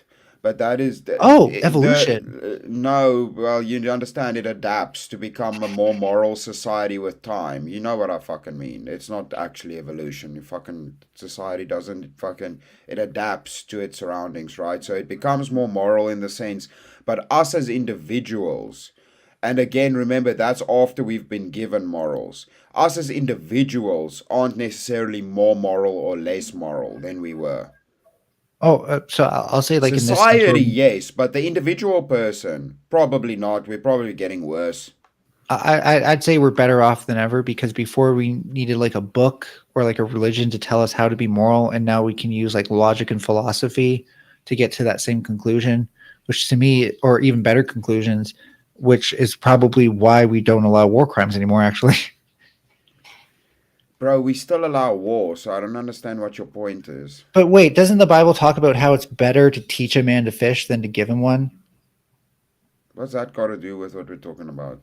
Well, because the Bible kind of like gives you morals, whereas like secular society is like, here's how ethics ought to be. Now build your morals around that, and people decide their morals for themselves. So it's kind of like they're learning to fish. No, there's just some things that's the morals in religion is not a changing thing. I know you think because society changes its morals, that doesn't mean that that is how morals Then how do work. so morals are absolute to you? Yeah, some morals are absolute. Can you give me an example? Nobody wants to have sex with their bodies. It's not everybody considers that immoral. Yeah, that actually that's a good one. Yeah. Killing is that absolutely wrong? No, it's not. Murder and killing is different. Another thing is also cannibalism. Well, Generally no. nowadays, So you're at the top of the mountain, right? It's you and 4 friends. Basically, at the end of the day, it's either your friends get to eat the body themselves because they're going to do it anyways, and you die, or you eat some of it, get over your morals, and then you all 4 of you survive and make it in time to get rescued. Do you really think that just letting yourself die over like some sense of moral responsibility is advantageous? so when you're in a situation where it's life and death, the argument could be made that in those situations, I mean, some people's morals might change. It's obviously a unique But if situation, the right? morals Just are bringing up an absolute, then it's outlier still wrong. situation. But if the morals are absolute, it's still wrong for them to preserve their own life that way, right? Yeah, but you can know something's immoral and still do it, right? No, but we're talking about if the act is wrong morally or not, regardless of the Yeah, person. yeah. If Something there's could be immoral and you still do it. Like lying's immoral, but we still do it. no, but I'm saying here, like there's a utility to it, right? Where they're keeping themselves alive, and you probably consider self-deletion to be immoral.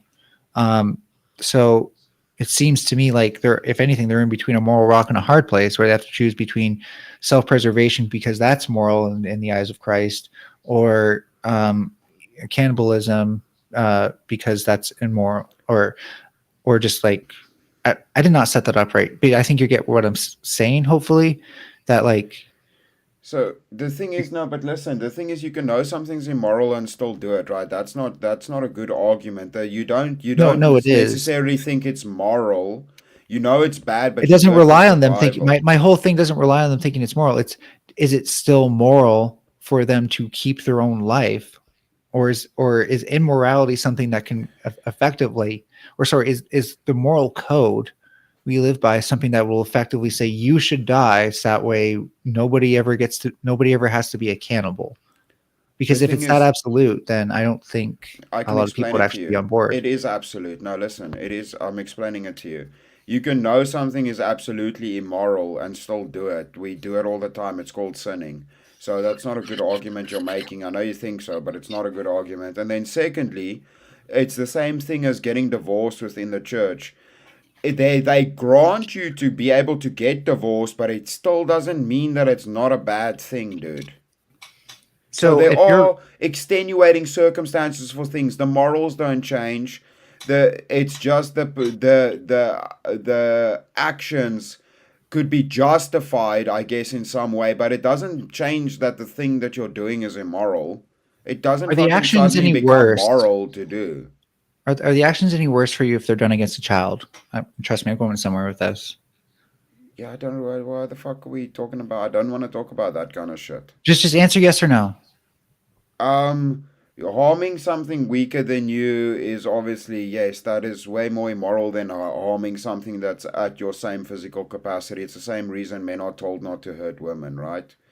Wait, Because aren't of animals it's weaker than unfair. us? Aren't animals like they don't have weapons, they don't have intelligence? Yeah, they're not humans, are they? Yeah, so I don't think animals and humans are the same thing. That's your argument. but this actually makes a great case against meat eating though, because that is killing. Yeah, it's killing. It's not murder if you eat the animal. I mean, you're basically just making an argument from inferiority, which is a very slippery slope because there's never been time that It's Christian thought not. other groups of people were inferior. Dude, the doctrine of, I mean, there's weird sects of Christianity. Christianity is one of the leaders that led to abolition. It's because Christians believe humans are created in God's image and they're all a part of God or made in his image. So, no, you're Um, contradicting yourself. That's not a part of the doctrine that some people are subhuman or less than. They that's only might because disagree churches with weren't it. allowed to own slaves, by the way.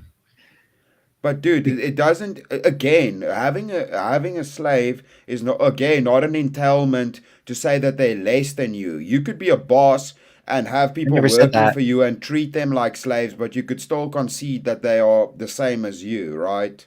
It I'm just would saying that mean when you're the a churches dick. protested abolition, it was because they felt like they were discriminated against because they couldn't have slaves. It just would mean that you're a dick if you're a dick to people. It doesn't mean No, yeah. necessarily that it entails that you think they're subhuman or less human than you are, right? Well, no, during slavery, they absolutely did. I don't know where you're going with this. Well, I'm you're trying to assuming what I'm that. trying to point out to you, Chris, is that the church, it's totally been in favor of immoral things when it seems to benefit them, and is much better at opposing immoral things when it seems to benefit them. Excuse me, say again?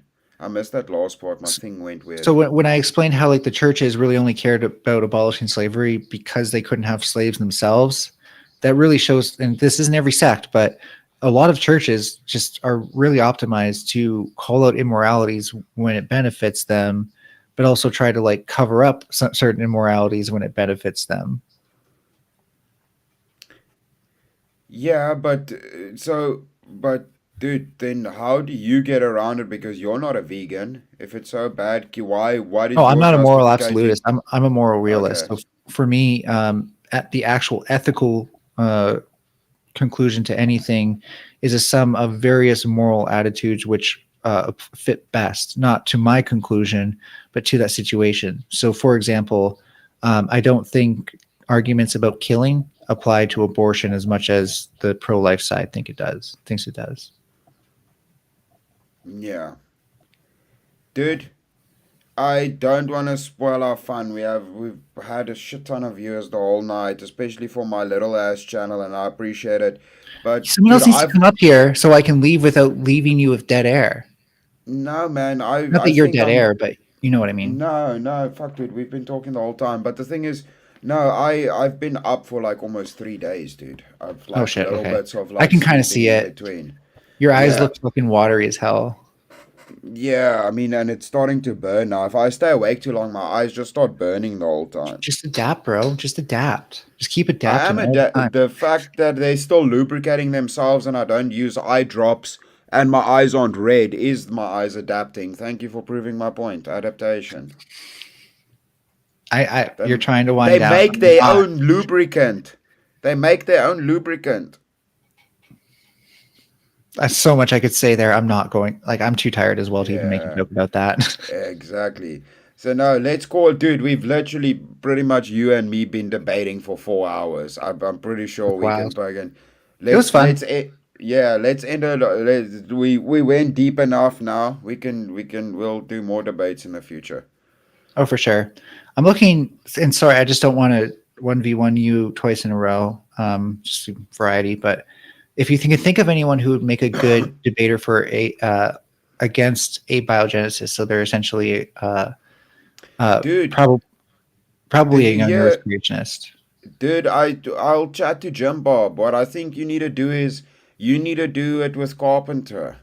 Okay. Carpenter's not a big debater, but he works in the field. So let him do a debate with him on Jim Bob's channel. I know Jim Bob will host it. He mentioned it last time when you came up. He said if you ever want to on his channel, he'll schedule Right. a debate with you and Carpenter. Okay, I didn't hear that far in. I knew I could do a Yes. call in. I honestly, I miss them every time. Like even right now, like I didn't even realize it was 3 o'clock because this all went just like flew past for me. But I every time he Yeah. goes live, I'm usually napping. Okay, yeah. The thing is, yeah, Jim Bob goes on early, but the thing is, dude, maybe you can ask him because he's done some gaming streams later. So, like maybe just message him on Instagram or Discord, and I'll also just let him know that are you keen for it? Oh yeah, with the carpenter thing, totally. Yeah. Okay. I'm Cool. open I to think, dude, anyone one v it'll wanting be me. you'll have a big ass audience. I mean, Jim Bob usually has like also like 400-500 people when he goes live. So, Cool, cool. I think I'll chat to him for you, and then you also reach out to him. I think Thanks. that's a good one, dude. Like I'm not like he's gonna be way more better to delve into things on a higher level or I, like or even understand what you're trying to when you talk about the studies and stuff. We're just dum-dums. I'm just a simple monkey like Grumple always says. So Sure, and I suck at like dumbing things down. I'll tell you that much. There are some people who can say exactly what I've been saying this whole night, but like for someone who's not like who's not as articulate or verbose about it, and I'll admit that like I am not the person who you want to hear about this stuff from unless you're at least curious enough to Google half the words I use that you don't understand. So yeah, I, and I get that, I but like I also, I'm here to debate, not necessarily to. I'm here to debate for my own kind of reality test. So I'm not here to yeah. necessarily change hearts and minds. No, it's all good, dude. No, but that's for the viewers to determine. I just quickly want to say before everybody disappears, Craig, I dude, the thing I'm looking forward to the most is fucking being able to raid people. But guys, I cannot until I hit 500 subs. I'm not monetized. I don't have any features that's on YouTube because I need subs. I'm 130 away, then I can do I'll that. never get So 500. Nope, never gonna get it. never gonna get it. Dude, yeah, fucking show Furby she's wrong. Everybody get mad at Furby and show Furby she's wrong. Go give me subs, please. But if I could, I would. But I can drop a link or something in chat and tell you guys to go over and support the Crucible. And if you want to help the channel out, just tell them Chris Lestrange sent you. That would be awesome, and I appreciate that if you guys would do that. But I wish I could. I'll drop the link if are they live right now, Mel? Yeah, I but don't do they even take know if call-ins? I doubt it. it's not. I mean, sometimes they do on the debates though, but I don't know if you have to be verified or have to be in the Discord itself. I don't know if you like have to chat to Mr. Okay. E and them. Well, they're live, so I'm gonna drop the link for you guys in chat. I guess you guys would not need it. Well, they're going live now, it appears. So let me just share this with you guys. And then go support the Crucible. And if you want to help a brother out and you guys appreciate the debate with Mel, Mel was also good. She was entertaining. We hate on Mel a lot, but you guys fucking sat here and watched, so you clearly enjoyed it. So that's good. And yeah, if you would tell Crucible I sent you, I would appreciate that. And then yeah, just have a good one. Go support. If you don't go support Crucible, go support another small creator in the space. And everybody, have a kick-ass night. God bless. And stay out of trouble. Don't get into trouble. Furby, don't get into fucking trouble. Don't do weird shit. Unless you're a Furby. No, never. No weird shit. Don't listen to Mel. Have a good No, night. but I'm not a human, so I can get away with it. I'm just a Furby. No, disavow. Have a good night. Disavow.